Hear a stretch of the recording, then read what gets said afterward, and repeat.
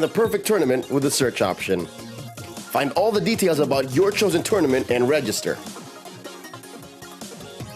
Provide your in-game name, ID, and other details. Make sure you have tickets to join.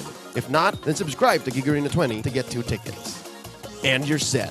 See you at the training grounds.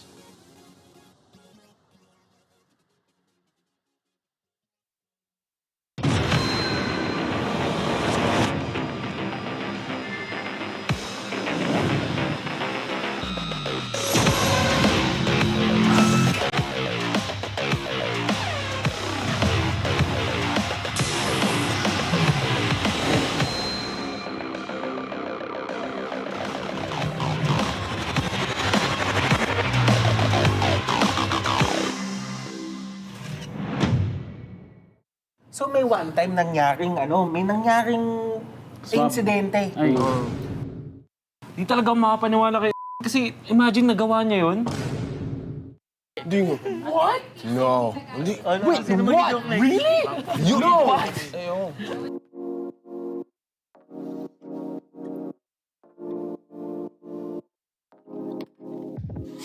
Hi everyone! Welcome back to the Philippines' most important championships.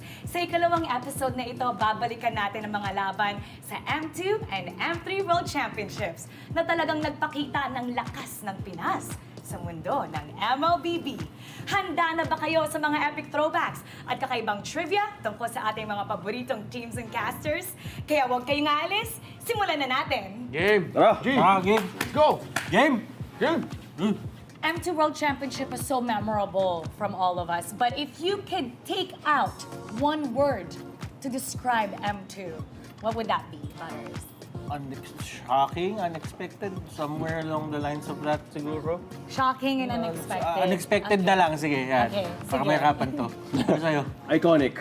Iconic for me dahil ito yung taon kung kailan ako nagsimula sumubaybay sa M-Series at dito nagsimula yung pagka-in love ko sa Mobile Legends. I love. Sa akin, groundbreaking kasi you have to understand yung nangyayari nung sa mundo nung time na yun was the pandemic, right? So, parang kakaiba yung situation for the players, for the casters. Nandun pa yung mga 15 days na quarantine na kung naalala mo yun. Huwag mo na paalala? Sa akin naman, historic.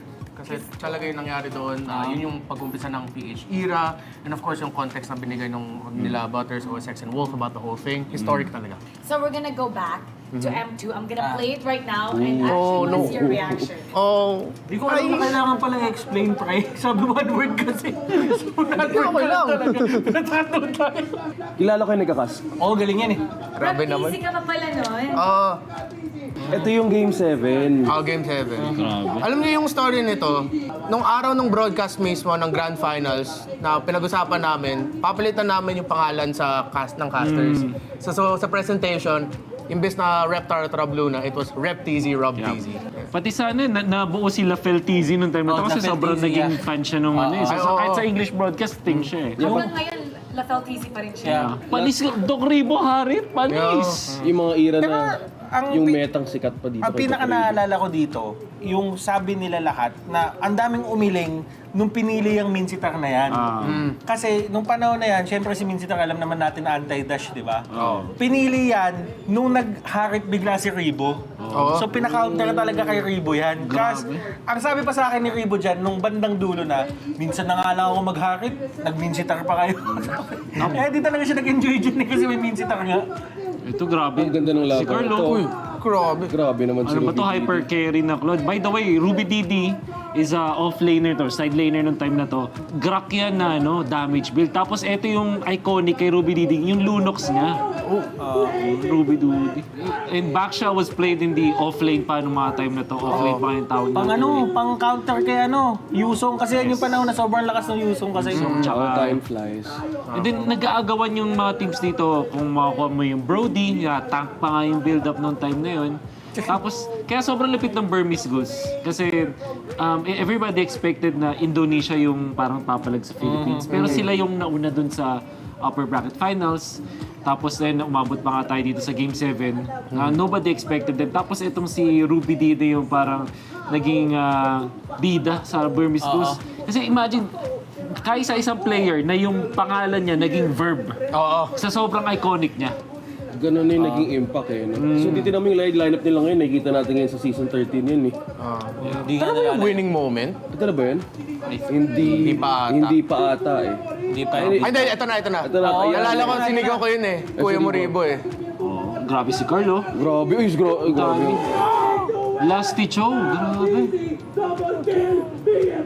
And then, nakabili pa si Lasty ng imo. Ang galing. Well, Anong boses? Okay, oo nga, lumaban na. Ang hindi ko makakalimutan dito, I think it was Game 4, Game 5. May nakita akong post ni Chooks. Parang minessage niya, parang, Munton, ano ba? Bigyan niyo naman ng tubig yung caster niyo. Paus na. Tapos ang daming nagtag sa akin doon. Ang saya nito mga moments. Imagine, in this case, hindi sila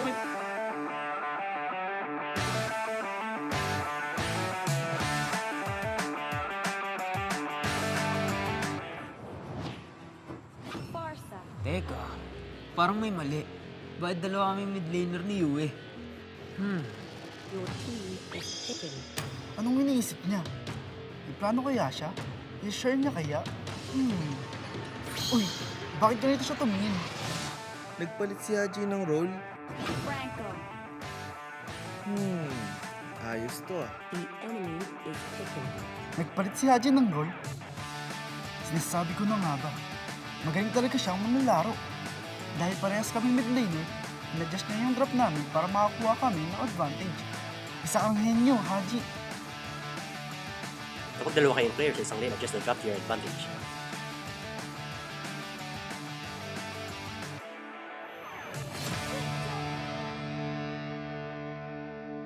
For more #tagumpay tips, nood na ng MPL Philippines sa YouTube at TikTok. Friday to Sunday, 4 p.m. MPL na.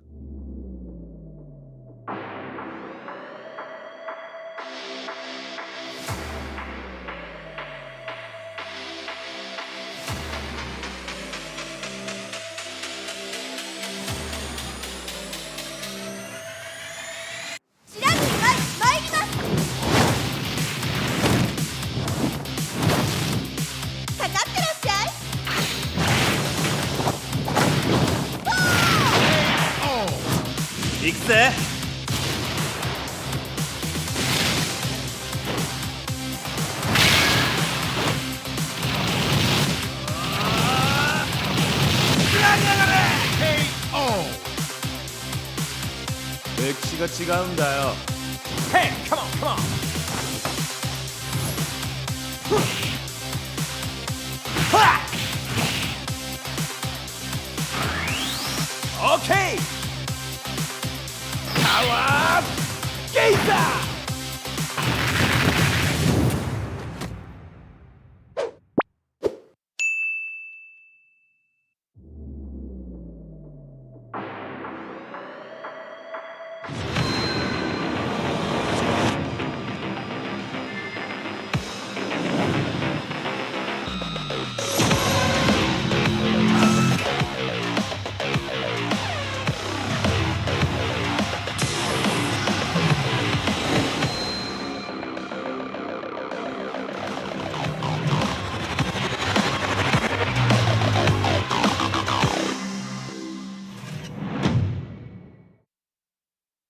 How to register to Smart Gig Arena. First, go to gigarena.smart on your browser. Click Sign In at the upper right corner and enter your smart mobile number. Enter the one-time authentication code sent to your number and agree to the terms and conditions and privacy policy. Personalize your account by choosing your username and profile picture. Congratulations!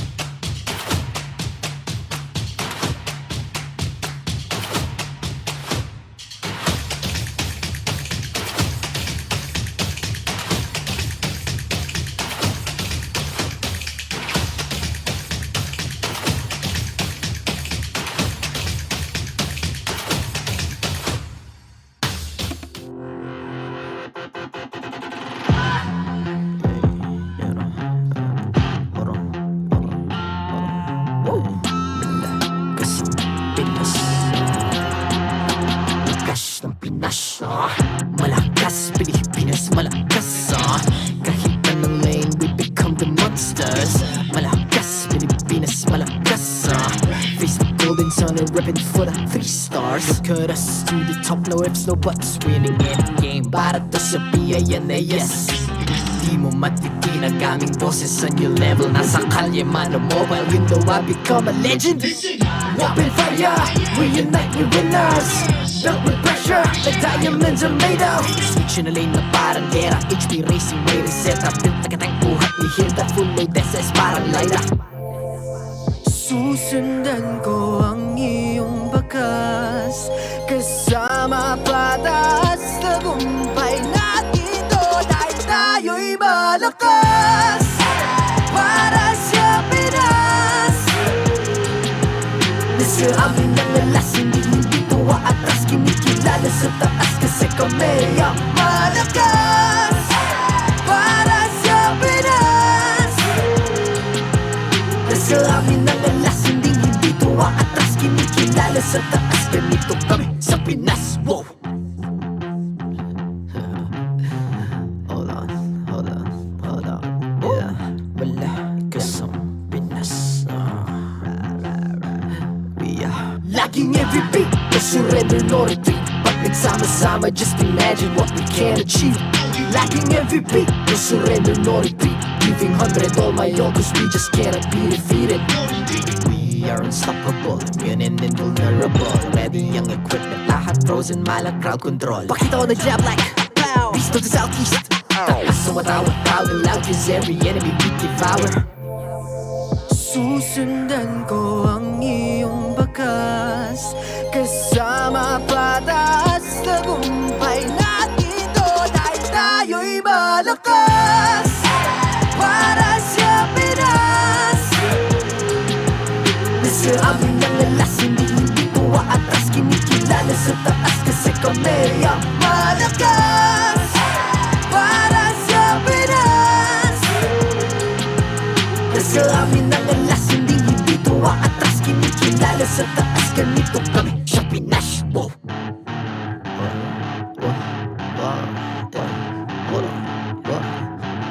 Malakas, Pilipinas, malakas kahit anong lane, we become the monsters. Malakas, Pilipinas, malakas face the golden sun and repping for the 3 stars.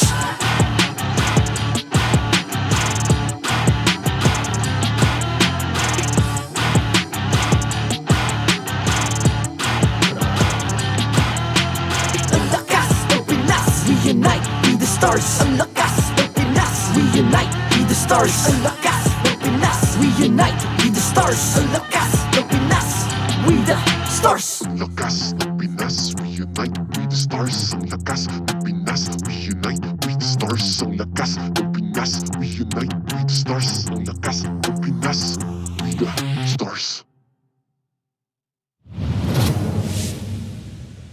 The 13th season of MPL Philippines is brought to you by the following sponsors. Smart, the official telco partner of MPL Philippines Season 13. Infinix GT Series, outplay the rest. Experience the MPL PH Season 13 action live at SM South Mall Events Hall in Las Piñas City. Get your tickets now via SM Tickets. Don't miss any MPL PH action by following our official Facebook page and subscribing to our YouTube channel. Follow MPL PH on TikTok as well for more content. Don't miss the latest news and updates about the MLBB Philippine esports scene through our esports news tab. Visit the esports page on your MLBB app now and be a part of Lakas ng Pinas. To ensure the equality and fairness of our games, MPL Philippines is also monitored and supervised by the Games and Amusements Board.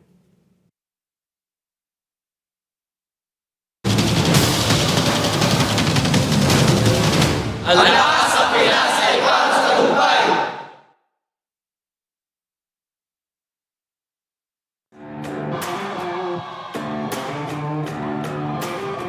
Maligayang pagdating sa Champions Arena! My name is Mara Aquino. And I'm Hans Galeria. And this is MPL Philippines Season 13 Playoffs. Now, after our 2 play-ins, we're finally down to the double elimination part of our bracket. Blacklist International kamakailan lang defeated 2 other teams to join Falcons APBREN, RSG Philippines, and Liquid Echo para sa darating na Final Four. Now, let's take a look at the updated playoffs bracket. For the first match of today, Liquid Echo will be going up against RSG Philippines. This is a major match dahil kung sino ang makakapasok dito will be proceeding into the upper bracket finals, which is they will have a chance, just one more step, to not only make it into the grand finals of Season 13, but to also represent the Philippines in the upcoming MSC 2024. And after that, we'll have Falcons APBREN going up against Blacklist International in another best-of-5 series. This is a rematch of last season's grand finals, and it's a dream-come-true matchup for both of them. Now, for the first match of the day, we're going to be talking about the rivalry between Liquid Echo and RSG Philippines. This is war.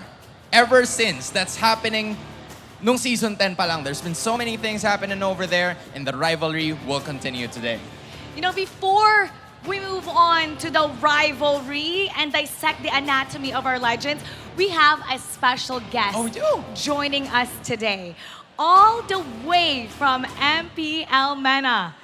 Great friend of ours. He was here for M5. Let's all welcome Yasu. Hi, Yasu.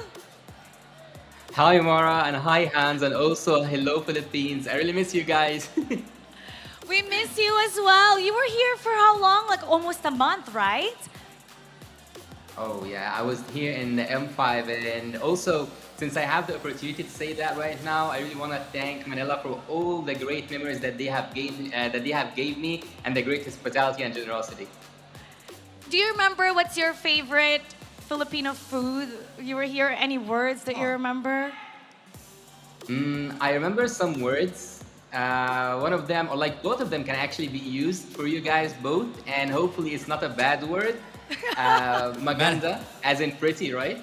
Yes, maganda, pretty. And bogey, as in handsome, right? Foggy. Okay. Nice. He was here for a month. We had so much fun with him. But you know what, Yasu? Now we're going to be talking about the first matchup, which is RSG Philippines and Liquid Echo. Right. We're going to go behind the history of the playoffs with them. So for the past 3 seasons, Season 10, Season 11, and Season 12, Liquid Echo has eliminated RSG Philippines. That is a major fact. And in addition, ever since the franchise system started here in MPL Philippines, both of these teams have always made it to the playoffs, always present, never absent, and you could also say that have very well represented us in the international scene, with RSG Philippines giving us an MSC championship and Liquid Echo getting us an M4 trophy.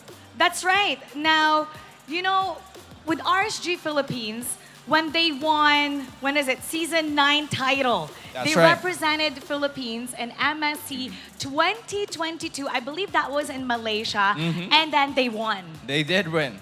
And in addition, there was just a lot of people kind of like doubting them. Probably same with M4 Liquid Echo from before, wherein they were the runner-ups of that current season, heading over into the World Championship. But now they have managed to showcase that they really were that super team for a reason back then. And even with Echo, after reaching the grand finals for Season 11, they represented Philippines in MSC 2023 and they finished 3rd place. So both these two teams have the international experience, The recognition behind them. as well. The recognition from all over the world. I mean, I remember if you go back to Malaysia with RSG Philippines, that was when Demon Kite was there, and now Yep. he's back He with is back. RSG. That's a really good note to take, knowing that he has made it to the playoffs once again. Now, I wanna think more, Mara, about everything that has happened with these two teams, right? Yeah, there you go, up in your screen. This is the MPL Philippines franchise history. So you could see here how for 3 seasons straight, Season 10, Season 11, and Season 12, Liquid Echo has been dominating RSG Philippines. And in addition, there's only been RSG Philippines winning once in this moment in the S11 playoffs in the upper bracket semifinals. So these guys or these players are entirely familiar foes at that, and they want to make sure to continue the battle right here. How about let's ask Yasu? Let's get Yasu back up because I know that he's very passionate with MPL. He watches our broadcast. What can you say about the rivalry between Echo and RSG Philippines? Liquid Echo now. They have a new name. Well, what I really like about both these teams is that they kind of have the same play style. They are aggressive when it's needed, and also they are playing by the book. And what do I mean by playing by the book? They are both focusing on the objectives, fighting eagerly for the first turtle, and whenever they meet in the playoffs, especially, it's a match made in heaven. And looking at the history that these teams share, the numbers are in the favor of Liquid Echo, but RSG's current version might change the route of history. Now, I think he's mentioned more of a match made in heaven, both RSG and Liquid Echo. I know, on the other hand, MPL MENA is a relatively young league, but would you say there is a team on that side who also shares the same rivalry as Liquid Echo and the side of RSG? Well, our rivalry here in MENA, 2 seasons ago, I would say Occupy and Okami Esports, but currently our playoffs is around the corner and we have two teams who almost finished the regular season undefeated. And these two teams are Twisted Minds and R8 Esports. And now, take a look at this. We're featuring Sanford right now for the Anatomy of the Legends. He makes the rivalry extra fierce. Now, Sanford also described previously that his playstyle, they're very calculated. He's actually very good in math, and he says that that translates into the Land of Dawn by making very precise movements. Calculated decisions at that. And this playstyle will also reflect into his stats, making him one of the candidates for the All-Star EXP laners in the Alamat Awards. Not only that, because you can also note that the two of his main heroes that we would see are both the Yuzhong and the Barats. These are both team-centric, objective-taken heroes at that. And the hero pool that Sanford would always be using could rank him, or will actually rank him, as the second EXP laner with the highest kill participation. That's how you know that he's really part of the team fights all the time. He's such a team fight specialist. Right there, even in the graphics, it says he's a human calculator. Heart of a champion.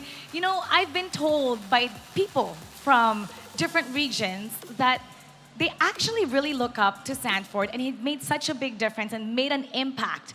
So even though he's really young, people are looking up to him. I mean, looking at the stats, right? It's at least first, second, or third in terms of the Alamat genes.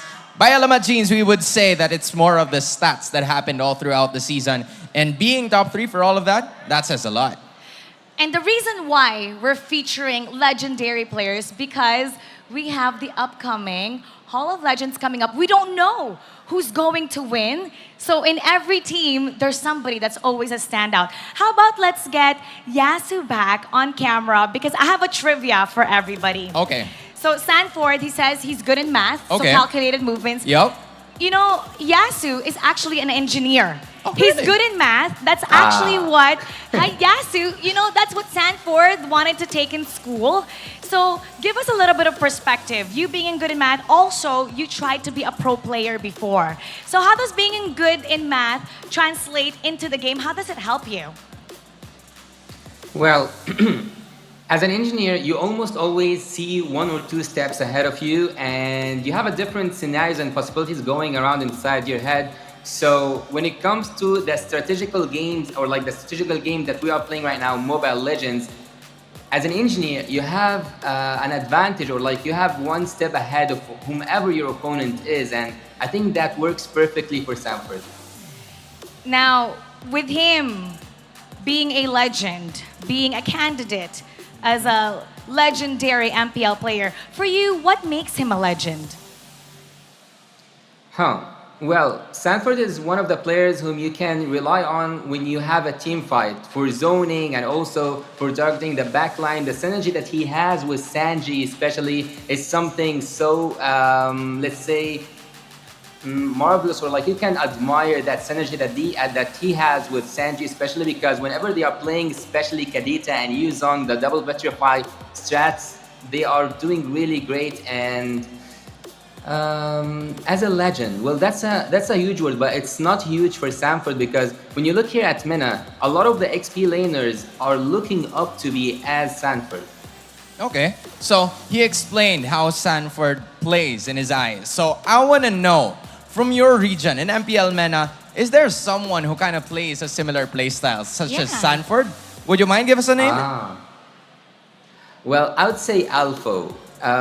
He shares the same play style as Sanford, but he hasn't played that much in the current season, in the regular season, but we will see if he will play in the playoffs or not. But when it comes to the team fight and also the play style, I would say that Alpha from Team Falcons currently shares the same play style.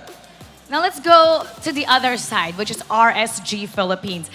Let's talk about Nats. Yep. Now, if Sanford thrives in team fight, Nats, si Nats naman is a pick-off specialist.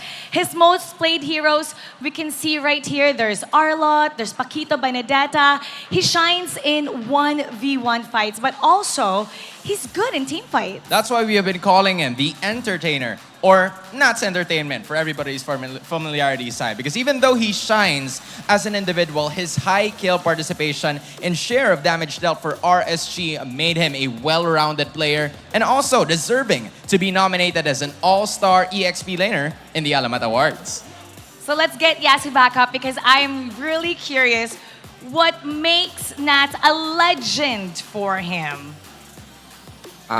Well, for me and for most of the audience and most of the players, everyone loves freestyle and pickup. So no wonder he's the entertainer, like he's called the entertainer. With a playstyle like the one that he has, and by looking at his heroes, you can't help but to admire seeing a player who's able to do freestyles and outplays and still be on an international level and on the international stage. All right, Mara, now that he mentioned more about Nats on the other side, I want to know if Sanford is to Alpho, who is Nats similar in terms of MPL MENA playstyle with? Yeah. Well, I wouldn't, when you say Nats, I cannot think of an XP laner. I can actually think of a roamer who plays the same way. And he's called, a roamer. He's called Troll from Twisted Minds. Well, even though he's not an XP laner, he still plays with the same play style. He's really good with the Chu, the Kaja, the pick-off strats in general. And also, when it comes to the surprise element, he's always there to surprise the enemies. You know, Yasu, it's great to have your thoughts, but we're going to put you on the spot with this question. We want your prediction. Here we go. What do you think is going to happen between the two? It's a best-of-5 series. How is it going to be? What do you think? Since Yasu cannot answer right now, he felt a lot of pressure. Right there, huh? He felt a lot of pressure. Ikaw, I would say it would go to Game 5. Me too. Honestly, I want to see the best of the best, especially Sanford and Nats, go at it together. And I wouldn't mind if it reaches a Game 5. It's playoff time, right? Yeah, it's playoffs. You never know how they're going to be. And seeing, even though the history before that Liquid Echo has eliminated RSG Philippines, I feel like RSG Philippines is different this time around, especially with Coach Panda being such a perfectionist. That's right. I mean, we see how he is when he rates his team. We've never heard him give 10 out of 10, has he? Actually, not yet. The entire season. The Not highest yet. is a 9. The highest is a 9. The highest is a 9. Now, we have the Matanglawin, the MSC. Yup. Is that the MSC Matanglawin spiel? I believe All right. so. You guys will get a chance to win 200 diamonds. All you have to do is watch out for the trophy. Actually, because we will be placing different elements of the MSC trophy on your screens or maybe here on the studio. So all you need to do is to make sure to use the hashtags, hashtag Lakas na Pinas, hashtag Para sa Tagumpay, and hashtag MSC 2024 by posting that element or those elements on social media. We'll be announcing the winners right after the playoffs, so make sure you watch out for that trophy. How about let's get this battle started in the Land of Dawn? So we're gonna go to our casters. Casters, Pasok. The new chapter of the Cavalry and the Raiders rivalry is about to begin. Umi here together with Reptar and Midnight to bring you the first series of the day. It's the upper bracket matchup, best of 5 match between Liquid Echo and RSG Philippines. How you guys doing? Excited is an understatement.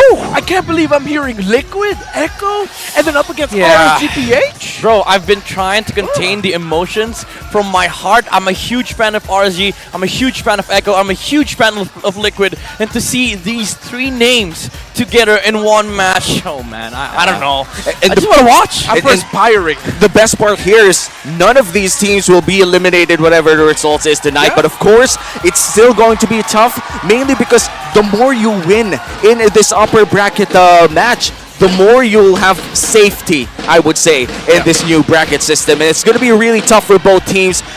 I would say this is going to be a tough one for each and every role. Yeah, and it's always been like that with this rivalry, with this matchup. It's always been a tough series all throughout. They've been doing 2-1 trades every regular season since what, season 10? Yep. And the thing is, it's funny, because like RSG and Echo, whenever they meet in the playoffs, Liquid Echo has always had the final laugh.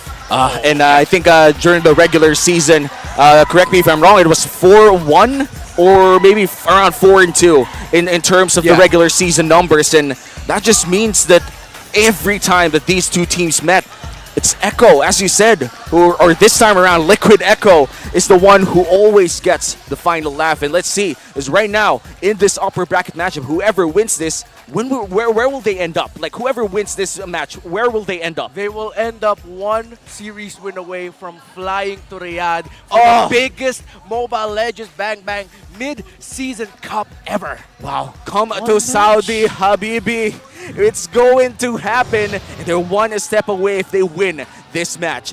Here are the marshals who will officiate this match. They ensure the fairness and integrity of our games. Let's welcome our Kuyas, who will make sure the integrity of this game. So let's welcome Liquid Echo and RSG Philippines. The Orcas find themselves in new waters against an old rival. From the seas will they rise to slay the Raiders. Here come the Cavalry. Let's go! Liquid Echo!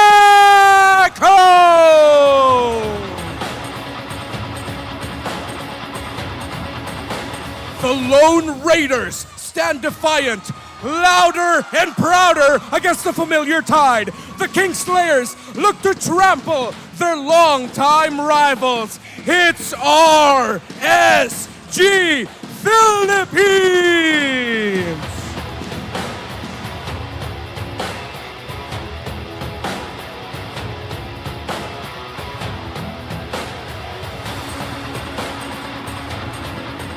The winner of this match advances to the upper bracket finals. Liquid Echo is coached by Coach Tic Tac. RSG Philippines is coached by the Hall of Legend inductee, Handa.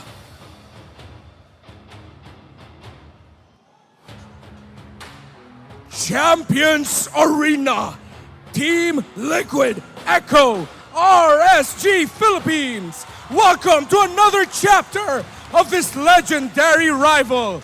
Who sails? Who sinks? Who will come out on top?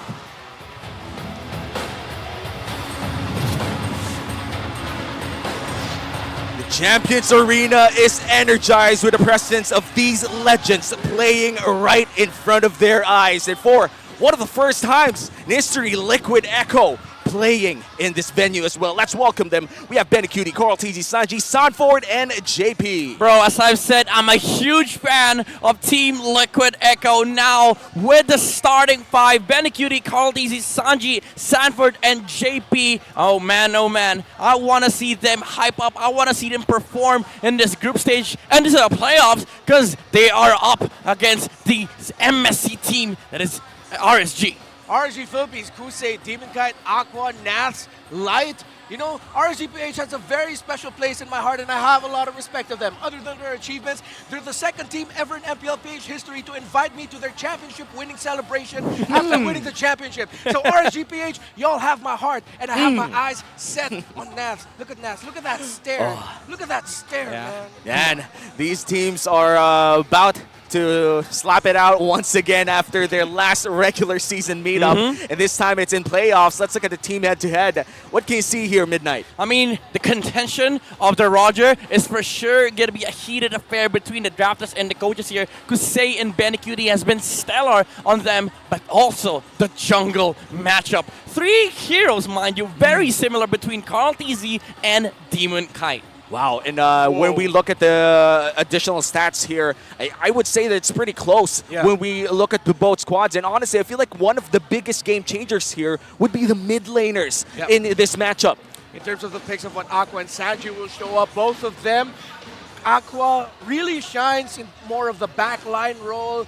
We've always known Sanji as the mage assassin type if he can. But little by little, Aqua has made a name for himself as well, alongside Light, with finding those weird backdoor angles to surprise their opponents. Yeah, it's not just even the backdoor angles, it's more of the weird picks that RSG has shown us all throughout the regular season. But when it comes to being weird, there's nothing weird about these two. I would say the staple in the EXP, Sanford and Knots, has always been the people that, you know, the guys that people look up to when it comes to XP play. The consistency in the turtle contention, the ability to make plays, and of course, the stellar highlights we've seen from these two guys. The Benedetta Stars, the Yuzongs, but of course, the Barats and Arlots on both sides. Yeah, I love these two XP laners. If we're talking about micro gameplay inside the XP lane, gotta say, these two are the people to watch for. And we talked about the mid laners, but let's talk about the Infinix keys to victory this time around. Now for Team Liquid Echo, help Sanford, help Carl TZ.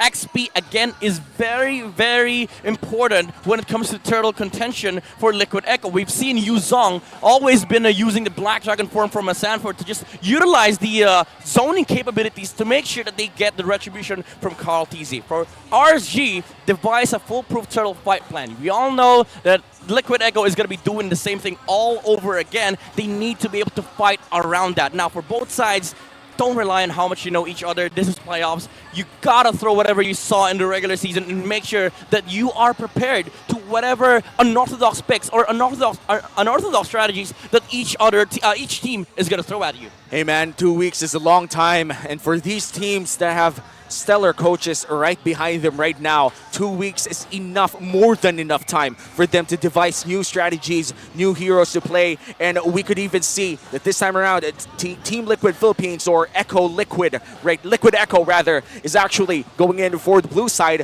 What are the implications of choosing blue side? Is this going to be another Fredrin pick? Yeah, you know what? Fredrin, Angela, those stuff. But I would say Liquid Echo getting first pick, they have Arlot priority. And that's very big because for the past few games that the RSG has played, Arlot seems to be the most important hero at their arsenal. That's true. Yeah, JP has been stellar with that hero in the roam role, a great position 5, and at the same time the flexibility that Echo can bring to the table with that pickup. It doesn't need to go to the roam. It can also go into the EXP lane for Sanford, who he has had a great series of records as well with the Arlot. 6 wins, 2 losses in the regular season. It's very rare for like a match to come up with 4 players that play the same heroes. It's both EXP, roam on both sides. Light and Knots has been very, very good, has been very successful with the Arlot, but on Echo, again, it's all JP's fault. Like the setups is always, it is always going to be coming out from that roam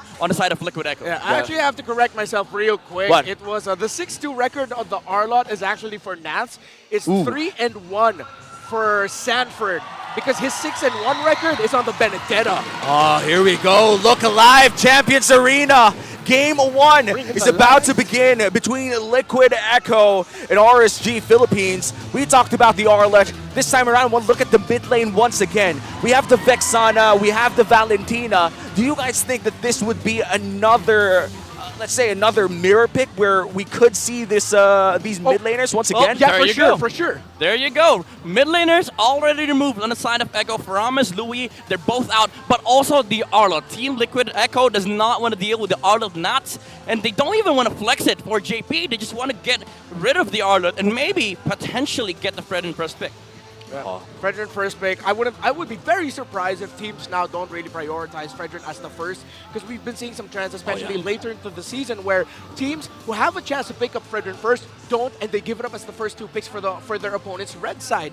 But yesterday, I feel like with the series that we saw, Blacklist International against Banana Evos and Fnatic Onyx Philippines, you have to first pick the Fredrin if it's available for you. Oh yes, definitely. One of the best, if not the best junglers right now. Picked 60% at the time, and there you go. A 63% win rate jungler into the regular season. Yeah, the value is definitely there. The hottest commodity utility jungler out there, Fredrin.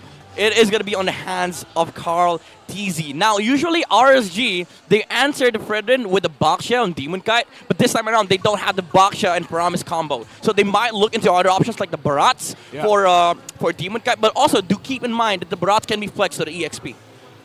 And the Barat's EXP lane, we talked about this several times already off broadcast, and I just like to bring it in the broadcast.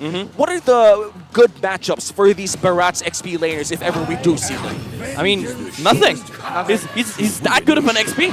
Oh wow, but it looks like they're gonna see Yu Zong this time around paired with the Moskov as well, but oh my goodness, this is the classic Liquid Echo Blitz Draft. Although they don't have Trevor anymore, but picking up straight away the Terizla and Navaria. Very signature picks coming out from Liquid Echo here, especially with the Navaria on the hands of Sanji. But Terizla on Sanford against Yuzong. He knows this hero so well. He knows the matchup, and this time Liquid Echo might have an answer against the Yuzong. Yeah, and one of the things I like, honestly, about the pairing of a Terizla and Novaria together is with an Astral Echo, it's so easy for you to hit the penalty zone. Yeah. Especially if you land 3, 4, 3 and up against your opponents. Oh penalty zone almost becomes like an instant thing. The slows, bro. Yeah, the slows. RSG now will add more slows to their table with the Baksha. Well, let's take a sneak peek here for Sanford. His most used hero is the Yu Zong, but this time he will be rocking the Terizla, which I think, how's that matchup in the XP lane? I mean, it is quite in favor of the Terizla. You do get the amplified existence on the early game because you don't have to really fight into the matchup. And the thing about Terizla is that, again, it's very good when it comes to turtle fights. That's the thing that Liquid Echo wants. But RSG, Coach Panda, has done his homework. He knows that Liquid Echo is going to try and get that Yu Zong. So they put they put knots on that hero, and then they got, again, one of their best utility junglers against the Fredrin, which is the Baksha. Yeah, and looking at this Baksha and Yu Zong, I do fear for the life of the Novaria. I don't think he's going to have a good game here unless, of course, Sanji plays a bit less aggressive on his typical, very aggressive Novaria. You know, I'll be honest, after what we saw from Spider Miles on the Roam Novaria yesterday up against a lineup that could have destroyed his Novaria, I feel like now I'm not so scared for this Novaria. Because after seeing what Spider Miles did, I feel like Sanji can do the same. He stays alive, keep himself in the back line. The pressure actually is going to be on the Fredrin, the Terizla, and whatever the roamer is for JP to make sure that the backliners don't even get close to the Novaria. But here's the thing. Liquid Echo, even though it's comfort on Sanji, they have to watch out for the unorthodox pick. Again, RSG, they have a talented mage, and we've seen a Novaria suffer a matchup before, the Gushan. Oh, yes. I still remember TNC Pro Team picking it up in the regular season, going up against the Novaria. But here comes the pick coming in from RSG. What are you guys expecting? Maybe a roam? Yeah, well, roam. I wonder if they're going to... Because looking at of Liquid Echo, I feel like maybe help. Chip, Nathan might be their last 2 picks. Will be really good because Nathan Moskov, that's true, in terms of that trade. You know, when we look at the Moskov, I think Midnight was the one who said this. I think nobody, as you said, nobody could beat the Moskov if played well in lane. Technically, you win almost all matchups in the game. You know, RSG, they pick up the Vexana on Aqua, and I feel like that's a staple pick for RSG. But Liquid Echo, they go back to the Cloud of Benecutie and finally the Carmilla maybe on the roam. I'm not saying maybe, I'm saying it is. It is a Carmilla roam. I've been spamming this. We've seen this in MPL ID. We've seen this in our pubs, in our RGs, but now Liquid Echo, JP is gonna try and make it work in MPL playoffs. And I feel like this is also a steal pick away from RSG because Vexana paired with the Carmilla is definitely one of the combos that everybody should watch out for. And looking at the final pick here, what could it be? Chip. The rumor. Chip, yeah. Chip Ruby? Chip Ruby? Chip? Let's see. Well, looks like they're going to go for the Guinevere instead. Guinevere Roam in this day and age of the metagame. Hey, we haven't seen that for a long time. And against the Carmilla, what do you think about this, Midnight? To be fair, I don't think it is straight up against the Roam or even the cores of Liquid Echo. I think it's just a good answer against the Fredrin, because against the Fredrin, you want to be able to control him and make sure that he doesn't get the stacks. And make sure that if he charges up those crystallized energies, you are able to hold him down enough that your teammates can burst him. And I feel like you get that with the Violent Requiem from the Guinevere. And even if you pair it up with the knock-up coming in from the Yuzong as well with the Petrify, that would allow for RSG to have a long crowd control time. And going back on that stat as well, I do think that RSG is also within top 4 of crowd control time inside the league right now. Yeah, now looking at the lineup rating here, Liquid Echo does have the upper hand. They have an insane team fight with the Carmilla, Terizla, and Cloud combination, but there's a huge lockdown on the side of RSG. And you're right, they really love those CCs on the side of the Raiders. And when we talk about crowd control, we talk about winning games. Who's going to win game 1? It's Liquid Echo versus RSG Philippines. And yesterday we saw 5 games in our first series. Do you think it's going to be the same story today? I want 5. I want 5 games. I wanted 5. And again, the heat, the context of this match is Liquid Echo. They want to be able to buy in for their MSC chance against an MSC champion team that is RSG. Just like that, JP burst a chunk of his health down, but Carlteasy is already there as well. And so far, no big casualties. And they're both taking it easy right now. But RSG a little bit more aggressive with the pokes early on, just so they can control the rotations of Liquid Echo. This is the classic RSG early game, just pure aggression. Don't show any sign of weakness. Just make sure that you're everywhere on the map. And they're able to do this with the Basha. But Light, gets poked by Carlteasy. Usually it's the other way around. That is painful. Coming in from the box show 1 minute in the Fredrin rather. But overall, RSG still up with the tempo. Is this actually what RSG wants to do? Do they win the early game? Well, in terms of what RSG wants to do, it has to be control the aggression that the Carmilla and the Fredrin together can dish out. So you want to try and match them with the pokes. Because if you let Liquid Echo do what they want to do in the early game, they're going to be invading the jungle after the first turtle. Yeah. And look at this, 3 Purifies on the side of a Team Liquid or Echo Liquid. Liquid Echo. Liquid Echo. We're getting used to it. It was a surprise for all of us. It was a surprise for all of us. You know? 2 days right before playoff starts. Liquid Echo with 3 Purifies, respecting the crowd control that RSG has, but it looks like Turtle will be started by Carlteasy. In the bottom lane, a bit of a gank onto the EXP lane to push him out. Carlteasy already has brought down the Turtle to 4K. Little reset though. All right. Classic moves from both sides. RSG, they let the enemy jungler get Turtle Plyo, but Yuzong? Here comes the Black Dragon form. Astral Echo dropping them down as well. That's an entry by Sanford. Penalty zone. Carlteasy gets the Turtle, but RSG PH are going to be fighting back. And the damage coming out from RSG PH hurts too much. First blood, make it 2 for RSG as Carlteasy and Sanford fall.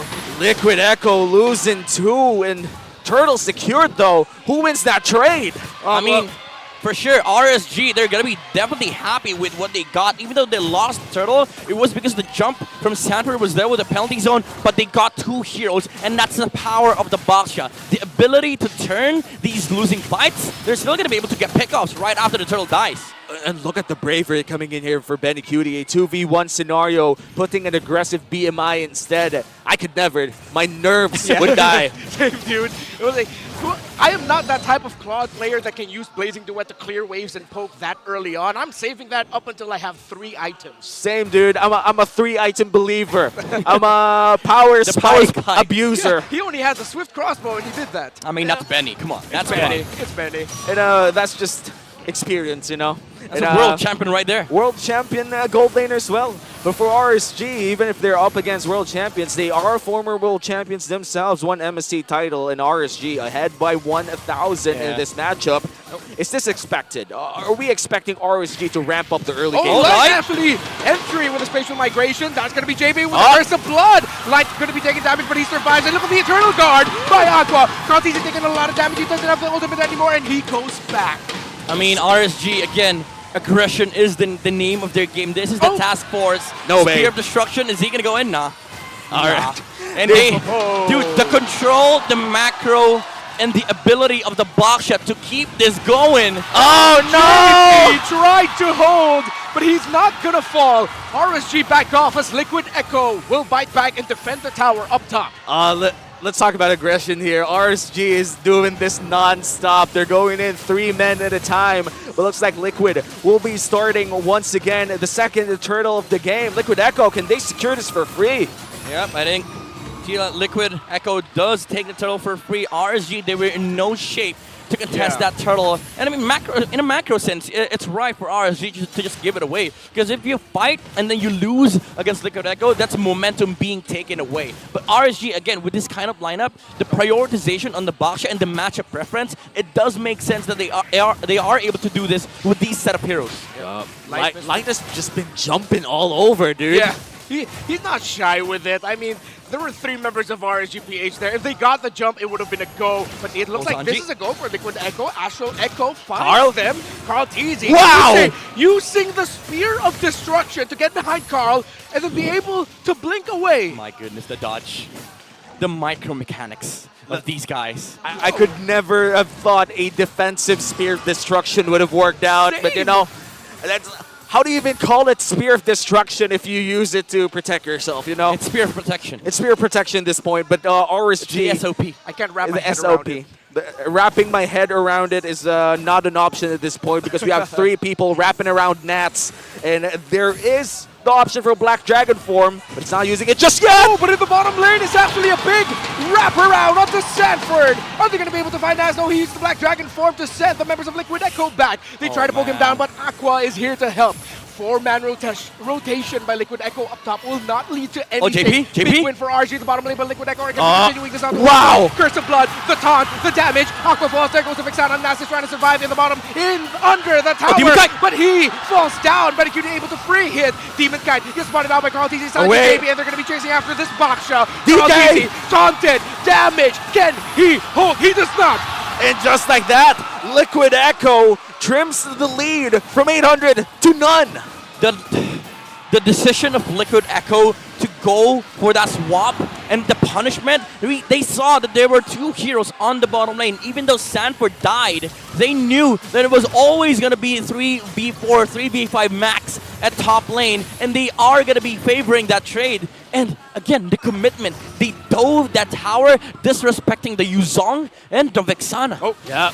Carl Teasy might be in trouble here, but objective control is the name of the game. If you're Team Liquid, if you're Liquid Echo, 3 turtles secured for the early game as they scale towards the late game, in which I think the Claude should have the upper hand. Yeah, this is classic trade in the late game. You don't... Hold on, not. Gets dived upon by the members of Liquid Echo, but he flies away like a G6 on that dragon.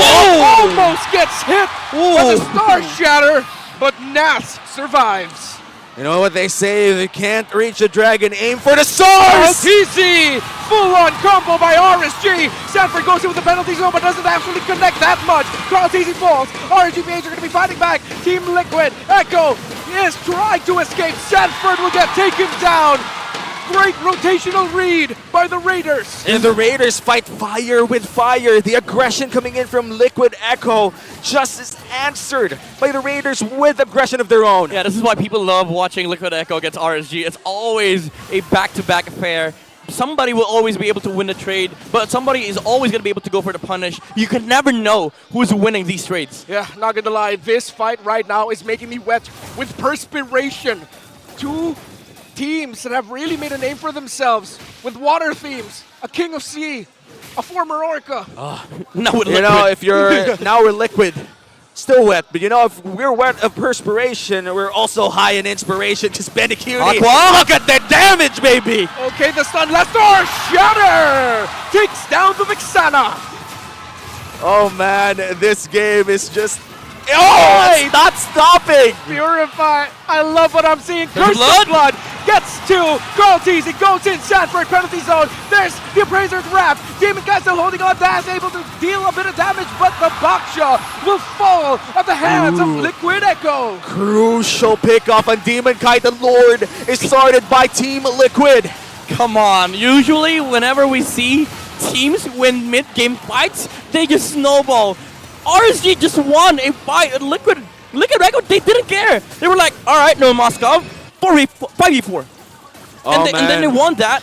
Although the Spirit Destruction almost got the Lord. But again, Liquid Echo now has the momentum back on their side. You know, we always talked about this. Sanji on his Navaria. We typically see artillery mages way back in the back lines. But this Sanji Navaria is very different. He's the guy to use a sniper right in front of everybody else. Yeah, the best way to land a sniper is just try to hit it point blank. Exactly. Oh, the Curse of Blood with the penalty zone flicker rescue by Sanford means that Aqua will fall. Liquid Echo still have the Lord.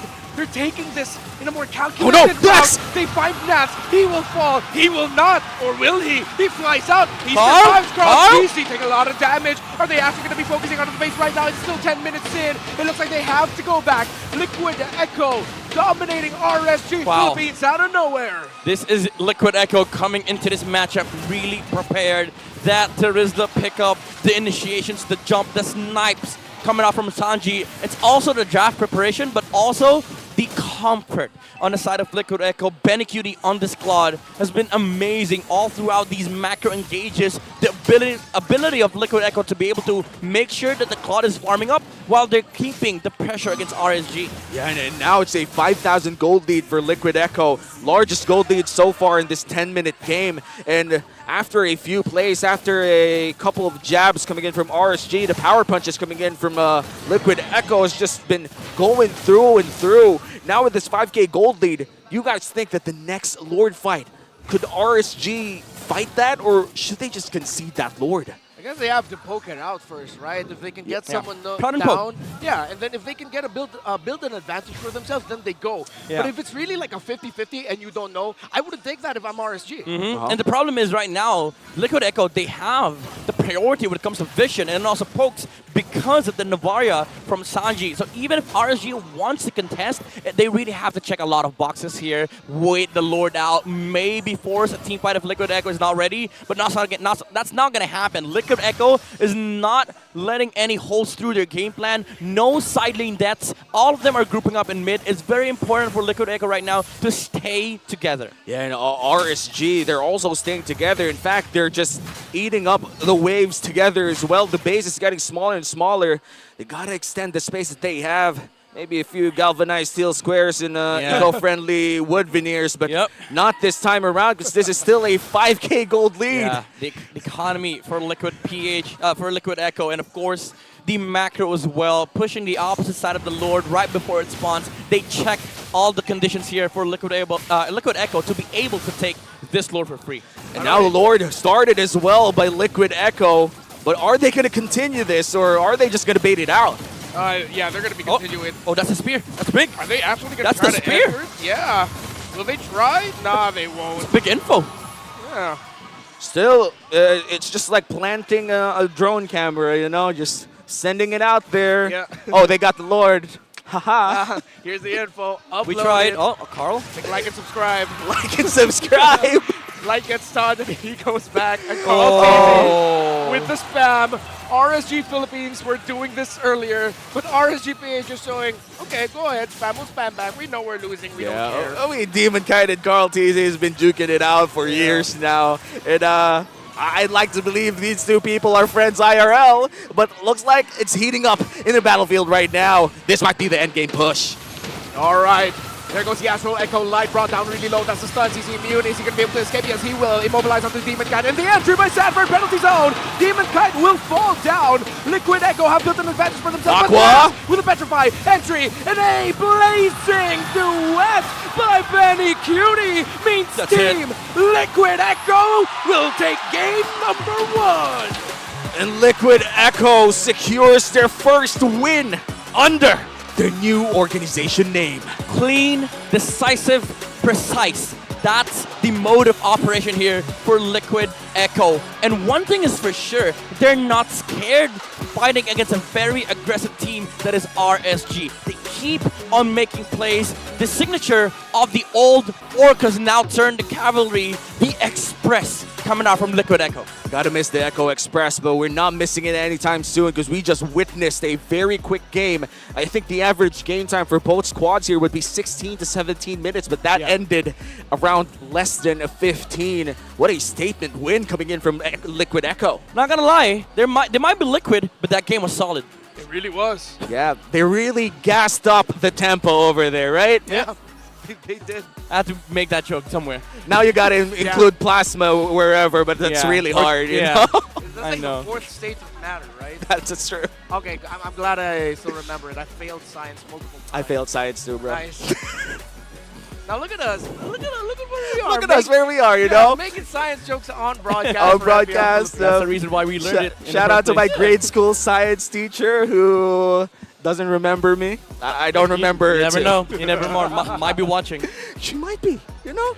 We do have a lot of, I think, MPL fans who are in the age bracket of, I think, 40 to 50 years old. So shout out to the moms and dads, to the titas, to the titos, to the uncles and aunts there who actually support and watch MPL with their family. And I'd like to believe that for a lot of families, especially here in the Philippines, MPL or MLBB is a big bonding session for them. Oh, it definitely is. And after what we saw the crowd yesterday and then now here, it's really great to see a lot of families. They bring their children with them. Start them young, baby. Yeah, exactly. I feel like the people that we're seeing bring their kids didn't have kids yet when they started watching MLBB esports. Oh, you're right. Did they just suddenly have babies during the pandemic or something? Yeah. I don't know. I mean, people have babies all the time. But you know, we're going to head on into our analyst to talk about what happened in Game 1. Butters, and whoever you are with, it's your turn.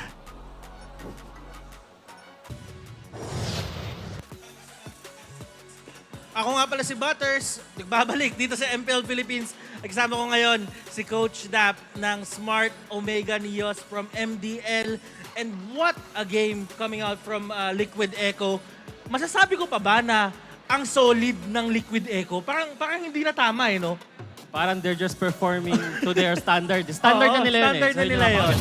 So now, looking at our MVP, it's none other than Sanji with a phenomenal performance on that Novaria. And nakita naman natin yung kanyang mga ginawa doon sa game na yon, yung mga early aggression na sinubukan gawin ng RSG Philippines, siya ang pumigil. Dinenay niya, ginawa niya ng space, ginawa niya yung trabaho niya, and at the same time, nagawa din ng Team Liquid yung trabaho nila. And looking at the stat line dito, 5-0-4. Hindi siya mahawakan dito. And yun din yung isa sa mga magandang traits ng isang Novaria, lalong-lalo na sa mga lineup na katulad ng ginawa ng RSG Philippines, is hindi talaga siya madali mahuli. Kahit sabihin mong may Guinevere ka pa, o kung ano pa man, may Dragon pa, kung hindi ka talaga magko-commit sa kanya, is maging okay lang. In the early stages of the game, kung nakikita natin dito, Coach Dap, ay talagang nakikita natin yung potential na meron yung side ng RSG, lalong-lalo na sa pagkakaroon ng early game advantage. Kita naman natin yung rotations nila eh. Napakaganda din ng rotation nila na nilayo nila yung Claude sa potential choke or potential ganks na pwedeng tanggapin, and inalay na lang nila yung Terisla na nag-cause na mag-snowball yung Claude. So, sobrang effective ng lineup nila. Na accelerate nila yung team nila, yung power spike nila. Gusto ko yung sinabi mo dito, na inalay nila yung Terisla para kahit papano magkaroon ng space yung ibang mga tao na kailangan. Kasi nga naman, kailangan lang naman nila humanap ng tiyempo, ng buwelo. And they found that 6 minutes into the game, nakahanap sila ng mga tao from the side of RSG na hiwa-hiwalay at nabaliktad yung tide ng game bigla.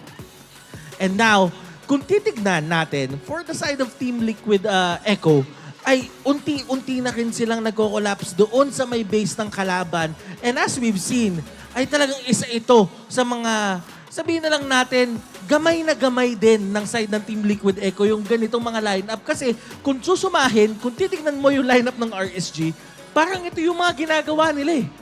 Ito Yung lineup na ginagawa nila na pina-force nila yung kalaban nila, gamitin yung skill nila pan-out. And sa ginagawa ng Liquid ngayon, they're forcing their enemies to play sa tempo na gusto nila. And looking at our emblems, anything na nakikita mo dyan, Coach Dap, na medyo kakaiba. Para sa akin dito, ang nakikita ko is Carl TZ going for 2 defensive emblems tapos yung concussive blast para talagang makuha yung kanyang early game. Kasi alam niya, dito sa lineup ng side ng RSG Philippines, siya talaga ang main target. Dyan, sinecure ni Carl yung early game niya, kaya di siya nag-support. And binigay niya yung pressure na pwede niya ibigay as early as possible. Nandi din siya yung mapapunish. But in terms of scaling, Coach Dap, the Claude and the Novaria against a Moskov and a Vexana, kanino ka dito? Late game-wise, mas maganda yung Claude and Novaria. Pero sa ginawa ng tempo ng Team Liquid, pinakita nila na pas early aggression, mas kaya nila i-control yung tempo, mas kaya nila i-accelerate. Dapat na lamang yung Moskov, pero napakita nila na kaya nila sumabay sa tempo. And with that, those rotations, kung iisipin mo, back siya, Yuzong, tapos meron ko pang Guinevere, parang dapat talaga hawak nila all sides of the map. Super early game lineup yung Team RSG dito, pero talagang ginawa lang din na-understand ng team Liquid Echo yung ano nila, yung game timing nila, yung power spikes nila. And tingin ko yun yung the way they play is yung ginagamit na ng RSG yung mga skills nila pang out eh. And that's a sign na they're not playing their game. Katulad ng sinabi mo kanina, kung titignan natin yung rich guy ngayon, inaalay nila si Sanford on that Trisla para magkaroon si Benny ng 836 gold per minute and napakalaki nun. At kung tutuusin, kung titignan natin yung damage dealt dito, makikita mo si Sanji, palong-palo talaga. 53,000 ang na-deal niya all in all doon sa buong laro na yon. And now, kung titignan natin dito, Coach Dap, ano naman yung masasabi mong pwedeng gawing adjustment naman sa mga ganitong klaseng lineup na side ng RSG? Kasi kung tutuusin, in terms of damage taken, nagawa naman ni Demon kahit yung trabaho niya. Present nga siya almost all fights na nagkaroon doon sa may mapa natin. Siguro I'm looking at light and nuts dito to create more plays pag mid-game. Now, kung tutuusin, Coach Dap, ay alam naman natin, talagang nag-draft ka din para sa team mo. Yung mga ganitong klaseng laban na nagawa mo naman yung early game checklist mo, tapos hindi talaga pumanig sa'yo, nabaliktad ka. How do you get back dito sa mindset na parang winning mindset tayo, 5 games to, kailangan bumawi lang? Treat it as best of one. Best of one lang, best of one.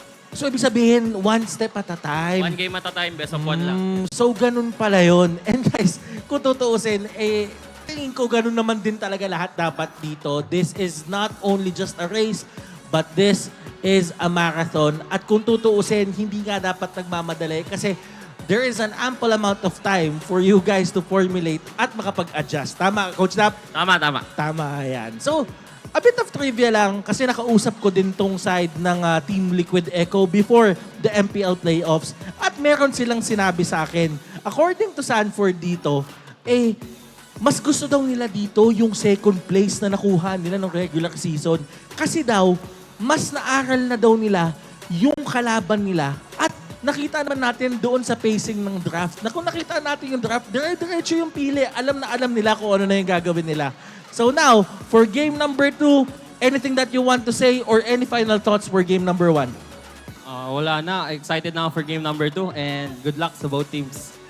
Good luck to both teams. And sa totoo lang, guys, this is going to be exciting and this is going to be one fast match-up. Kasi nga naman, ang gusto ng dalawang team na to, kumbaga basketball to, Coach Dap, parang pang run and gun. Kumbaga yung mga mabilisan na play to, kumbaga lahat to pumapass break. Pasa ta shoot, wala nang kwento. Pasa, shoot, wala nang kwento. And for us, ganon din naman ang mangyayari. Kaya naman, ibalik muna natin sa ating mga casters for game number 2. Casters, andyan ba kayo? Kaya nyo na yan. Thank you so much, Butters and Coach Dap for that analysis segment. And I think for our international viewers out there, what do you think? What do you think happened in Game 1? What's the highlight for you? It's just aggression from both squads. What else could we see? It's the clapback by both of them, honestly, though. Late entry penalty zones by Sanford, the entries by Nuts. One thing that really stood out for me was, as you mentioned, the aggressive of Sanji. Yeah, and before we head back to battle, let's first give our shout out to our official sponsor, Smart. Smart Giga Arena is open to all Smart and TNT subscribers, where they can join an array of arcade games and esports tournaments, especially MLBB. Just create an account on gigarena.smart using their Smart or TNT mobile numbers. That's your Smart or TNT mobile numbers. With the new Smart Giga Arena 20, you can unlock the world of Giga Arena tournaments for your shot at prizes. And of course, Giga Arena comes with 2 Giga Arena tickets and 100 megabytes for all sites for only 20 pesos, valid for 1 day. Load Giga Arena 20 now in the Smart online store. Now. Oh, man, I'm do it now. Do it now. Do it now. Do it now. Just don't close the stream. Just continue watching and load up and do whatever. But right now, of course, we are about to enter game number 2. And for a lot of our players here, of course, they're using one of the best phones in the world. Shout out as well to our official sponsor, Infinix. Infinix GT Series, outplay the rest. Brought to you by Infinix, the official sponsor of MPL Season 13. Be unstoppable and outplay the rest with the Infinix GT Series. And hopefully we do see a lot of unstoppable plays entering game number 2. In game number 1, I did feel like JP felt very unstoppable during that time. One big ultimate just changed so much for Liquid Echo. Yeah, the entries of that man, again, on point. Yeah, to be fair, there's no stopping the Carmilla ult. Literally. That's true. Unless you step out. Yeah, you gotta step out and like split apart from each other. Yeah, you gotta make sure that you don't get hit by the curse of blood, or else it's just a world of a lot of pain. But of course, if pain is the name of the game, we're talking about fighters. It's the bingo for KOF 97 is still up and coming. Take a shot at winning 3 brand new KOF collab skins and unlock their exclusive ID tags. Enjoy a sweet 50% discount on the first 10x draw and the daily first 1x draw. Don't miss out on this awesome opportunity. I still am very sad I missed out on my... Yo, I got... okay, here's my confession. All right. Hit us. Confession time. I made so much content for the past few months for TikTok and you know, everywhere else. And we have like a incentive program, right? We get like stuff. But, for sure. I might have, I'm not saying it did, spent everything on KOF. Yeah, he did. And now... he did. And, he for sure did. For Mami Mai, you know, everything for Mami Mai. And MPL PH live stream viewer rewards are now available as well. Come and watch the MPL matches in TikTok to join the goodie bag lottery and be one of the lucky winners. Step 1, go to TikTok. Step 2, go to the MPL Philippines TikTok channel at MPLPH_official. Step 3, click the official live stream. Step 4, click the top left corner to join the goodie bag lottery. It's the corner, somewhere around Womi's head. Somewhere around my head, you know. If you find it, you click it, and hopefully you win it. Because a lot of free stuff, honestly, for the playoffs. We did a lot of free stuff as well for the regular season. Just by watching MPL, you could get a lot of in-game items, and if you're lucky, you might even get a shout-out from Midnight himself. Oh! Shout out to you, Michael. There you go. For all the Michaels in the world. Michaels out there, the Marks. Jonathan, Michelle. What's the most common IGN? For me, it's Demon. I gotta say, like, there's like so many players there with Demon with their IGN, you know? You know how many Gojo Satoru's I go up against every single day of my life? Home. Of course, RSG picks blue side this time around. Okay. All right, Demon Kite, Fredrin. I'm calling. Maybe if Liquid Echo bans Arlet. If not, that's true. Arlet first pick. Yeah. Oh, you'd rather prioritize the Arlet than the Fredrin of your RSG players?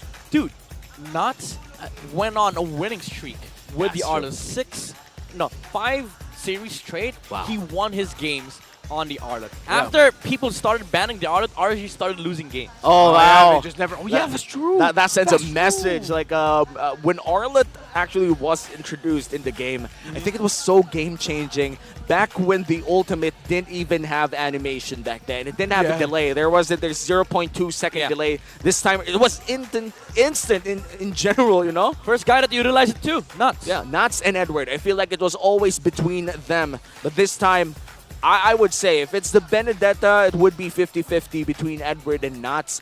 But in terms of Arlet, I gotta give it to Nuts right now. But you know, for the Edward fans out there, the Paquito is something that Edward plays really well during this era. The thing is, whenever Nats is on heroes like Teruzda, Paquito, especially the Arlet, whenever he can jump, he starts the plays for RSG. It doesn't have to be Light, doesn't have to be Demon Kite, because these guys are very good when it comes to like catching up and following up whoever sets up in front. And I think that's the key against Liquid Echo, because you don't want JP and the other people setting up against you. And that is what happened in game number 1. Liquid Echo just went on against RSG, jumped on them, and they didn't have any answer. And wow, when we talk about the XP laner, I think for Nats, the moment Liquid Echo goes for the XP laner early on, this might just be the problem for RSG. There's no big playmaker apart from Light and Nuts, unless, of course, we're going to see a different type of Aqua in this game number 2. Lads, I just want to say I love our Champions Arena. I love First it time so we've much, had too. like, this is one of the best, man. yeah, I know it looks great on broadcast. I love how the community... Champions. Yeah. I just want to emphasize Champions Arena. Of course. Champions Arena. Yeah, it's not an MPL arena, it's a Champions Arena. We have like 4 or 5 trophies and like, what, 6, 8 medals? I don't know. I stopped counting at 3 M Series championships, you know. It's 12. 12 in total. 12? Is that a real number? Or is that made up stat? No, it's actually 12. Right, we don't do made up stats here. Yeah, Everything we say, 100% legit. Now that's a made up stat. Wow, the irony. And now, of course, for Coach Tic Tac is going to take away the Harith and the Faramis as well. Same bands as well for Coach Panda, taking away the Louis Yi and the Mathilda. Boys, Arlot, Barats, they're both up. Ooh, that's going to be a matchup that I'd like to see in game number 2. The Arlot, please put it in the hands of Nuts. Yeah, I think that's going to be the trade war that they're going to be going for. Arlot, Baksha, Fredrin. I'm missing out one more. Barats. Ooh, okay. Angel. Now, this makes things interesting. There's 2 things that Liquid Echo is looking at. Oh, all right. They removed the Fredrin so that whatever Coach Panda goes with, Liquid Echo is always going to be able to prioritize the Barats. Maybe even force out the Barats versus Baksha matchup, which does favor the Barats a little bit. But here's the thing.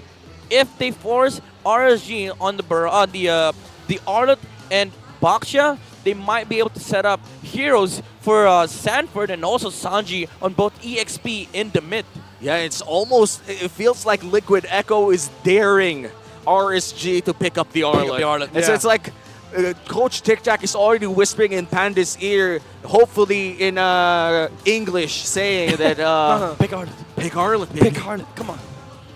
Yes. Is it going to be the Arlot, though? I wonder if any of them are thinking about the Edith later on, though. There you go. There you go. Of course it is. Not on the Arlot.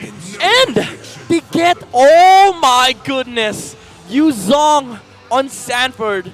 And they block the box shot from RSG. You know, whenever Coach Tic Tac goes in for the Blitz draft, it almost feels like you've just stepped on the trap just because of how fast he locks it in, you know. It's like Tic Tac saying, we know this. Yeah. We know what you want to do. We already have prepared for it. We own this.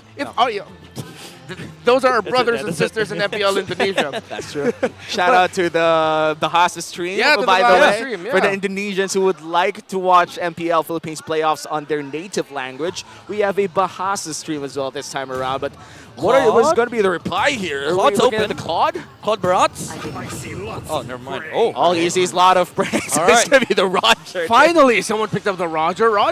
Well, it's like Roger was late to the party yesterday. No one picked him up. That's true. It became a battle of who gets the musket first. Yeah. I mean, to be fair, it has 100% win rate in Indo with the Barats. So with the matches yesterday with, I think, 3 teams liking the Barats and Moscow, that does make sense. It's it aligns with the statistics from other regions. But again, Liquid Echo and RSG, they have different strategies here. They have identities, and Liquid Echo again sticking to what they know, sticking to the comfort. This is the identity of this squad. You put heroes that are very comfortable on these stellar players so that they can perform inside the game. And I love the Valentino pick coming in from RSG as well, making sure that there will be no final slash available for the side of our Liquid Echo. It looks like they're going to take away more roamers if you're Liquid Echo.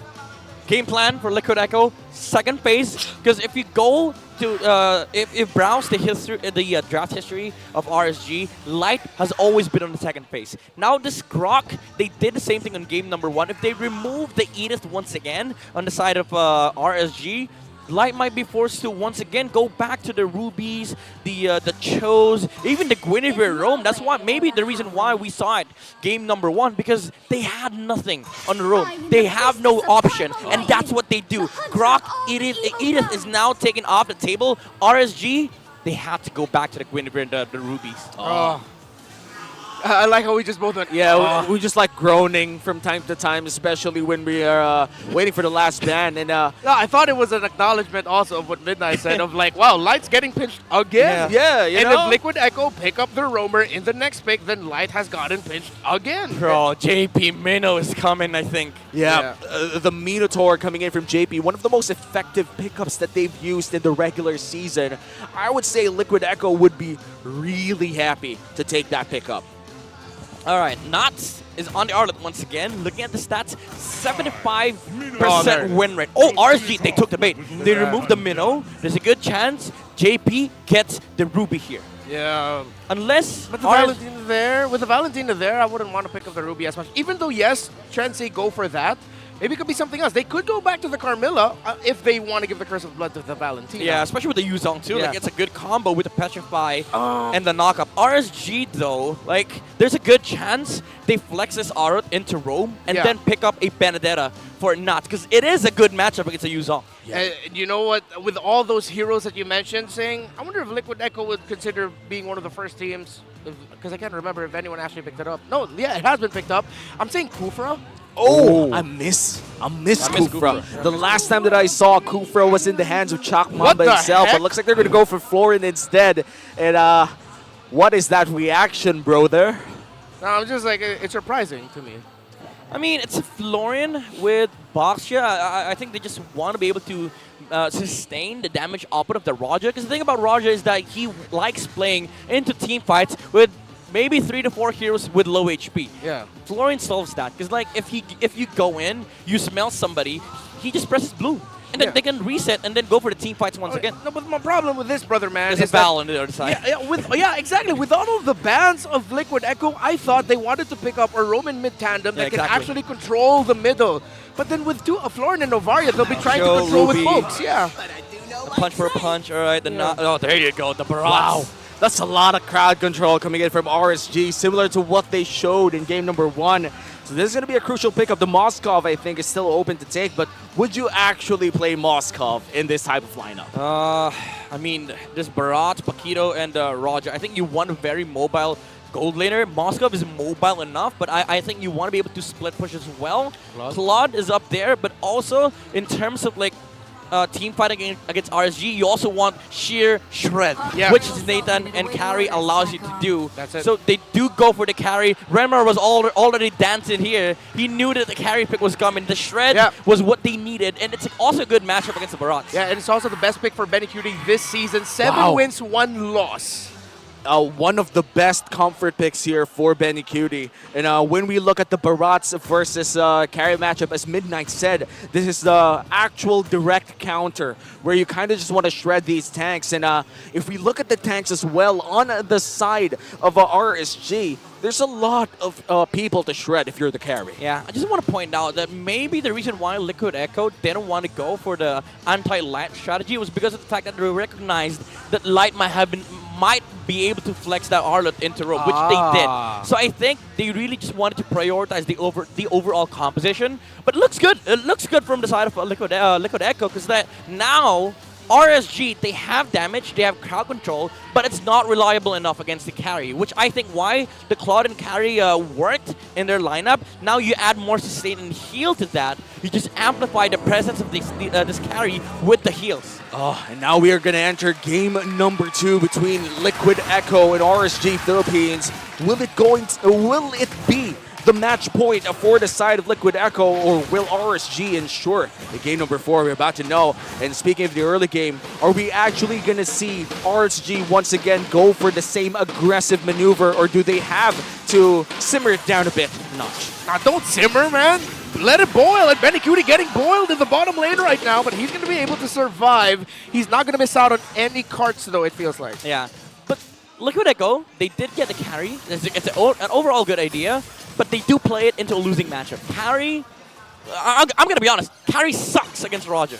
Roger owns that lane. Oh, no! Oh, that's a solo kill. That's not how you want to start this off.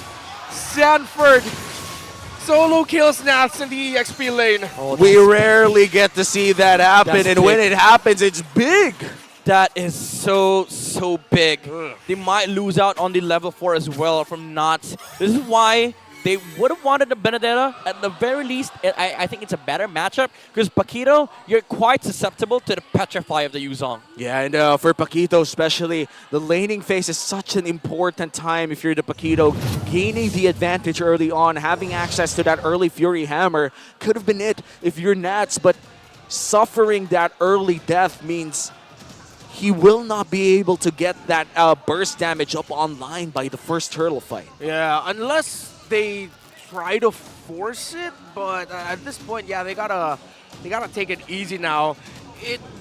Funnily enough, they need to be more calculated up against the human calculator in Sanford. You gotta find the calculations to sort of take him down a notch here, because snowballing Sanford Yuzong, that's something Liquid Echo is very happy with. Yeah, not a good idea to go up against. Also consider that the fact of the matter is Liquid Echo right now, they have very comfortable heroes, and now it makes the keys to victory here for RSG much harder, devising a plan to contest at least a turtle away from Liquid Echo. Now that Sanford has been able to get that solo kill on XP, that is going to be crucial when it comes to momentum of this game. RSG, they do have that Roger, but you are up against a late game comp with the carry on the side of Liquid Echo. So losing this turtle is going to be huge for RSG. Gotta agree. The first turtle usually dictates a tempo, especially if there's no big trade cross-map for the other team. And at Liquid Echo right now, we are just waiting for the troubleshooting to finish. But overall, I'm saying that the early game, because of that one kill on the hands of Sanford, would mean an ensured first turtle unless something really bad happens for them. Yeah. Looking at the lineup right now of RSG Philippines, though, they still have a lot of tools in there to turn it around and still find and build their own snowball. Yeah. It's not a complete loss just yet. Like, yes, I agree with Midnight saying that the first turtle, if they lose it, so important, and it's a loss, but it's not a massive loss. They can still find a win elsewhere if they did decide to trade the next turtle or force a fight where Liquid Echo aren't expecting it. Yeah, it's like, imagine this game, there's a room for error for RSG. Losing the turtle doesn't mean that they lose the game. That's true. It makes the game that much harder. But I just want to say, like, the camera got a glimpse of it. Did you see those liquid jackets though? Oh man. Those are fire. I know they're liquid, but those jackets are fire. That's true. When are they going to be sold here in the Philippines? We asked already the merch booth out. Yeah, they don't have it out of the venue, but not yet. They're not going to sell it just yet. Maybe and in for our viewers out there watching the English broadcast right now who are in the Philippines, if you ever go to Las Piñas City here in SM South Mall, we are live in the events hall in the third floor. And if you wanna, that's Brigida. And if you wanna watch MPL, you could actually go to the community hub right next to our venue. Right. No tickets needed. The community is over there, but if you do have tickets to secure, you could enter the Champions Arena and enjoy MPL with us as we go back to the land of Dawn. Very slow game so far after that one big kill in XP. Demon Kite. A little bit more calculated now are these two with the first turtle of the game coming up here. No clear advantage of the EXP lane just yet. Oh my goodness, the freeze. He might not be able to get a cannon. Yeah, they're trying to stop him from that. Kusei in light. Oh, Romer is actually protecting their gold laners right now. So it's a 2-1-2 across the map. Turtle is up. It looks good for Liquid Echo. Oh, the turn. Yeah. They're just making sure that Nats is not having a good time he's in not. the XP lane. He's not even level 4 yet. There's going to be no contention here from RSG Unless- Philippines. Unless Demon Kite, just look at him. Come on, man. There's a dragon coming towards you, and you're really going to stay there. Here comes Aqua, though, in an off angle to try and get close enough. No, it will not be caught. Oh, the Valve? Demon Kite taking a lot of damage. Sanford going in. He takes No way! A massive one from the Yutong. No way! Goes down. Sanford survives. 2 down for Nats. RSG PH, but Nats finds the Yusong. He gets one back. Here comes RSG PH with their own clapback. Carl Teasy trying to survive, Double trying knockup. to hold on. The knockup Oh. and Light will fall. Carl Teasy does not. What a counter Sanji. by Liquid Echo. So many things happened in that entire sequence, but who won the trade? It's Liquid Echo for sure. You see, whenever Liquid Echo are on Comfort Heroes, they just constantly make plays. Sanford, after that Petrify onto the Barats, they did enough damage for the Yuzong to fall, but what he did there was make sure that if ever he dies, he deals enough damage to the heroes on the side of RSG so that Liquid Echo can still continue to fight. And so far, Liquid Echo with a 1.5k gold lead. The XP lane coming in from RSG. I do feel like he kind of got a bit of gold with those kills, or a kill that he did get in that entire trade-up. But look at that. Damage coming in from Nats, and that's just a Fury Hammer. It's just a Fury Hammer. It's a 1-level lead here for Sanford. But Nats, it's sort of like he gave him a heat check. I got a kill on you earlier. The lead of yours isn't that massive. I can still take down 50% of your health with one combo. Yeah, I mean, he did take down the Yuzong earlier, but again, Liquid Echo, they do have the gold lane at their side, the gold lead at the side right now. But remember, they are on a carry. They have to wait for the late game. RSG, they have a Roger. Mid game is everything for the Raiders. That's a big 4v1. Kusei, can he find the key to get away? Carl TZ is able to stun him down. He uses the flicker to get away. Here comes Aqua, but he's going to be near the other 3 members of Liquid Echo. Here comes Light as well, and now Liquid Echo have been sent back. But that means a lot of plating gold going into the hands of Benicudi. 170G to be exact. Now Turtle will be reset. Liquid Echo and RSG trying to fight for control here. Yeah, playing a game of chicken around this Turtle. Already a Hunter Strike there for Sanford, but he's not here. 4 versus 4. Carl. Liquid Echo is able to get it, but Light with a final slash. Nom nom nom nom nom. Carl TZ tastes delicioso for Demon Kite, and Carl TZ will fall down. Kusei gets the kill. 2 Turtles down for the side of Liquid Echo, but looks like kills are starting to fall down as well for RSG. JP tastes damage while Kusei tastes the sweetness of another kill, but he survives even though he pounced under the tower. Damn, again, the clapbacks are coming from both sides. RSG, they lost that turtle from an amazing retry on Carl Thiese with the final slash that Light did onto Liquid Echo. They were able to get the jungler on the side of the cavalry. And RSG, they're slowly trimming down the lead of Liquid Echo here from 1-5 all the way to 1-2. Still a 300 gold deficit. That is good for RSG. They're slowly chipping it down. And looking at the items right now, what do you think is the most interesting bit here? I mean, if you look at the carry, he's still farming up on the side of Liquid Echo. The gold lead is still on their side. Even though RSG, they're winning the trades, they're starting to rack up the momentum. The point of a worry here for RSG is that, is it enough? Are we close enough to close the gap or the momentum the Liquid Echo can make heading straight towards the late game? Because at this point, yeah, sure, you're getting these kills, but we're not getting objectives. But this might just be a big fight here down bottom lane. Carl TC looks to be the first target. No final slash will land, though. Big ultimates popped. All right, so both of them back off now, going back into their respective jungles. Good read. Oh, Sanford? Up top, a duel. Sanford will get a little bit of a spell vamp onto there, but he should be okay. No clear advantage just yet, but I like the positioning right now of Liquid Echo around the center of the map. They understand and have read the rotations of RSG Philippines really well. Aqua. Aqua will get spotted out here. He has the ultimate of the Novaria. His flicker available for him, but he's not going to use it. Final turtle of the game. 1,144 was the damage he took. Valentina will not be here unless, will he try? Sanford? Here comes the Astral Echo, and Astral Echo as well. That's going to be a Petrify! onto the Wow! Petrify by Sanford. Final slash by Light. Sanford chasing Kusei. Kusei brought back. Liquid Echo have a good position.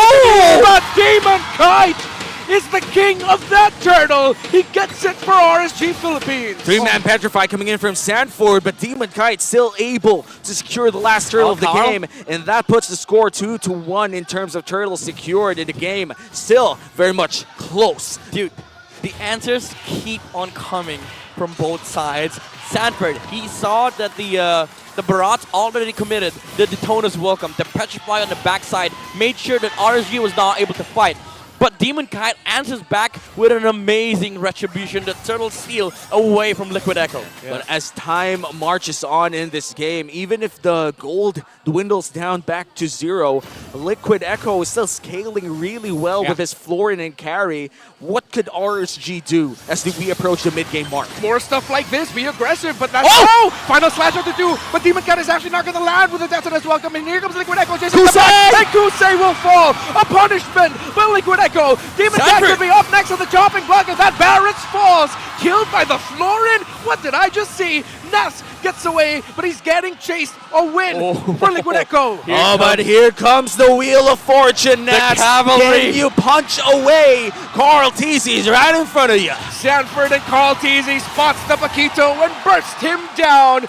The big win has turned into a massive lead for Liquid Echo. Even with that alone, you saw how committed Liquid Echo are, and just the micro mechanics waiting for a little bit just to make sure that the space between the Yuzong and the Paquito is covered to land the layered stun from the Basha and the Petrify. But also keep in mind, this is Liquid Echo's momentum right now. The carry is leading by 1,000 gold over the Roger, and ladies and gents, we're now entering late game. Detona's welcome an inch away from securing a target early on, but with that, closing the gap instead, Liquid Echo, now with a 3k gold lead, might be able to secure this Lord as well. Is this contestable for RSG? Oh, definitely so. You have to. You sort of have to. You don't have any other choice. Maybe look for a kill on BLCK, on Sanji. It has to be something else aside from the Lord. But looking at the gold, the damage difference, look at this. Look at the mid. The I mean, it's a Novaria, but at this point, you have 2 scaling heroes on the side of Liquid Echo. Yeah. If you're RSG, if you want to contest this Lord, you look at different options. It shouldn't just be the 50-50 or the crowd controls on the Carl TZ. You have to look for a pick-off. And it's really awkward here for Kusei because finding a target with low HP will be really rare as the Florin scales up as well. Lord already half HP here. Liquid Echo, will they continue or will they bait it out? This for Liquid Echo. Oh, 4-man Astral Echo. Might have stopped the blaster. Sanford jumps onto Kusei. A knockup by the Lord, who's actually going to be able to win this line. It's going to be brought down. He can take it out. Demon Guy getting chased now. He's able to use the Cyclone 9 to dash away, and in the Lord pit, Carl TZ gets it. And Nats goes in for the turret trade instead, but still gets it in the mid lane. 1 turret for the Lord. RSG, they got their hands on the Arlet, but it's not a Nuts. But Liquid Echo, they got their hands on the Yuzong, on Sanford, that Petrify on the backside against the Roger, making sure that Kusei is not able to join that fight. Well, BLCK was just free hitting on the front lines. Liquid Echo has that Lord controlled down to the smallest detail. Liquid Echo Sansan duo really doing it right this time around, both on their signature pickups for this season. On the Novaria and the Yuzong, you could say that Sanji brings the stars and Sanford brings the scars. Liquid Echo, they're gonna look to deal more wounds onto RSG Philippines. The Knights to mid-5. Can they play the board of RSG Philippines? And they are, taking down turrets, pushing into the Raiders zone. And right now, they're still cooking up this big push. All 3 waves, but 1 is being cut here by the Paquito. A potential 4v5 team fight about to happen in the base of RSG Philippines as the Lord pushes down. And take note, this is a level 1 Lord, so this might just be easily defended. Oh, another Astral Echo landed there by Sanji. The Dragon going in, really zoning out right behind the turrets, and now Liquid Echo are going to try to take the turret down, but Sanford, but a final slash! Oh, Light! The The light at the end of the tunnel has been spotted by RSG Philippines. That is 1, 2, 3 down on the side of Liquid Echo. They find that one possibility where they defend the base and they even get 3. The counter engage was bigger on the side of RSG. Petrify as much as you want, but the final slash hitting 4 heroes on the side of Liquid PH allow the Roger to just jump in and not have a care in the world. Because Liquid and Echo, guess what? They were busy trying to back off. And that trims the lead back to 2.5. Liquid Echo, they did get one inhibitor turret, and I think in terms of position, it's actually really good for them because it's away from the Lord. Yeah, you know what that looked like? Liquid Echo desperate to take that tower down because they were trying to get Sanford out. He didn't even use a flicker light. He just concealed and was at the perfect angle to slash back. Look at that. Oh, baby. Members. Last time I saw this was MPL Season 10. RSG was up against Blacklist International. Light found an amazing and creative angle with the Numinal Blast. This is exactly the same thing. He looped back towards the mid, walked outside of the base, and landed that final slash. If you were Liquid Echo, you wouldn't expect that play. And best part, he didn't even use the flicker. Yeah. And that's signature Light, right? Finding those weird angles, setting up those plays. That's why he's a Light. He sees everything. He sees all the plays. The possibilities. And Liquid now starting the 3rd Lord of this game. Still the Luminous Lord, rather, the 2nd Lord of the game.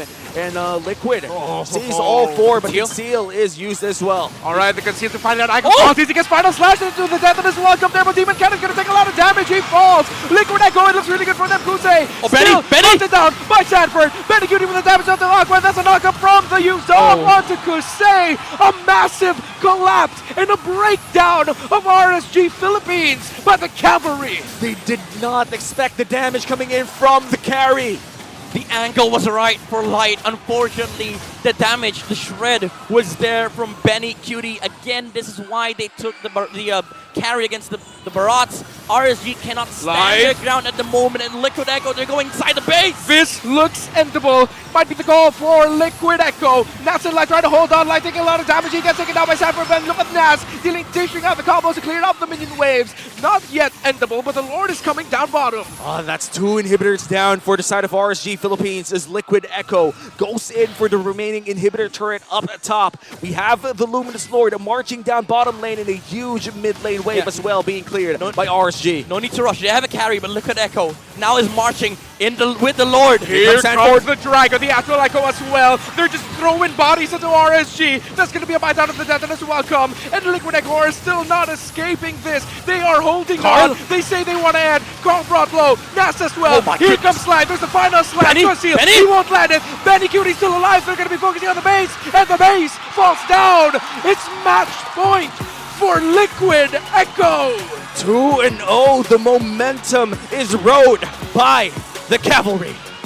The systematic approach, the express, the highlights, everything was there from the side of Liquid Echo. They did not forget who they are. The identity, the play is still there. And the level of comfort as well with this lineup.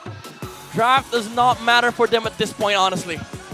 The aggression, the synergy, and things are looking bright here for Liquid Echo. 1 win away from securing a better spot in the playoffs. And for RSG, things are not looking that good. Are we expecting this to be somewhat of a bad time for the Raiders, or do you think there's still hope?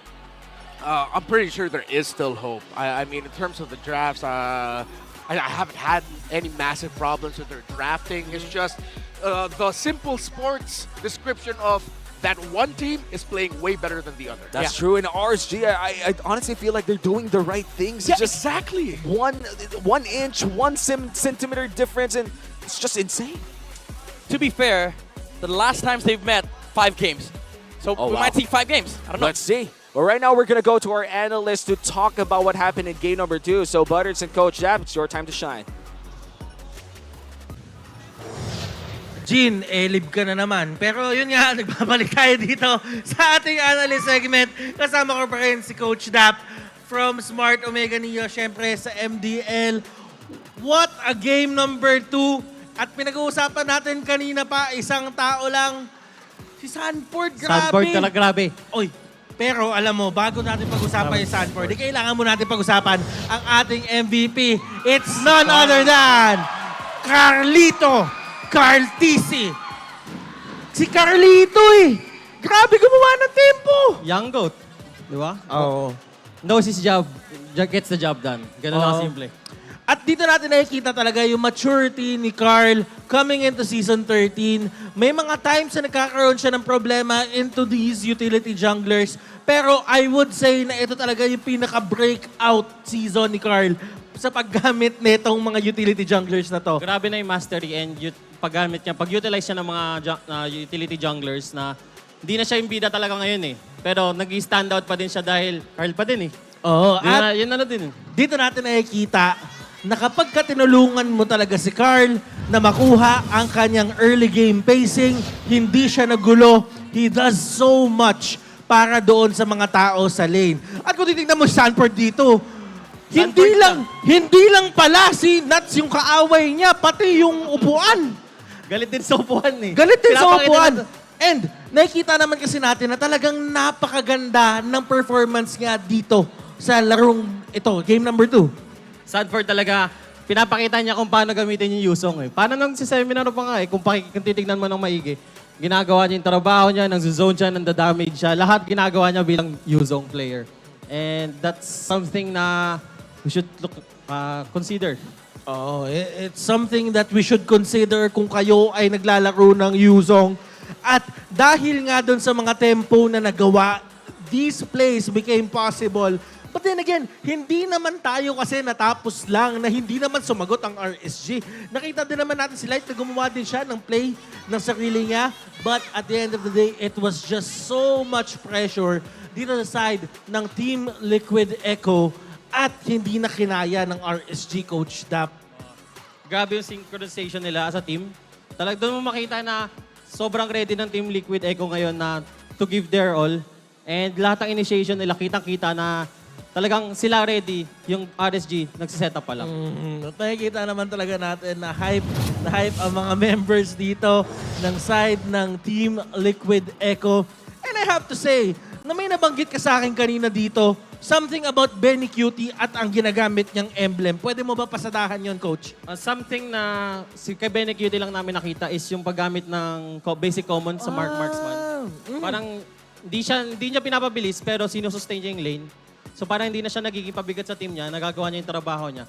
Pero in this case, may kasama siyang Florin. Parang mas ginawa nila both yung pareho nilang trabaho and hindi din nagiging pabigat yung Marksman. Kasi alam natin sa meta ngayon, yung Marksman yung medyo mabigat.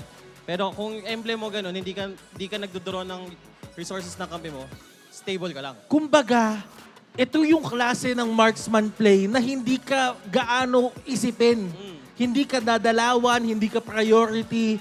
Well, masakit na hindi ka priority, pero ang sinasabi lang natin dito, hindi ka priority dalawan at pwedeng pumunta sa ibang lane. Katulad nila Sanford na nakakapag-pressure pa sila ng todo-todo. Kaya naman ang naging main target dito is si Demon Kite onto that Barrats. Kung titignan mo yung itemization ni Demon Kite dito, tama naman Wala namang maling nangyari. It just so happened that yan talaga kasi limitation sa isang Barrats kung tutuusin. Talagang limited to one ang pwede mo kontrolin. And gusto ko lang din i-highlight yung kay JP dito na may yung early game immortality niya. Sobrang laking factor nun kasi ikaw yung uhulihin. Pero kung yung uhulihin mo, like kung ikaw si Light, huhulihin mo yung may immortality na Florid, magdadalawang isip kayo, i-commit mo ba yung flicker ulti mo or hindi mo go yung Florid? Kasi pag di mo naman ginawa yung Florid, mag-heal lang din siya. And now, looking at your screens, dahil nga naman sa basic common emblem na ginawa ni Benny Cutie, na-set up niya yung sarili niya in terms of damage dealt, GPM, and all that. Kung titignan natin ngayon in terms of damage dealt, as you can see, si Nats, ganito talaga yung playstyle niya. He will try to find as much damage as possible, deal as much damage as possible, pero kasi si Benny, si Sanford, at si Sanji, nagawa nila lahat ng damage na to nang walang kahirap-hirap. So, and kay Sanji din, super consistent din niya. Sipin mo, game 1, game 2, halos mirror yung performance niya. And then that's a caliber of player na MPL PH lang yung meron. Ngayon, kung tutuusin natin, kung titignan natin dito in terms of GPM, this is self-explanatory dahil nga naman, napakaganda ng progress ng buong game para side ng Team Liquid Echo. Talaga namang sa kanila mapupunta yung GPM. I would really like to commend for you, alam mo yon, commend you for pointing out na basic common emblem lagi ang gamit ni Benny Cutie. You don't really see that as much. Pero, kung tutuusin, ang meta kasi ngayon, coach, scaling eh. Kung hindi ka naman magpapabigat sa scaling comp, kung i-accelerate nyo yung scaling comp, di mas madali siya laruin.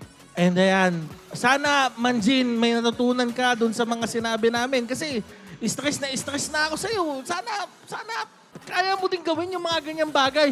Ano bang tip mo dyan? Ano bang tip mo? Wala yan, love ko yan. Kuya Manjin, I love you. Ako hindi. Hirap na ako sa'yo. Pero guys, looking at the play ngayon, Team Liquid Echo, they really want to end the game right now. And katulad ng sinabi mo, kaya mo pa ba ituring to na best of one kung ikaw yung RSG PH na lahat ng pressure binato na sa inyo? Tingin ko kaya pa din. Kasi RSG, caliber team, top 4 always. Tingin ko pwede ba yan? Ano yung isang trait ng RSG PH na tingin mong hindi mo pa nakikita dito na nagpa-shine sa kanila nung regular season? Sa akin yung aggressiveness nila ito. Kailangan pa ng more pick-up. So hindi pa natin nakikita yung potential dito. And you know what, Coach Dap, baka sa draft lang no? Ano mga heroes na gusto mo makita para highlight para magamit ka naman yung aggressiveness na tinatawag? Ayoko magano Pero isa sa mga tinitignan ko yung mga edit. Yun yung famous kahapon Kasi yun yung meta kahapon. Yung edit. Edit ng blacklist. So something na take into consideration na lang din. A lot to take into consideration for the side of RSG PH. Chip. Gusto mo ba makita ng chip? Chip, pwede. Tingnan natin. Gusto din naman nila mag-aggressive. Naging aggressive din naman sila kanina. Ibig sabihin, pwede, no? Pwede pa makita ng chip. Aside from chip, ano pa ba? Parang mga Carmilla kaya, mga ganon. Oo, pwede. Kung gusto nila mag-deal ng damage, di ba? Pero ngayon, Franco. Sikat na hero nila. Pwede ba Franco ngayon? Kung si Light yung gagamit, why not? Ang galing.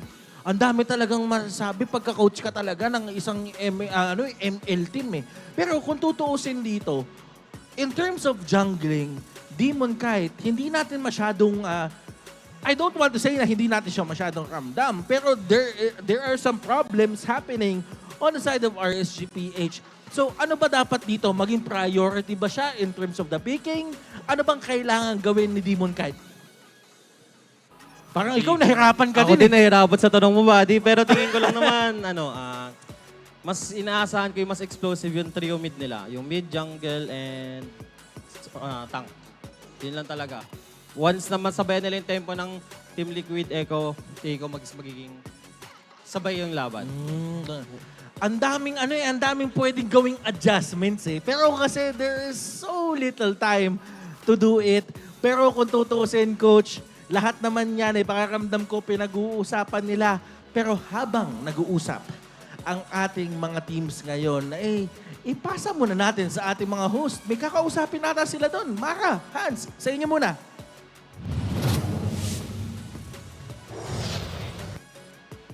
Thank you, Butters. Kami din dito, ang dami namin kinausap ng mga fans. Tuwang-tuwa sila sa mga nangyayari, pero yung mga RSG fans, they're very shocked with what's happening. This side, sila Mima, cheer ng cheer. Sa side naman ng RSG Philippines, they cannot believe it's a 0-2. Well, hopefully they would be able to, make themselves alive in this one because RSG will need all of the support that they can get. And same for Team Liquid Echo dahil nakita natin yung energy levels nila really went into the players and got themselves a 2-0 victory now. At kung sino rin ang kailangan namin kausapin? Ang ating mga kaibigan, our friends from the Bahasa Indonesia broadcast. OG, Wawa, what are you guys up to now? Hi! Hello! Hello! How are you? Guys, how are you? We miss you. How are you doing? Wawa, how are you doing? OG, how are you doing? We are very good, thank you. All right. Hello, Philippines! Hello, This is so Indonesia! alive. I love it. Now, Miss- OG, Wawa, Miss ko kayo. Oh, miss ko rin kayo. Miss ko kayo. Ay- Kami rin, kami rin. Yes. Us too, okay? Now, OG, Wawa, I'm gonna ask you guys, okay? What do you think about the first two games that happened all throughout the series between Liquid Echo and RSG Philippines? I think it's very fast for two games in early for Team Liquid. And this is the one, that's why Echo Express ada. Okay. Okay, so we meant that this is what we've been expected when we saw Liquid Echo playing. They play really expressive, especially since the early game.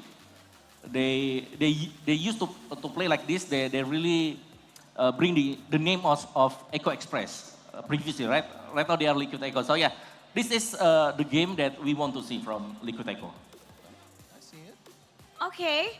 Now, you know, we were talking about the rivalry between RSG Philippines and Team Liquid Echo with their history. How about for Indonesia? Can you share with us some of the rivalries similar to this?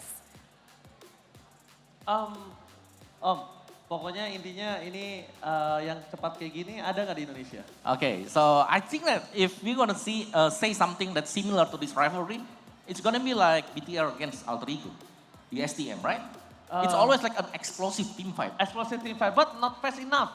Okay. So maybe like if we could add something, Liquid Echo, they played like our derby here, STM derby, but with a very fast game time. So maybe El Mabilis, I believe you. Yeah, I think I will call RSG PH versus Team Liquid Echo is El Mabilis. Mabilis. Because they play fast and also precise. Okay, he did his review. Yeah, He reviewed on this one. I like it. Learning about the language. Now, how do you think this series will unfold? Do you think it's going to be a sweep? Do you think it can still reach Game 5? From my perspective, I'm gonna say that it's gonna be like 3-0. Oh. Menurut saya, di Filipina semua apapun bisa terjadi dan bahkan possibility 3-2 bisa terjadi. Okay, according to OG, he said that anything can happen because it's the PH Playoffs, so probably 3-2 can also happening for RSG. Yes, because this MPL PH, anything can happen. Yeah. This is MPL Philippines. Anything can happen. Thank you so much thank you for guesting us, for guesting here in our broadcast. And good job doing the Bahasa Indonesia broadcast for MPL Philippines. Bye. Thank you. See you in a bit. Bye guys. Thank you, Philippines. Thank you. Grabe, yung isa, feeling niya, it's gonna be a sweep. Sabi naman ng isa, it's going to be 3-2 cause anything can happen in the Philippines. Ngayon, tignan natin kung ano na nga ba ang mangyayari para sa ating third game in this series. Balikan na natin ating mga casters. Let's do it. Casters, pasok. Thank you so much, Hans, Mara, OG, and Wawa, all the way to the Bahasa Indonesia stream. I think this is the first time ever as well for the playoffs that we have a Bahasa Indonesia coverage. Yeah. So Actually, I would say it's a milestone. It's a throwback to something that we did in MPL Philippines Season 7. Then I take back that milestone. Yeah, we had a Bahasa Indonesia stream then. Sorry, man. It's all right. No, revise the milestone. It's We the revived the second milestone. time. Revived it. And it's a good revival. This time around, All right. Liquid Echo picks blue side. All And does this mean Fredrin? Bro, back to game one. Back to game one. You know? Fredrin, Boxia. But here's the thing. Maybe this time around, Liquid Echo lets go of the Arlet. Well, that's going to be an interesting approach if ever they do go for that one. And so far, I think one of the funny moments, well, not funny if you're an RSG fan, in game number 2 would be the Barretts making the right play, but also suffering the damage coming in from carry. I do think that the nature of the draft is just something that gave the late game to Liquid Echo. Can we expect the same now that they're playing on blue side? It depends, because like if you want the same outcome for like the jungle and the gold lane, maybe if RSG do take the Barats, Liquid Echo might just go with the same pick with the carry. And again, we've said it before, like it's a bad matchup. If you're the Barats, it doesn't feel good that it is the matchup that you are in. And now we're entering the drafting phase First few bans already locked in, taking away a lot of mid laners and the Arlet. That is the strategy for Liquid Echo, and immediately the Fredrin is picked up. Really? What we say, you know? They give Chessman the Fredrin, man. Yeah. Could never go wrong with the Fredrin. You can never go wrong with the Fredrin. Also, same bans for both sides. And I do feel like RSG, they have to get the Moskov and Edith here, honestly. Edith just provides a lot, flex on XP, and also gives Light the potential to take the Edith roam. Moskov, of course, being one of the best goal laners in the current patch, but they go for the same thing with Yuzong, but this time they stole the Novaria. They steal away the Sansan duo special, taking away the Novaria as well, but this means that in terms of crowd control, Liquid Echo might just be able to pick up the Edith. Yeah, I won't be surprised if that happens. Like Edith and then Val for Liquid Echo. Again, secure the ability of Liquid Echo to make sure that Light does not get the hero that he wants, and also quite possibly get a matchup in the mid lane that is decent, but also you have the capability of just stealing the Black Dragon form of the Yuzong. But instead of the Edith, they go with the Minnow. So this time, RSG, they have a choice. They have a choice to make. Do they take the Edith? This is a comfort pickup coming in from JP. This Minotaur has been one of his best pickups in the regular season and is still rocking it in the playoffs. So once again, it's already match point for Liquid Echo, which means if they're able to secure this game, they're going to be sitting pretty in the upper bracket. Meanwhile, RSG will be sent down below, fighting other people. But what will be the last pick here for the side of RSG? I mean, Finally, maybe please, against the Edith. Please, Edith. And also, the thing that you were mentioning, there you go! Edith! Yeah, I love for this. RSG. And I think a lot of people tend to forget the damage coming in from Primal Wrath. Yeah. The damage from this Edith, especially from the passive, is percentage health damage. And keep in mind, the reason why Edith started popping out in the current meta, it's because of the change with the armors of these heroes. They got a buff, even though some of these items were nerfed. Edith in early to mid still deal higher damage compared to the old Edith. Wow, then honestly, that's insane when we talk about early game numbers, because old Edith was already dealing a lot of damage, and now new Edith apparently deals more damage. Wow. She is old, though. She's like 1,000 years. She's 1,000 years old. She's, you know? she might be our ancestor. She might look young, but she's really old. She is. I mean, there's a lot of heroes in ML that are old, but are quite, child looking. Now, I bet Nana's like 100 years old or something. You know? No, I think I don't even want to say Val's that old. anymore. Huh? Val's old. Valentina's old. Oh yeah, Valentina's old. You Val's know, legit like 1,000 years old. I'm not sure if it's still the same lore, but ain't Valentina Gushin and Amon's auntie or something? What's up, auntie? Looks like Carl TZ taking in the Fredrin. 75% win rate. Yep. Yeah, why did you give this pick to this dude? Well, to be fair, that's their first pick. So that's true. He's only played, all right, because they keep batting it. 3 wins and 1 loss this season for Carl Tizzi on the Fredrin. Again, to be fair, if you're RSG, it's not that they're letting Carl play the Fredrin, but it's also them, we're trying to get Fredrin, bro. Yeah. We're trying to get the Fredrin. While I'm looking at the draft here of Liquid Echo, I can't imagine a lot of picks that will actually take the Edith down fast enough. They got baited. Oh my goodness, they got baited. Wait a minute, is That's that a Kali? Bennett. That's a Bennett. It's a Bennett. They banned an Atan.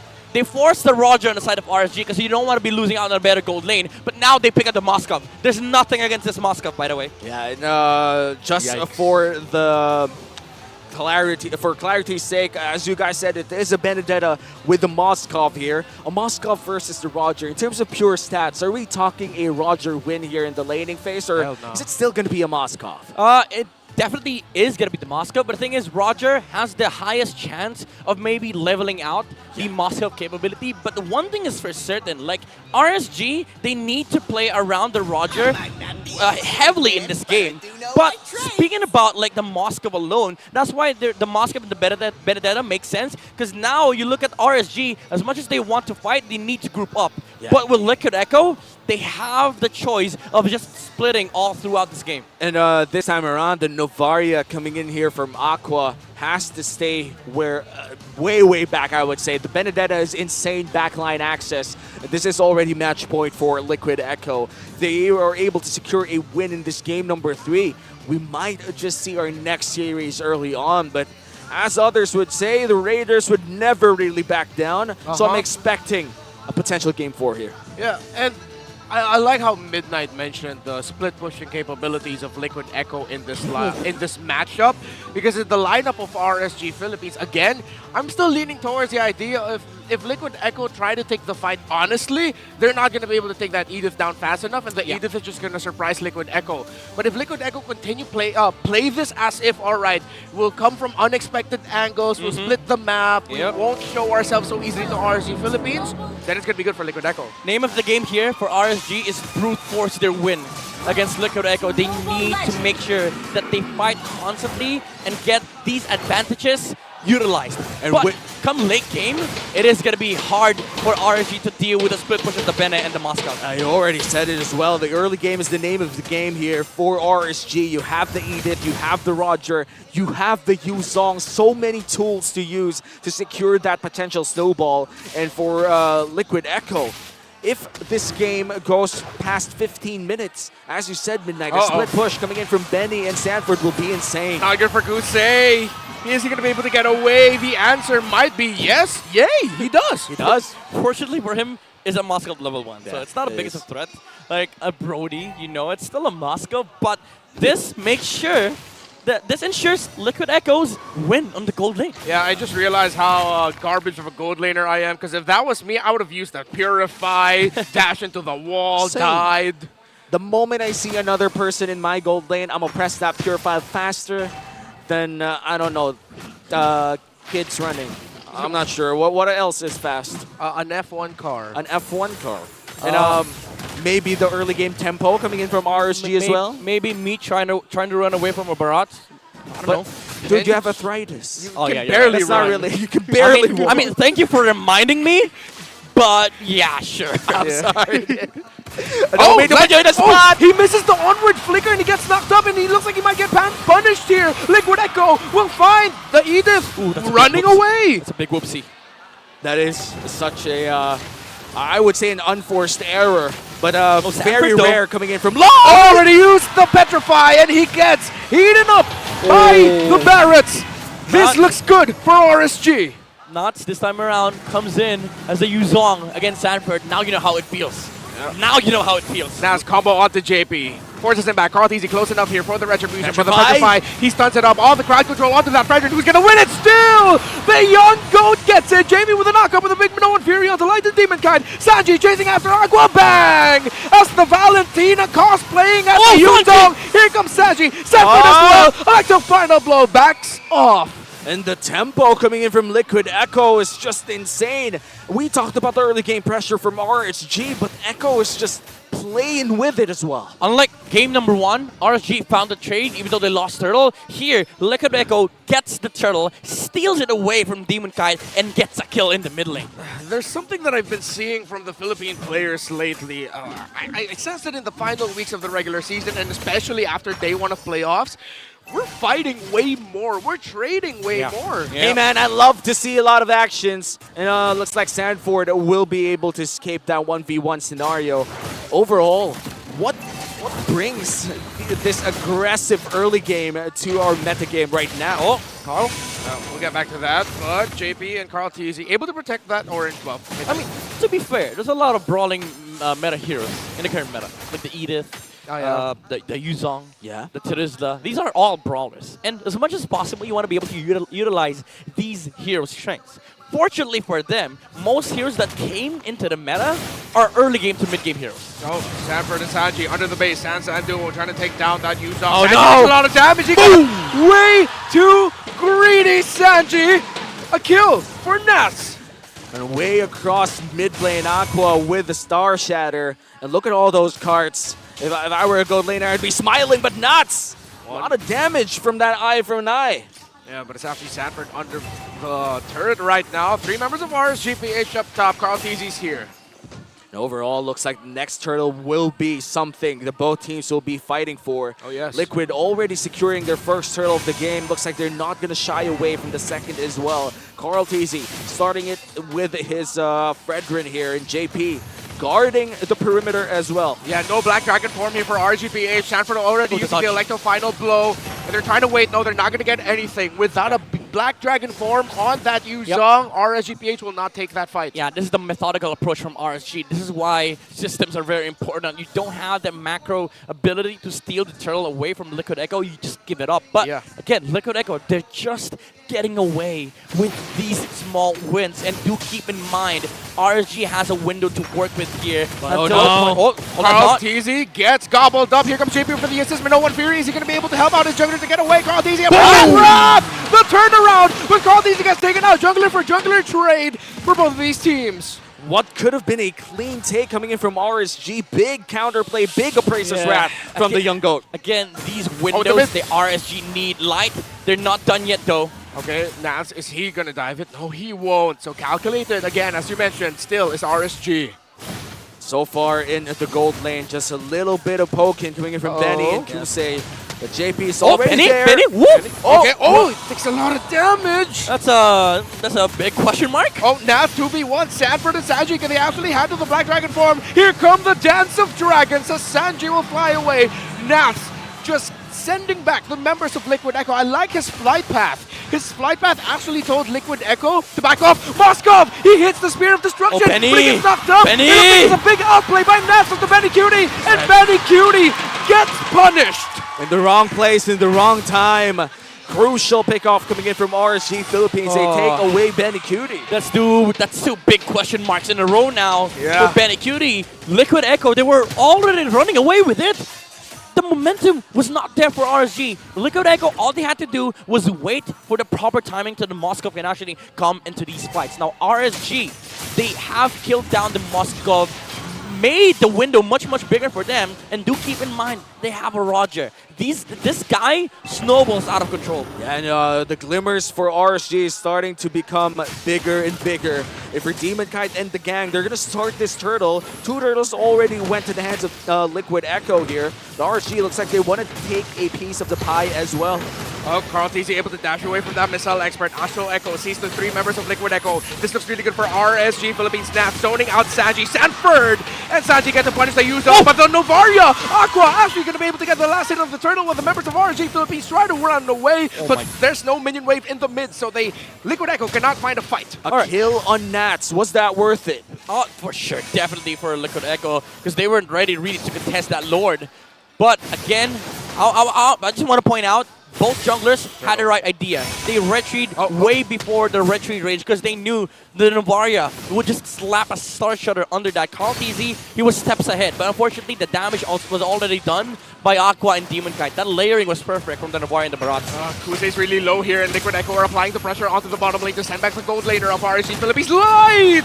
With an Earth Shatter knockoff, but the entry coming in Benny. from the members of Liquid Echo. They try to chase. Light is out, but they're still fighting. Electro final blow. The Dancing Dragon. Carl TZ low. Petrify! 3-man Petrify. He's still chasing. He gets punished. 2 members of RSG down while Sanford falls for Liquid Echo. But Benny Cutie finds the Spear of Destruction onto Demon Kite. Insane map reading from Benny. This is the Moscow problem that we have been talking about. He is a gold laner that can split, can join fights, and now Liquid Echo, they are online at the moment with Benny Cutie dealing so much damage. Oh, JP though. JP taking a lot of damage. He's gonna get scratched up by the members of RSG Philippines, and Liquid Echo couldn't even take that tower down in bot. 30 seconds before the first Lord of the game, and Liquid Echo finally ahead by almost 1k here. RSG has been holding on that 1k lead for the longest time. Is it actually the time for the Cavalry to march on this first Lord, or do they have to take this slower? I mean, both teams would have to take it slow, but the big question for RSG here is how big is the window at the moment? Because currently, the Moskov is near the Trinity.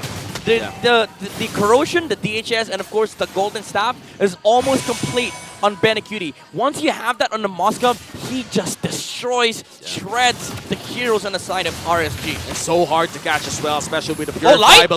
Light! With an alley-oop there for RGPH. Are they going to be able to take Sanji down? He uses the ultimate of the Roger and changes forms to be able to jump away. But this Valentina is brought down low. This is still advantage somewhat for RSG Philippines. Astral Echo still not used here. 3/4 HP on this Lord take. BLCK going in for the burst down. Half HP on the Lord. Liquid Echo, it looks good for them to contest this even deeper, even though their Valentina took a lot of damage. Kusei trying to find the right angle. Here comes the Black Dragon form, but the Detonus welcome onto a member of Liquid Echo. JP brought down really low. Who's gonna get it? Sanford! Take down Kusei, but Demon Kite gets the retribution, and RSG Philippines are crumbling one by one. BLCK, Spear of Destruction into the dash, finds the kill onto Navs, and Liquid Echo will push down mid, but RSG Philippines got the Lord. 3 kills down, and looks like they're not going to be able to use this Lord. Oh my goodness, Liquid Echo, the sacrifice from JP using the Minoan's Fury forces out the Detonus welcome, not with the Black Dragon form going on the backside, but the Purify was there from BLCK, and he danced around that team fight. Nobody was able to touch the Moskov of Liquid Echo. And I gotta say, Sanford in that entire sequence was doing the same thing that he did in game number 2. Whenever he saw Kusei, he saw an opportunity to get a kill. Look at this, the split pressure from Liquid Echo. Sanford just came from the bottom lane. Crosby's used the retribution because they know they have a flag. Going with the Electro final blow, but miscommunication with the members of Liquid Echo. It's only Sanford. It's only Sanford. He falls. JP with a big Minoan Fury onto 3. Demon Cat Kusei live. That's 1. That's 2. Will it be 3? Oh, one more. One more. And the spear lands from BLCK. Liquid Echo now ahead by 2K. We say it's miscommunication. Liquid Echo says it's timing. We're waiting for the proper moment to go in, and RSG, they lost 4 heroes on the back of that skirmish. And Liquid Echo, again, this is the scary part of their game when BLCK hits all the marks and has now all the items that he needs. Liquid Echo with a 3K gold lead might just be able to buy themselves even more time or even more turrets if they find the opportunities. RSG, what's the win condition left? If you're a Raider, what else do you have to do? They gotta find this Moscow, honestly. They have to work out. They have to make up a solution against BLCK. Maybe force the Purify with the Black Dragon form, and Light with the Flicker could potentially set up BLCK. But you also have to worry about the damage. Is it enough? Because as of the moment, BLCK is almost near the completion of the Wind of Nature. And this Wind of Nature is going to be crucial in protecting himself against that Kusei Roger, and of course the Yuzong as well. Overall, Liquid Echo is looking to have the tools that they need to sweep RSG. There you go. 300 more gold, I think. No, never mind. He already has it. Yeah, he just built it up. And Liquid Echo, seeing how BLCK, even after, despite the couple of errors that he got early on here with this Moskov, I feel like my question is answered. Why did we see a lot of Roger in day 1? Yeah, it's because people are picking Moskov instead. That's true. This guy just wins every matchup there is in the current meta of Ammo PP, and BLCK now is three times at least more harder to kill for RSG. Cartesi finds Light. Look at Bandicoot, free hitting, and JP with a Minoan Fury. The Edith falls. This is bad news for the Raiders as the Cavalry have their eyes set on the Lord. Edith killed in the coffin herself. And 3K gold lead in the hands of Liquid, already starting this Lord fairly fast and might be free as well. It will be. RSG PH can just watch. And now they have to try and hold on and defend. Yeah, but the thing is, they're defending for what? Because now Liquid Echo, they have late game, but they're also late game comp. That's true.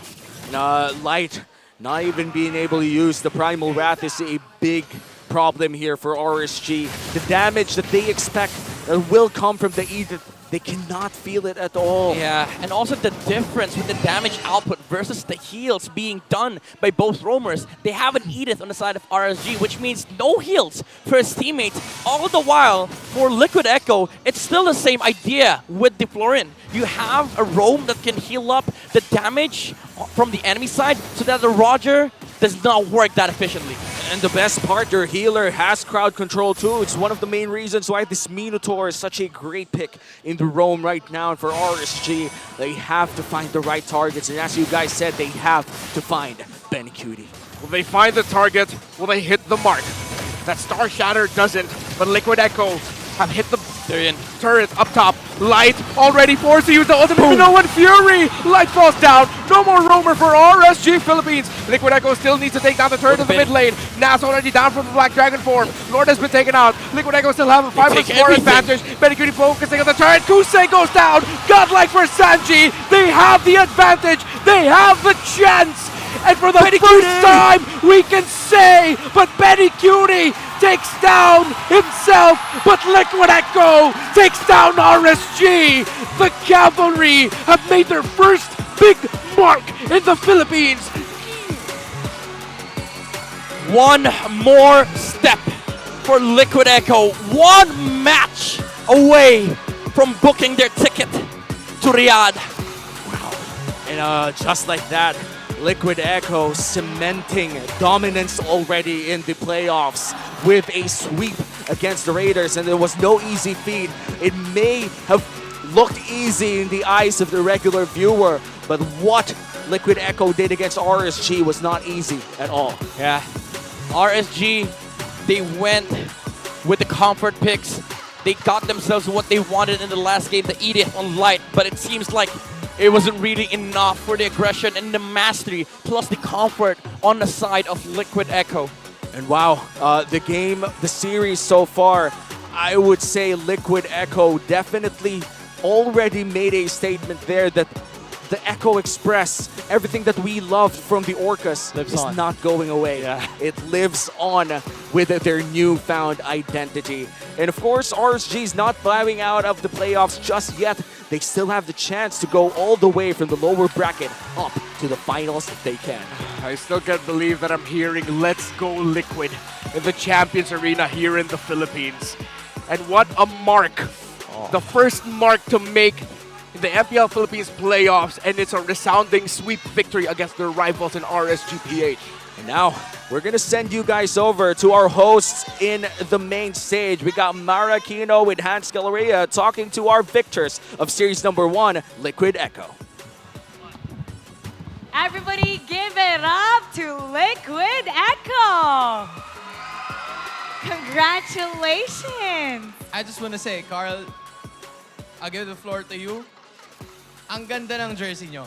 I guess that goes out for everyone, and I'm sure nakita nila yan.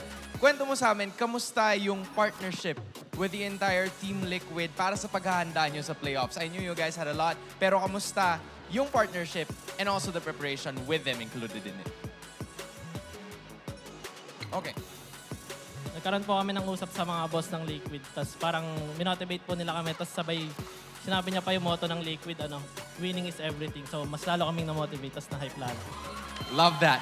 Winning is everything, Mara. Kay Sanford naman. Sanford, you know, you guys have a storied rivalry kontra sa RSG Philippines, but the result shows your dominance, Team Liquid Echo's dominance. Now, what makes this series different compared to the ones before? Siguro, masabi ko lang po kasi na-motivate po talaga kami sobra dahil na naging Team Liquid po kami and ayun. Kasi mas mataas po yung expectation ng mga tao. So, mas tinaasan po namin yung, yung effort. Kaya na-sweep nyo? Opo. So talagang planado yung sweep? Sige. Ayan. So talagang planado yung sweep nyo? Hindi naman po. Yung parang expected po namin na score is, it's either kami ma-3-1 or 1-3 po. It's either kayo yung ma-3-1 or 1-3. So yung 3-0, yung... Tatawa na kanina. Hindi na nalagay si Benny. Parang mali daw. Parang mali. May mga calculations na. Parang, okay. So, congratulations kasi ang ganda ng pinakita nyo. You guys made it into a quick fight. Kaya nga, ang tawag sa inyo ay Echo Express ngayon. Liquid Echo Express. Ngayon, meron na ring winning is everything. Gaya ng binanggit ni Carl. I guess I have one more question para kay Sanji. I'll pass it over sa dulo. Sanji, you're one step closer with this win. You're one step closer to getting back to MSC the second time around. Nung bumalik kayo ng MSC, you ended up at 3rd place. Gaano kagutom ang Team Liquid Echo to get back there and get revenge and hopefully land the championship? Gaano kagutom para makabalik ng MSC? Siguro po, gutom na gutom kasi yun nga, sobrang taas ng price po ng MSC ngayon. So, yun yung motivation namin. Winning is everything.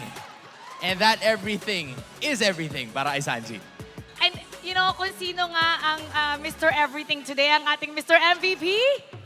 Benny Cutie! Benny Cutie, congrats! Uy, anong gusto mo sabihin sa lahat ng mga manonood, all your fans? We also have a Bahasa Indonesia broadcast. So people from Indonesia are also watching you. What do you want to say to all your supporters? Ayun, shoutout sa mga fans ng Echo to Liquid na nag-transition. And sa mga pumunta sa venue, maraming salamat kahit malayo pinanggalingan nyo. And shoutout sa family ko, kay Seska pati kay Wanwan.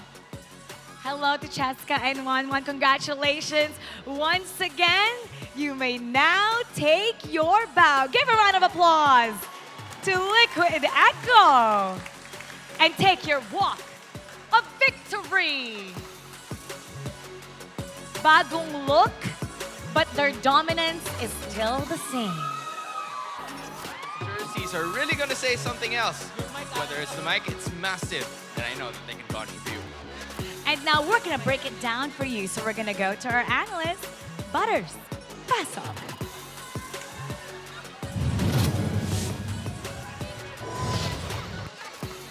And yung sweep na ginawa dito ng Team Liquid Echo. And Coach Tap, masasabi ba natin, nakasalanan ni JP to? Yes. Kasalanan mo to, JP. Kasalanan nito. Nag-3-0 ang aga ng first series natin. Tama. Guys, kami pa rin ang iyong maging analyst for this game. At ang MVP natin, na-reveal na to kanina, it's none other than Benny Cutie. And the fact remains the same. Basic common emblem. Kapag ka Benny Cutie ang marksman, basic common emblem. Bakit nga ba, Coach? Ano nga ba tong basic common emblem na to? At dikit na dikit si Benny. So, adaptive strike, tas regen, tas sumama pa ng 2 defensive emblem, tapos sustain na fleet footwork. Sustain, ano talaga? Kumbaga, hindi ka na mahirapan sa lane, hindi mo na kailangan gumastos ng pang leg plates, hindi mo na kailangan gumastos. Pwede ka na mag-recta item, gawin mo magagawa mo yung trabaho mas maaga, hindi ka papabigat sa team, may sibat ka pa. Tama yung sinabi mo dito, Coach, kasi kung papanoorin natin yung game, or actually panoorin natin yung series, mapapansin mo na lahat ng aggression na ginawa ng RSG at ng Liquid Echo naganap sa may XP lane. At kung hindi naka-basic common emblem dito si Benny, there might be a time na napipractice ni Kosei lumabas ng lane. But because nakaganong emblem siya, hindi siya na-bully out ng Roger. Hindi siya na-bully out ng lane, hindi siya na-bully out ng Roger. Ang galing, ang ganda ng pagkakagawa dito ng strategy. And looking at how Team Liquid Echo just forced the fights, kahit sabihin natin dito na alam mo yon, lumalamang ang RSG in the early stages, nakukuha pa rin ng Team Liquid Echo yung mga objectives. At sabi mo nga sa akin nun, kasalanan ni JP yun. Bakit nga ba kasalanan ni JP? Kasi si JP gumagawa siya, habang nakikita ko yung Minotaur, meron siya parang invisible box. Oo. Pag doon sila nag-play around, malakas sila yung side na yun. And ang ginagawa nila, kung sino tumapak sa box na yun, mapa-Yuzong, si Light, or kahit sino man, yun yung uunahin nila. And together sila sa team ginagawa yun. So ibig sabihin dito, kapag tumapak doon sa box ni JP, kasalanan na nila yun. Oh. Ay, ang dami talagang nagkakasala pag si JP talaga yun nandito. But now, in terms of the highlights, it's the same thing all over again. Katulad nga na sinabi mo dito, ang galing humanap ng target dito ng side ng Team Liquid Echo. Now, in terms of the emblems, as you can see, napag-usapan na natin kay Benny Cutie, any other emblems na nakikita natin dito. Kung makikita mo si Kosei naman yung emblems niya, nag-a-assassin emblem, nagpa-marksman emblem. Diverse pa din naman si Jose. Kaso nakikita ko yung na-explain Baga may sense kung bakit yun yung pinipili ni Benny. Ah. Tapos yung mga kampi niya, ang mas tinatarget nila sa emblem nila is maging mas mauna tas early para mas less deaths, mas makapag-sync sila early and makapag-accelerate sila yung gameplay nila. Ngayon, Sanji on the other hand, 9-1-6. Sinabi mo nga sa akin, Coach, bago tayo nag-start at dun pa lang sa draft, na si Valentina ay isang independent na mid laner. Pag sinabing independent mid laner, yung kaya niya i-clear yung lane nang hindi kailangan na nagpapatulong. Hindi siya mabagal. Tapos, nandun siya sa tamang speed na makaka-rotate din siya agad, kahit mag-isa lang siya. Ganon yung mga kailangan natin tignan. And kung papansinin natin, in terms of tempo, alam natin na talagang tempo ng TLPH yung dinictate nila up until the very end. Now, kung titignan natin, first time nagbago to this series, yung carry natin in terms of damage dealt, si Sanji, 64.5k. Miss Independent nga talaga. Yan yung mga tipo ng player na kaya niya yung sarili niya. And nababakapat pa siya ng mga sobrang lupit ng mga kakampi. It explains why napakalakas ng Team Liquid ngayong playoffs. Alam mo, napapansin ko dito, ang talagang natututukan natin, yung mga marksman at saka yung mga mid lane. Sana yung mga kakampi ko, ganyan din. Kasi medyo nahihirapan na ako. Pero if you would look at the damage dealt, Benny Cutie, siya yung next eh. Kung iisipin mo dito, mas gusto pa nga pumukpok ni Kosei. Kaso ang problema, every time na nalalapit siya, grabe yung control. Si JP May nakaharang nandyan. na Mino, may nakaharang na Benebeta. Fredrin as well. Tapos yung mismong possible target niya, pwede din siyang palayuin. Si Moskov. Yung makikita natin nga nung early game, parang na-hold nila yung creeps, Oo. lumamang si Benny. Ganun lang, dahil lang sa Seba, dahil lang second skill lang ng Moscow. So, Todo pa rin ang farming. Hindi na bago ang trend natin. If you would look at our screen right now, GPM, gold per minute, still goes to the side of Team Liquid Echo. At grabe talaga eh. Ito yung mga dream instances. Coach, tingin ko kung ikaw ay may ML team, naglalaro ko sa MPL, ganito kaswabe yung performance mo. Pakiramdam ko, ito yung pangarap ng mga coach eh, yung ganitong form. Totoo. Yan yung mga pangarap na consistent ka every game. Yan yung, hindi mo nahahanapin yung ibang bagay kasi yung basic lang, consistent lang, nagagawa nyo na. Yun na yung trabaho eh. Yun yung pangarap.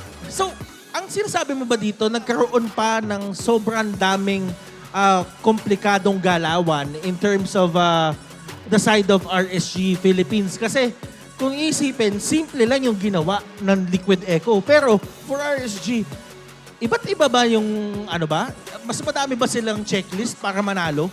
Hindi naman sa marami silang checklist, pero credits to them na they still tried. Pero evident lang na this game na yung Team Liquid talaga mas prepared, mas sync sila, and mas ready sila to deliver the game. At guys, merong lilitaw dito anytime now na makikita natin yung galaw at subukan natin hawakan.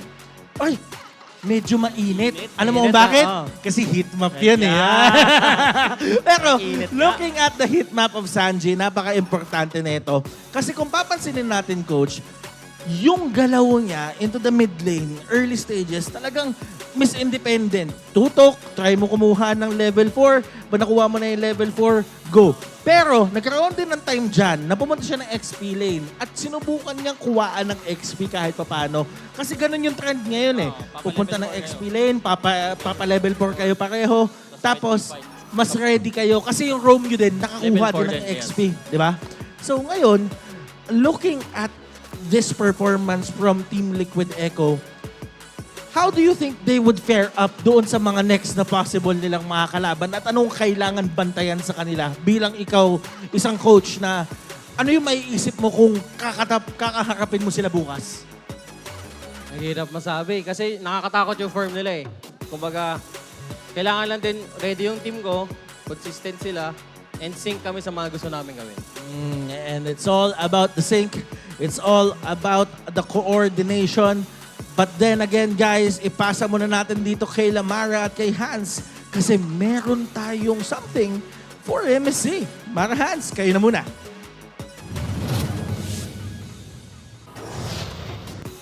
Welcome sa see you sa MSC, where we'll feature different teams from all over the world who have qualified for the upcoming international tournament happening in Riyadh, Saudi Arabia.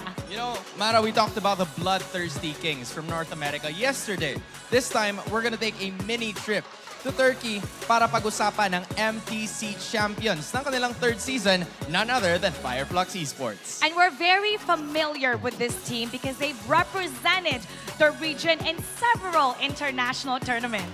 You know, I have to say, all right, their dominance in their region continues. Kasi biruin mo, out of the 40 games that they've had, yung mga nilaro nila ay naipanalo nila ang 83% of those games. And if you take a look, 53 unique heroes should not be taken lightly. Yep. That shows how versatile this team is. Aside from that, most of the heroes that they play are also the ones na kadalasan nakikita natin dito mismo sa MPL Philippines. But I think it's their mastery doon sa region na yon that makes them versatile and sobrang lakas in Turkey.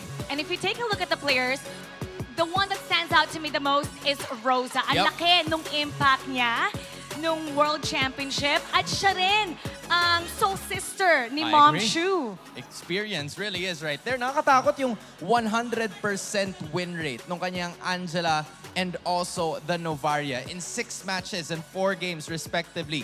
Magkaiba yung kits ng dalawang yan. So hindi biro yung mastery niya towards being a support and giving out the vision to the rest of his teammates. And TNZ also, take a look. 100% win rate with Fredrin and Nolan, 2 heroes with completely different playstyles. You know what? I am very excited to see the representatives of Turkey na painitin palalo ang Riyadh, Saudi Arabia. Kaya naman for Fireflux Esports, MSCU! At kayo rin supportahan ang ating representatives ng MPL Philippines Season 13, our grand finalists, because those two will be going sa upcoming tournament natin in MSC, ang ating MLBB Mid-Season Cup 2024. And that's gonna be happening this July in partnership with Esports World Cup. Maikipaglaban din ang ating mga pambato sa pinakamalaking bahagi ng life-changing na $3 million prize pool. Well, may isa pa tayong laban ngayong araw and that is gonna be between Falcons APBREN making their debut this playoffs kontra sa raging and heating up the Blacklist International. That's gonna be another fiery best of 5. So don't go anywhere. MPL Philippines Season 13, we'll be right back.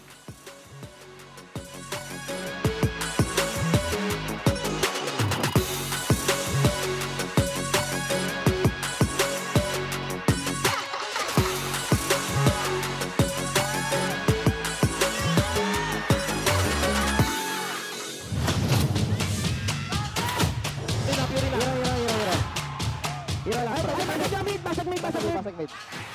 Basag mid bot, pre. Ay, double pa. Ay, double pa. Sure. Low kasi.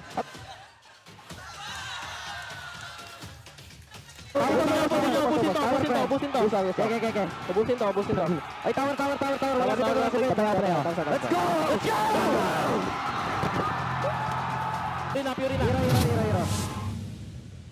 The 13th season of MPL Philippines is brought to you by the following sponsors. Smart, the official telco partner of MPL Philippines Season 13. Infinix GT Series, outplay the rest. Experience the MPL PH Season 13 action live at SM South Mall Events Hall in Las Piñas City. Get your tickets now via SM Tickets. Don't miss any MPL PH action by following our official Facebook page and subscribing to our YouTube channel. Follow MPL PH on TikTok as well for more content. Don't miss the latest news and updates about the MLBB Philippine esports scene through our esports news tab. Visit the esports page on your MLBB app now and be a part of Lakas ng Pinas.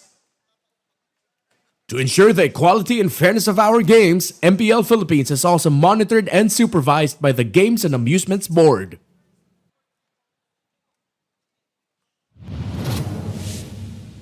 How to register the Smart Gig? For myself, but I feel like for a lot of Filipinos, like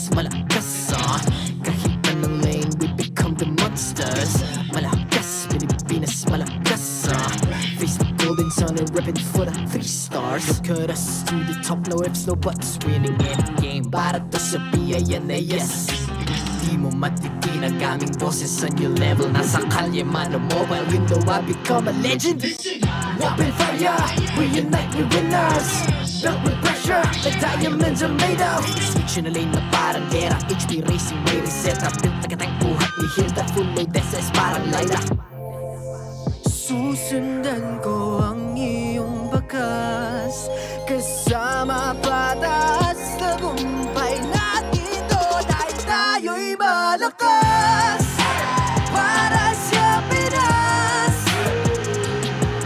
Nasa amin ang alas Hindi tuwa atras Kinikilala sa taas Kasi kami ang malakas Para sa Pinas Nasa amin ang alas Hindi tuwa atras Kinikilala sa taas Ganito kami sa Pinas Wow!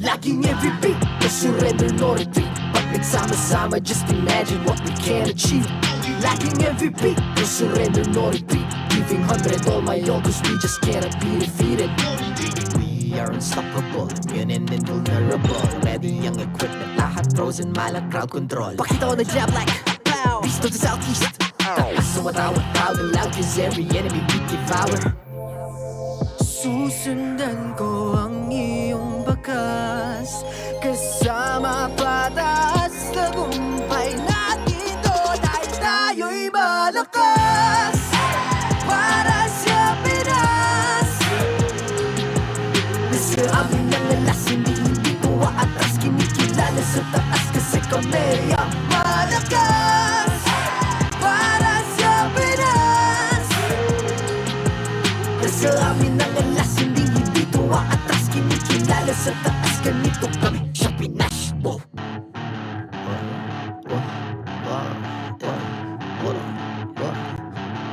Malakas, Pilipinas malakas Kahit anong lane, we become the monsters Malakas, Pilipinas malakas Face the golden sun and repping for the 3 stars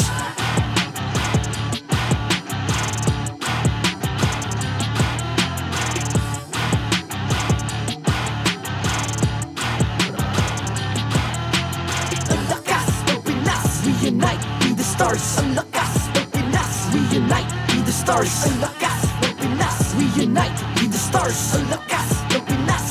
We the stars. Ang lakas ng Pinas. We unite, be the stars. Ang lakas ng Pinas. We unite, be the stars. Ang lakas ng Pinas. We unite, be the stars. Ang lakas ng Pinas.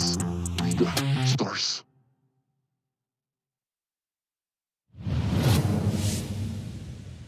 The 13th season of MPL Philippines is brought to you by the following sponsors.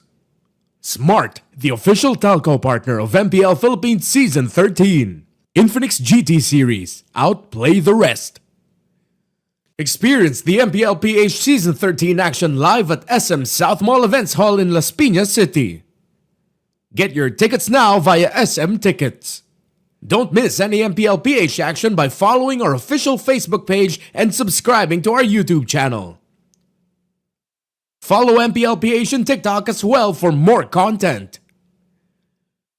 Don't miss the latest news and updates about the MLBB Philippine esports scene through our esports news tab. Visit the esports page on your MLBB app now and be a part of Lakas ng Pinas. To ensure the equality and fairness of our games, MPL Philippines is also monitored and supervised by the Games and Amusements Board.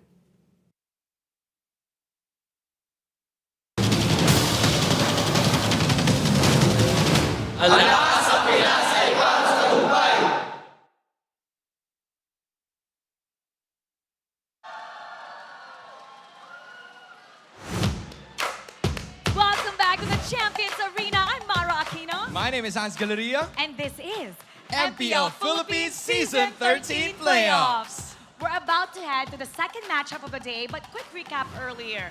We had the upper bracket semis where Liquid Echo faced RSG Philippines. You know what? I don't think anyone expected for it to be a sweep, but it did happen. And just like Sanford and the rest of Liquid Echo, that's what they mentioned too. Maybe even a 3-1. Now, with this progression and the changes in our bracket, let's take a look at the updated playoffs bracket. So in here, we'll get to see that Liquid Echo advances to the upper bracket final. And in addition, you're gonna have to take note of RSG Philippines because they're gonna fight their way in the lower bracket, a major do or die in every single fight that they're gonna have moving forward. And up next, it's gonna be another best of 5 between Falcons APBREN versus Blacklist International. And this is where we'll get to see the map heading to the grand finals. So stay tuned with the playoffs bracket just to make sure that you got everything correct. Now, before meeting in their playoffs, during the regular season, we asked Flap TZ who he wanted to meet in the playoffs. And he said, even though they were at the top, they said Blacklist International. He wanted them to survive the play-ins. And he gets to do that now. You know what, Mara? It takes two to tango, and that is the same thing that Edward wants to have a rematch against Falcons APBREN because everything that has happened throughout them, all throughout the regular season, really didn't go so well. But now, they want to get their revenge. Before we go further and dissect everything, we have a special guest who's going to be joining us today, beloved by a lot of Filipinos all the way from Malaysia. If you can guess who it is, it starts with a G. A G. Let's welcome Gideon. Hi, Gideon. Apakabar. I think I remember Apakabar. You nailed that. Hi, Gideon. Gideon, can you hear us, man? Gideon was actually here during the M5. The M5. Yes. He loved the Philippines, and we're so excited to have him back. He's very, he's been so much fun every time we guested him. We guested him last regular season. Now Gideon is here. Hey, Gideon. He's there. Hi. Good to see you. See you all. I'm in a gray shirt. I'm not color-coded. I'm not biased to anybody else. Good to see y'all. Hi. How y'all doing? How are you doing? We miss you. I'm doing good. I just had a bit of a spill of curry chicken on this shirt. Not that you guys can see it, but similar to how Malaysians like to read palms and look at tea leaves to predict the future. I mean, we all knew that Blacklist, well, I knew at the very least that Blacklist would be in this position. Oh, wow. Okay, well, good prediction. You're not cursed like Mirko. We're going to be talking a little bit about these two. First, we're going to be talking about Anatomy of a Legend. We're going to highlight Super Marco from Falcons APBREN. Now, the first thing I noticed, if you take a look at this, is that Super Marco he has had a bulletproof body. Apparently, this gold laner has finished 18 game victories with 0 deaths. It's major. I mean, that stat alone is an incredible feat to take note of, which is why Super Marco is nominated as an all-star gold laner for our Alamat Awards. And in addition, he's also one of the gold laners that has the best among all marksmen in terms of game MVPs with 6. Now that's impressive. Let's get Gideon's thoughts about this, because for sure he's been I know that he was one time asking for APBREN, now Falcons APBREN's jacket, so you very well know about Super Marco. Why do you think he's a legend? What makes him a legend? Well, I think, it's not just in my opinion of why he's, so big. As you can see by the stats, I think he has a flawless track record for most people who are doubting the numbers. But at the very least, for a lot of gold laners out there, especially here in Malaysia as well, most people aspire to be like Super Marco. He has some flawless positionings. That's why he has 0 deaths. That's why he's considered bulletproof. I would say he was pretty much untouchable sometimes. I think that his record overall really says more about himself rather than us having to judge him. He's a legend through and through, hands down. Untouchable Super Marco. Untouchable, bulletproof. I know that's a song. But now, over there in MPL Malaysia, this is a tough or an easy question based on you, okay? Who do you think is a gold laner that has a similar play style to Super Marco back here in MPL Philippines? Oh, yikes. That's a loaded question. I mean, you know how Malaysia likes our games. We're the strikers of this mixed martial arts world, Super Marco, he's more like a jujutsu guy. He gets you on the ground, he slowly takes advantage of you, and the next thing you know, you're getting choked out, right? There's not a lot of players that kind of fit that style. I would say the closest would be Sasa, but even so, most people haven't reached that level of untouchableness like Super Marco. There he is. And it's not just Super Marco that we're going to be highlighting. We're also going to be talking about Kyle TZ. Now, what makes him a legend is his lightning fast retributions, neutral objectives like the Turtle and Lords. They're not safe around this guy. You're gonna have to take note also of those Alamat genes presented. KDA's kill participation have some, or he contains some of the best, if not the top-notch stats that we will be seeing from a jungler here in MPL Philippines. And just like I said, KDA, kill participation, you can depend on Kyle TZ on that one.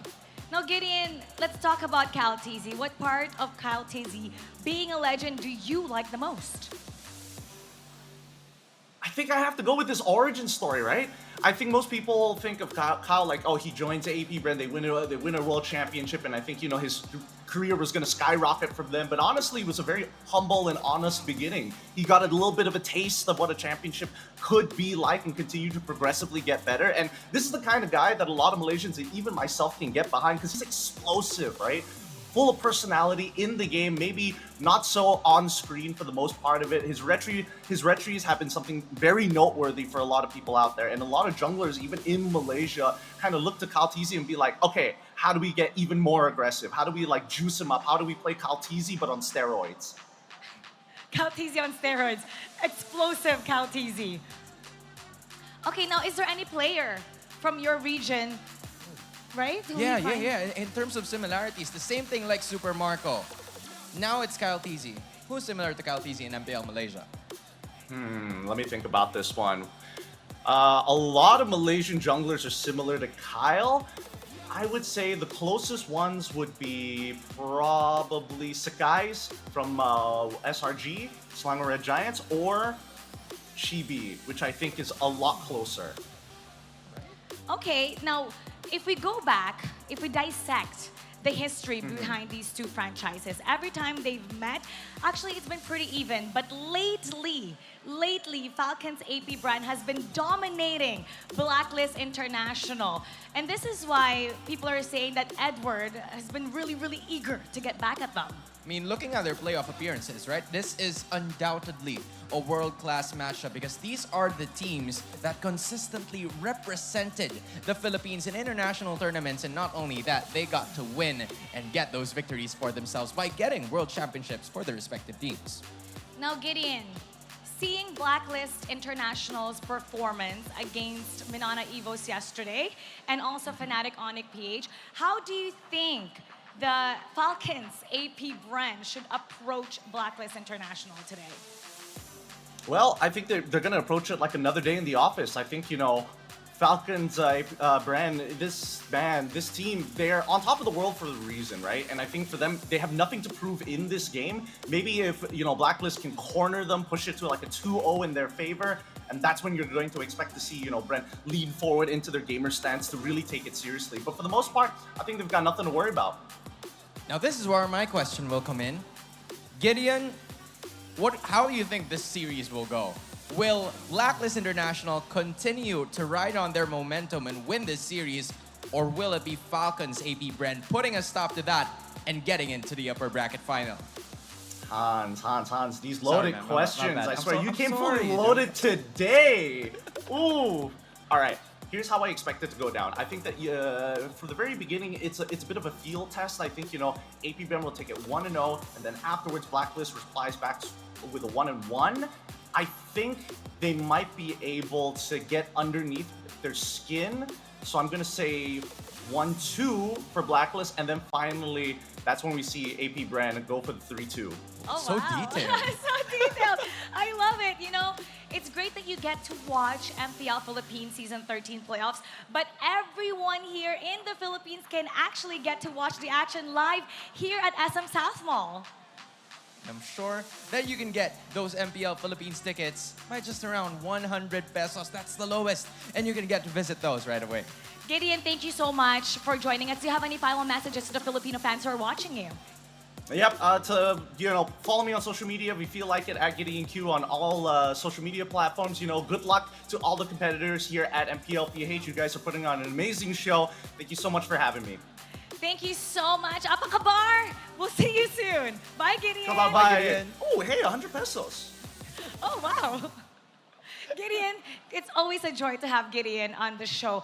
Pero alam ko, excited na lahat. Simulan ang susunod na laban. Champions Arena, I believe it is now time to start this series. This is going to be Falcons APBREN kontra sa Blacklist International. Here we go. Casters, pasok. This upcoming matchup is indeed a wish granted. Good evening from the Philippines. Umi here. With me is Reptar and Midnight to bring you the best of 5 series between Falcons APBREN and Blacklist International. After that sweep in the first series, how you guys feeling? I feel like I don't know what to expect anymore. I was really thinking RGPH Liquid Echo would go at least 4, maybe even max series. Now I don't even want to predict. I mean, I want to predict because I want this to be true. I want a 5-game series because we have the best of the best here currently in the match between Falcon APBREN and Blacklist International. I mean, if we're talking about endurance, Blacklist International played 9 games yesterday, played from 4 p.m. all the way to 11 p.m. Philippine Standard Time. And we have Falcons APBREN, who is fresh out of gates. This will be their first series playing under their new banner. Oh, yeah, and I wonder if there's going to be a bit of a buff or effect to that. Because I feel like if I'm Echo, I had a little bit of buff being able to say I'm Team Liquid Echo right now. Yeah, sure. So I wonder if APBREN are feeling that I'm Falcons APBREN now. It's the new jackets, man. I'm telling you. It's the new jackets. And APBREN, when they walked in, they had those Falcon jerseys. The Falcons buff. And I feel like Falcons APBREN is going to bring up something different here. New spice with this team. Definitely, and I think with the new colorway as well, loving the yellow with a bit of green. Feels, right there. I would say it fits right in Brazil. Like, it looks very festive. I like the vibe, and if we look at the players as well, they are very much an entertaining bunch as well. Yeah, and it feels like that's just perfect for the vibe that APBREN, now Falcons APBREN, exudes. They've always brought out the golden retriever energy whenever they walk in a room. Yeah, very social group of people, and I feel like it bleeds APBREN's signature identity, right? Like, the thing is, this squad has always been about friendship, the family bond, the trust with each other, and I feel like the joy and the festivities that APBREN has brought in for the country in general, especially after winning M5, it does go into the identity mixes well with Falcons colorway. Yeah. Now, when we look at the champions that has brought up the banner of our country, we would say that both of these organizations, Falcons, APBREN, and Blacklist International, have their fair share of representation under the Philippine banner. Now we're going to welcome our marshals. Here are marshals who will officiate the match. They ensure the fairness and integrity of our games. Let's meet the players for the first match of the play-ins. Make that the second, rather. This is Falcons APBREN versus Blacklist International. Who the hell am I kidding? They don't need a long introduction, but in case you forgot, they are the champions of the Philippines and the reigning champions of the world, Falcons APBREN!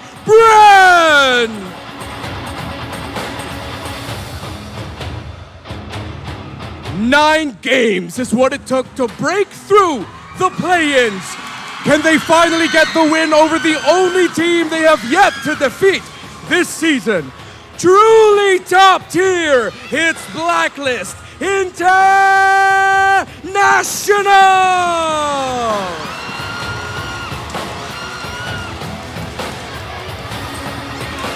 This rematch of our Season 12 Grand Finals will be coached by the legendary Coach Ducky for Falcons APBREN. And the legendary Coach Bonchan of Blacklist International.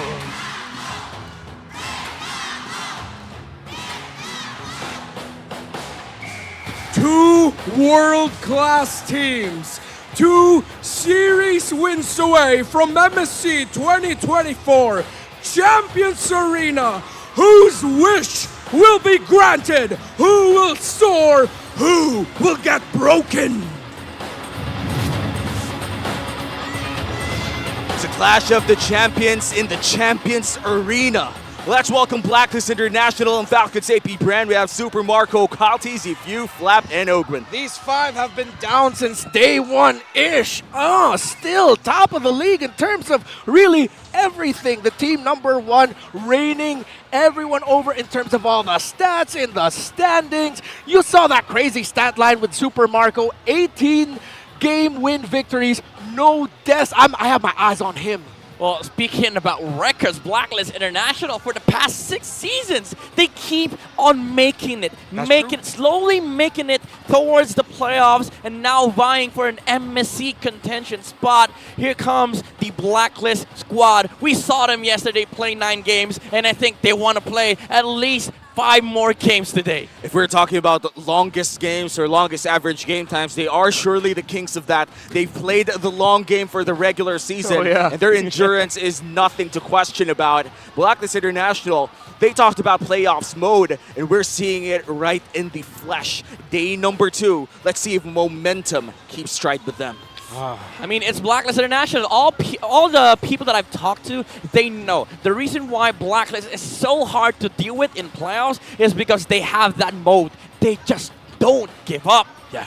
And with the historically speaking, rather, for Blacklist International, they've always performed well whenever they went inside the playoffs. And right now, they're going up against the final boss, Falcons APBREN, the current world champions. How are things looking at? Well, again, I mentioned I was talking about Super Marco. Look at that high KDA, 5.33 over 3.24 on Blacklist International. A good amount of that just comes from Super Marco himself. Not dying in APBREN victories, but equally so, you have to look at the jungle picks because Sensui, Kyle TZ both have very similar jungle hero pools. Yeah, now the biggest thing about this matchup is Blacklist International's ability to turn late games into very, very good openings for them to start their momentum. But against Falcons APBREN, we've seen them play in the regular season. These guys don't let anybody play their MLBB.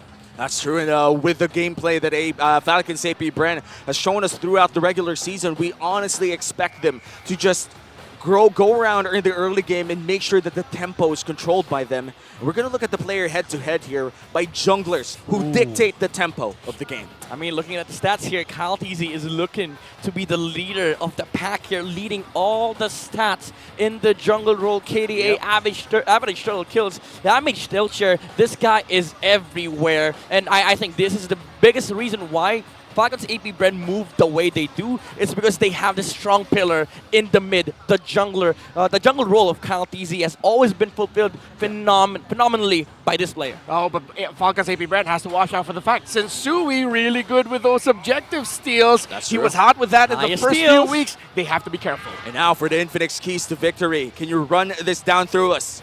Falcons APBREN, they have to be aware of Haji and Edwards' flex picks. Look at that Edith coming out from Blacklist International. Now for Blacklist, channel the urge to get back to them again. Use the momentum. Use the tribe of that. This is the only team that we haven't beaten yet in the regular season and even in the playoffs for both sides. This is the thing that took everybody by storm yesterday, the contention with the Fredrin. Yeah, no Fred, strictly no Fred. If any of these two give up the Fred, that means they've prepared for it hella. Yeah, that's true. The Fredrin has been the best picks out there, especially in the jungle role. In fact, only in the jungle role, but kind of miss Fredrin in the XP, honestly. I mean, we do miss a lot of different heroes and like different roles, but the thing is, in the regular season, we've been introduced to like Barat, Baksha, even some assassin junglers, some weird flex as well, like the Julian from Liquid Echo. But come the playoffs, this is all serious games. No fun whatsoever. We all want to win. That's why there is a high priority on the Fredrin pick. But now, in this current situation, you have 2 excellent Fredrin players on both sides. You have Sensui and you have Kyle TZ. The truth of the matter is, whoever gets first pick, they have Fredrin Prio, and right now it is looking like it's Falcons APBREN. Yeah, Falcons APBREN. Kyle TZ on potentially that Fredrin might just be a big boost here for the side of Falcons APBREN. I do remember though, for the side of Blacklist International, Sensui yesterday rather, the last time that we did see him play Fredrin, those were some game-changing Appraiser rats. Yep. And that's something these two teams are very well familiar of. But when the Fredrin doesn't get through, there's a lot more in the tank. Barretts, Baksha, yeah, come on. And let's be honest, like these two, again, they have fantastic players, but also you have Sensui rocking the Carmilla yesterday, but also do keep in mind, Kyle TZ has won from Sensui's book. They love the Akai. Yeah, and the Akai has been a surprising pick for a lot of the teams that we've seen so far, but not healthy in terms of the win Here we go. First pick here, would it be the Fredrin? Would you see the value in him? Let's see.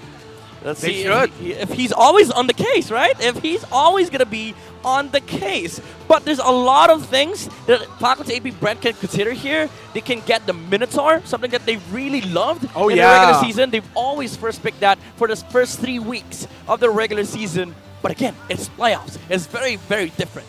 Yeah, and Coach Bonchan taking away the Harith. That's respect, but at the same time, the value. It's Blacklist International saying, we should be ready. We are ready to face the Fredrin of Kyle TZ. Yep, and add to that, do take note, first 3 bans of Falcons APBREN. Look who's out. Edith is out of the option. No flex for both Edward and Haji. Both Ogren and Haji love to play this Edith, and you could say the same for Edward. No big flex picks here in the early parts, but the Arlet's still open to take if ever they do want to take that big XP lane pickup. Yeah, there's the Arlet. Vexana is also banned from the side of Falcons APBREN. They really do target these key players that have played yesterday. And the thing about Blacklist is that, again, there's a lot of things to consider here. Even though the Arlet is now going to be picked up. But a rush on the Carmilla. I think this is Blacklist International saying, yeah, we have a pick that we love and we will prioritize it. Yeah, and Carmilla has been the pick for Blacklist International so far. What will be the reply coming in from FCAP? For me, it has to be heroes that survive burst. Val. Val is one of the biggest counter against Carmilla because you have a Carmilla, we have one too. Oh yeah, take away the Curse of Blood. And I don't have to suffer the consequence of losing out on something like I copy. Like with other heroes, you might lose out on stats. You might lose out on key skills. Like if you're against a Fredrin as Val, you don't take the Breaks strat. You only take the Energy Eruption. That's true. With Carmilla, you take the ult.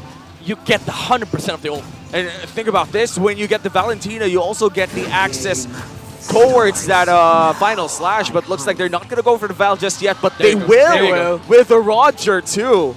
Looks like Roger is back in the mix. Yesterday, we have not seen a lot of Rogers. Yeah, big question. Is the Moscow going to be popping up? It's third pick. It can be banned by Falcons APBREN. Crucial choice here for Blacklist International, but also getting that mage. That's one thing that they have to worry about. Don't get Yue here. He's going to get banned out. Let's see what route they're going to go. Moscow route, Nathan route, even still. What if they swerve with a Novaria or a Vexana? Wait, Vexana's banned. The Vexana's banned. Novaria might be banned though, second phase, so it is a big choice here for Blacklist International.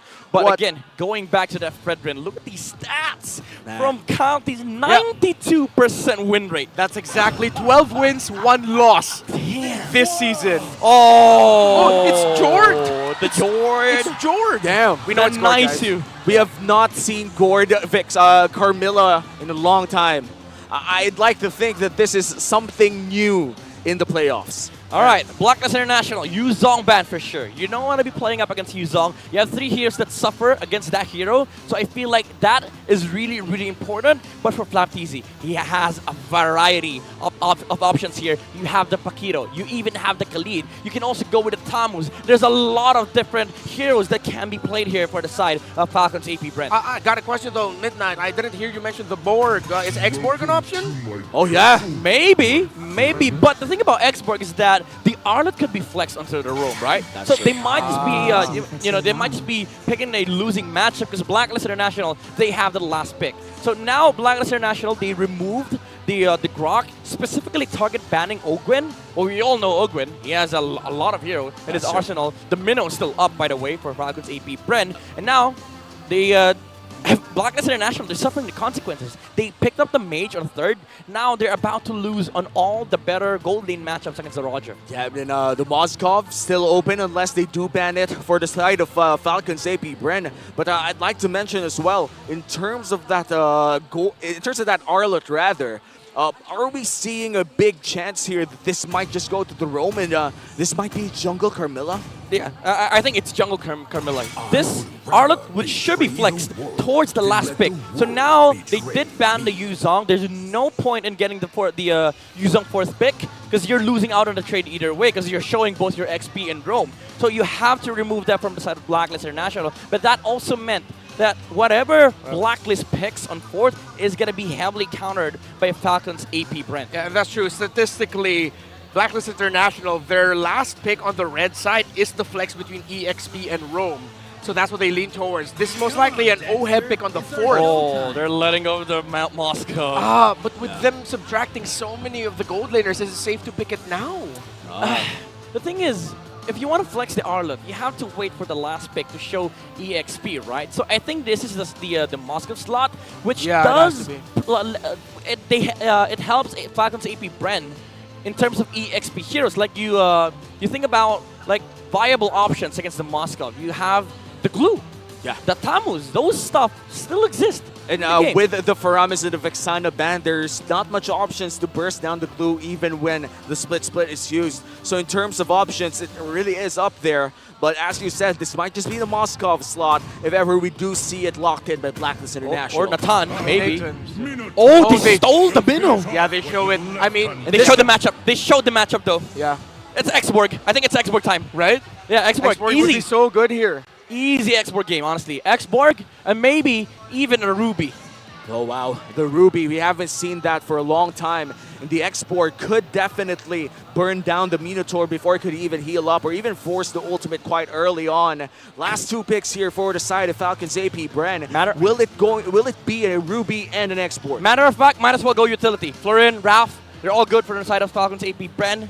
Something that can actually counter the Carmilla as well with the Rafaela. You get the movement speed, you're able to get out of the ultimate of the Carmilla. So that is a big problem for Blacklist International, the mobility. And it's also a good answer against Gord. I'm a big fan of the Florin. Might just be the pick here. What about Hood? Oh, Chip! Oh, no. Oh! Yeah, Chip. Chip and Xborg. Interesting. I'm liking it. Even though I would say, all right, Chip gets heavily countered by Minnow. But you have to have the right toolkit. At the moment, Blacklist International, they have team fight, but what they don't have is the ability to deal with the split push of Falcons APBREN. My problem right now, yes, Blacklist International does have the team fight. Also because with this last pickup here, being the Brody, showing something too. Looks like they're going to fight early game with early game. It's going to be very interesting to see whether or not it's going to work out here for Blacklist International. And now, bold, though. Yeah, it's very bold, but now looking at the lineup of Blacklist, it's a lineup that if I'm a Chip, I will be super careful when I'm going to be using the ultimate to bring in the other members of Falcon APBREN. Yeah, exactly. Like, it makes the team fight really, really hard for Falcons APBREN to take. But you also have to worry about one other thing. Do you split with the Arlott? Because now you have to deal with the Chip that can always just control one side of the map, make it a 4v4, but there's always the threat of making it 5v1. That's true. The Chip definitely brings in something new to the mix, and I'm really excited to see whether or not it's going to work out for APBREN.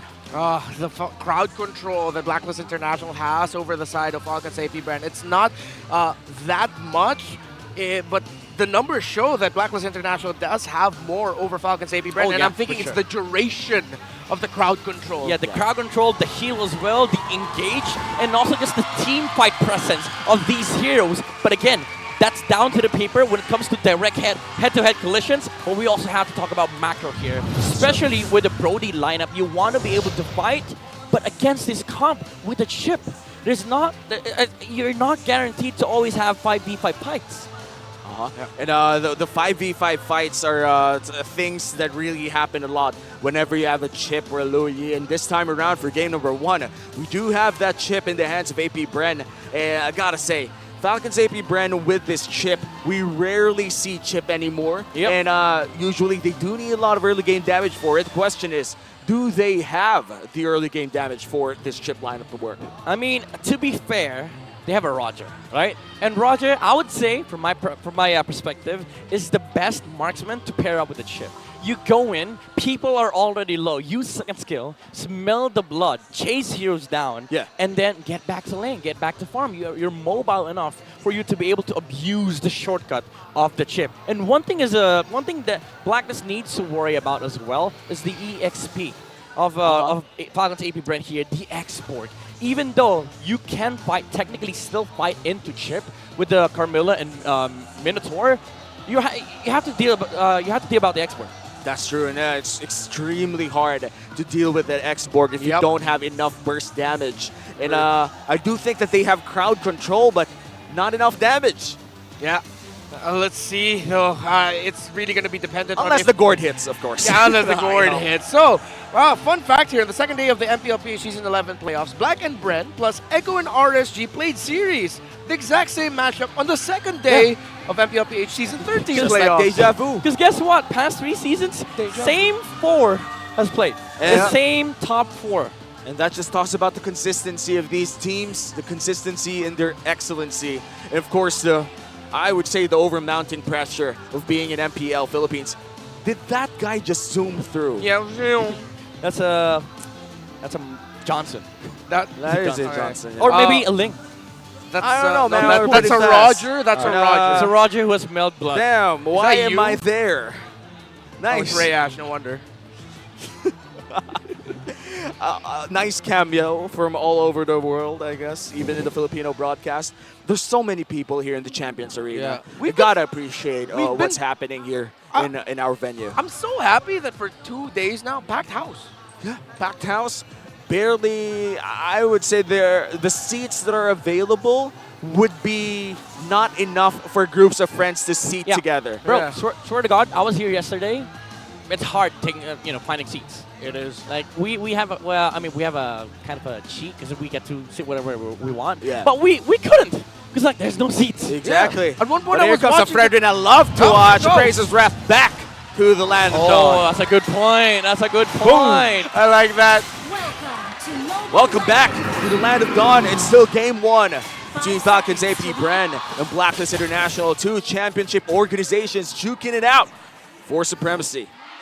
Yeah, a little bit of a faster rotate there by the Carmilla. Anything else in the early game that you want to point out here, Midnight, as the emblems are showing up? I would say whoever wins the Gold Lane matchup. I mean, it does favor the Roger still, but with the Minnow present, it's gonna minimize the impact of the chip and the Roger in this lane. But all in all, this should be a wash. First turtle is what's gonna dictate the momentum here for either team. And the Master Assassin emblem coming in from the Roger, just making sure that they win those 1v1 matchups here in the gold lane. And overall, the engage and the aggression coming in from FCAP, definitely online already with Ogren landing on this chip. Still slow and steady for both of these two.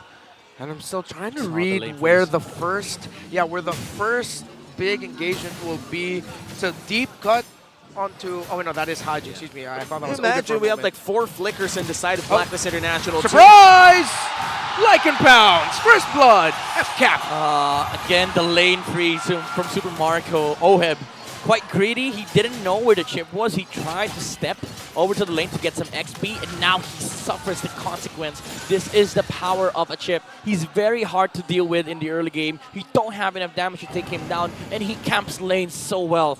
And with that, the gold lane matchup for FCAP is just really good with the Roger, with potentially snowballing towards the mid game as well.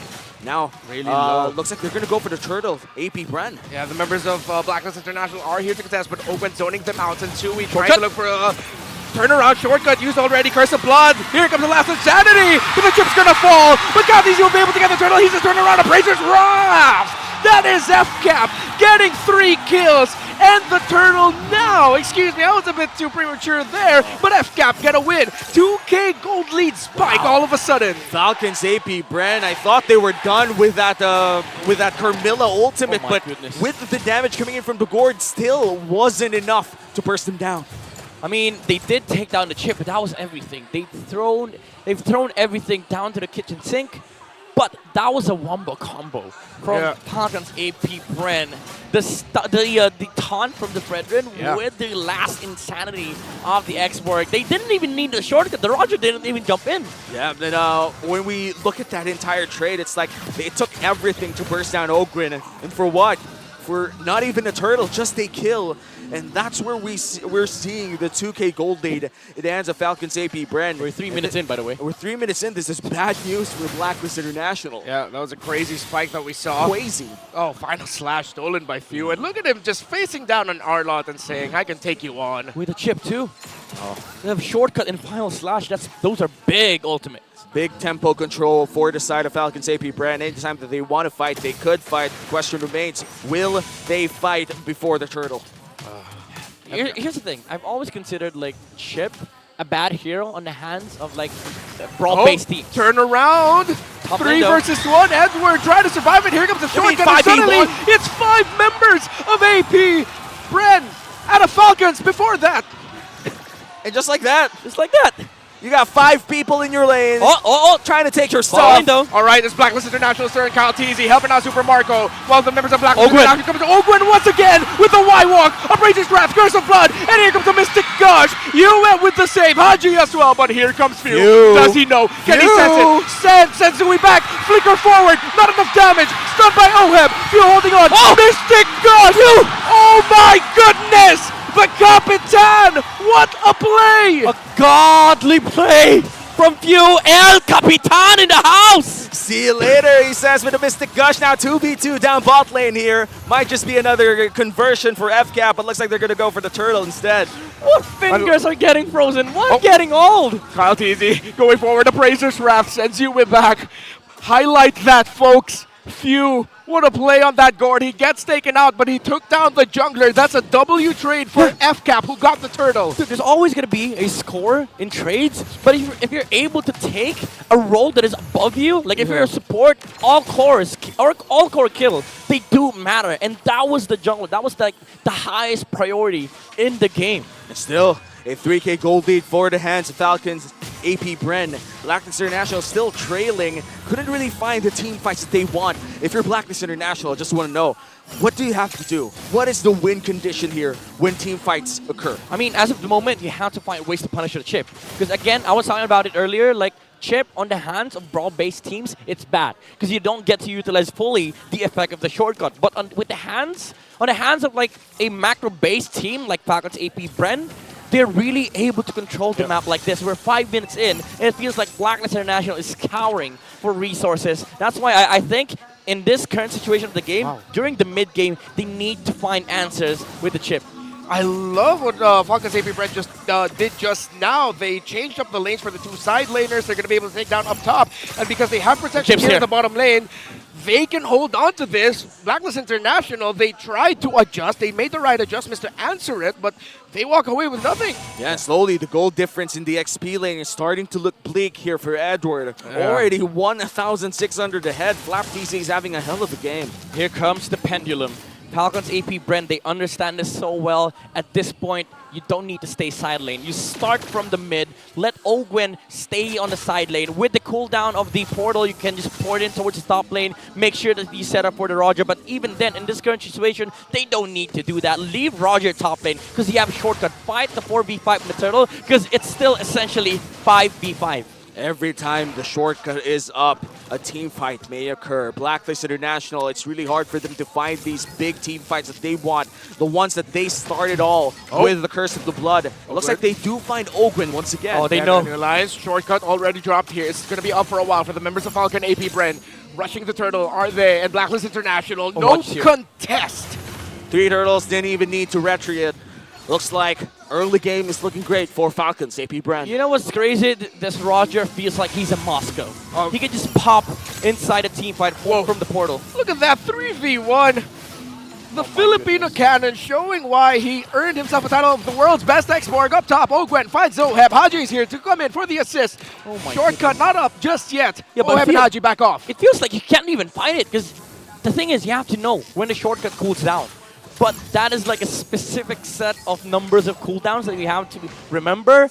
But even then, Chip showing up, it's very hard to already take him down. But you also have to worry about the safety of the marksman on the side of Blacklist International. Oheb cannot fight that. And look at the positioning coming in from Falcons APBREN. They're just pressuring so many people, and look at that! Curse of blood! Last insanity! Edward with the big final slash. You were able to free him, but Ogren from out of nowhere! He stops the Mystic Gush! Oheb able to get away! It looks like Edward's stuck in a bad position! Edward trying to hold on against the Arlot! Who will survive the taunt? Edward falls! A 6K gold lead in the hands of Falcons APBREN, and Blacklist International is looking like they can't find the fights that they want. Blacklist International, they're playing in the hands, in the palm of Falcons APBREN. Another shortcut. And Sensui can do nothing as he gets crowd control chain. We talked about crowd control earlier, but because of the lead that Falcons APBREN has built for themselves, this is what we talked about beforehand. Falcons APBREN are a team that don't allow their opponents to play Mobile Legends Bang Bang. When we look at Blacklist International, they have the damage. It just, why won't it land? Again, it's the macro. It's the effect of having the Chip in this lineup. Super macro. Yeah, super macro. The Macromatic himself. It's even the other way around. We were worried about 4v5s earlier into 5v1s. Guess what? They're not even forcing 4v5s. It's always Roger on the side lane, 1v1 in the lane, and the 5v1s, they don't chase for that. They chase for the 5v4s. And as we enter the 9-minute mark, we're already looking at a 7K gold lead and might just be an uncontested first lord of the game. Things are looking worse and worse for Blacklist International as Falcons APBREN secures the first lord of the game. And here's the fun part about Chip. You don't even have to have the best hands in the world. You just press alt, that's it. Hey, you gotta need the best brain in the world, though. Exactly. That's why I love Chip. Falcons APBREN, they understand the map movement so much that there was no space for Blacklist International to literally pressure a lane. The only lane that they've touched is the bottom lane, and even then, there's a slither of damage on that tower. All right. They're pushing in mid lane. Looks like Falcons APBREN decides to take away the buffs first. Blacklist International already trapped inside their base. It's like a 2x2 square foot house. They really need some galvanized steel squares right now. I thought it was beams. Squares? Steel squares. Yeah, steel squares. With eco-friendly wood veneers. All right, I'll get it right next time. But maybe Blacklist International, they need a permit from Falcons APBREN. Because as of the moment, Falcons APBREN, they're not letting Blacklist extend this game further. Yeah, I mean, late game, yeah, sure, you have damage, but you also are fighting into an export. Yeah, Falcons APBREN feels like the Bureau of Galvanized Steel Squares. Denied. That's true. I definitely agree with Auntie's, I don't know, screws. And what else can we say? Right now, Blacklist International is just trapped inside their base. Yeah, this is just vintage Falcons APBREN, folks. If this is the first time you're seeing a Falcons APBREN and you're wondering, hey, are these guys the world champions and the champions of the Philippines? Yes, they are. They are. Why? Because of this. And also because of the fact that Falcons APBREN has had the highest number of 10K gold leads in the regular season. Oh, that's and true. now they just added one more to that count. And to be in this level of excellent gameplay for the longest time, ever since their world tour in Cebol, it's just insane to me, I mean, honestly. to be fair, they haven't stopped yet. They haven't stopped. Yeah, this is part 2. It's season 2. It's like season 1 was great, season 2 was also great, and I'm not excited for the cursed season 7s, the you know? champions, yeah. I'm thinking, though, I have a title for it. The What? World Tour. The World Tour. It's season 2. Electric Boogaloo. Nice. Yes. Nice. I like it. I like Exactly. it. You got a proper billing for that too. Thank you 30 for that. seconds from now, though, the first Luminous Lord of the game will be spawning. right. Looks like Blacklist cannot go out of their base. Yep, Let's they're look at both junglers here.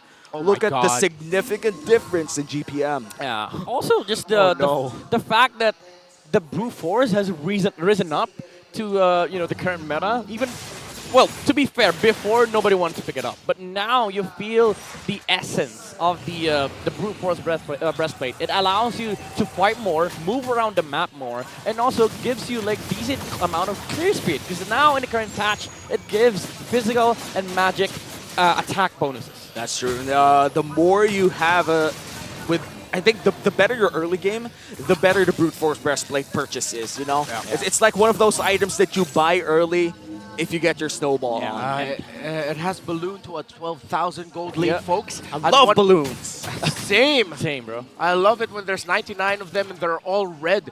Earlier we saw it. Super Marco has almost a 3,000. I think it's climbed to like 3,500 now at this point. Gold lead over Oheb's Brody. He just doesn't die. 12,000. Marco just does not die. Oh, Edward with the final slash, Mystic Gush. Here comes a big wombo combo, but then answered as well by FCAP. Countered by FCAP, but an interesting take by Blacklist International. The right call to make it. It's good that they didn't lose any members because here comes the defense. A lot of their ultimates are still up, but same as well for Falcons APBREN. It's like Edward found the perfect play, but they also found the perfect block to it. Exactly. And now we have the Luminous Lord marching up top, taking down one inhibitor turret. Down bottom lane, Edward might be in trouble. Edward's gonna get taunted. Here comes a shortcut, and he's gonna be able to flicker away. Final slash. They're under the turret, the members of Falcons APBREN, but here comes the final. Last Insanity. Mystic Gush. Knocked up by Haji. Immortality popped on Ogwen. Is he gonna be able to get away? But here comes Mystic Gush. Sending back Oheb. Almost taking down the gold laner of Blacklist International. Oh my goodness, they just don't let you play. They're not even done yet. Look at Marco. He really hates towers, bro.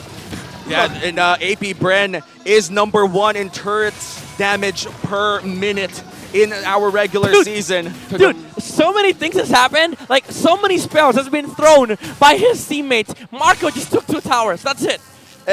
He doesn't fight unnecessarily on the side of Falcons APBREN too. And that's what we want, you know, controlled aggression. You know what the objective is, and the objective is turrets. And the reality is the 14,000 gold lead. And Blacklist International, agents here in the venue right now, silenced by this gold lead.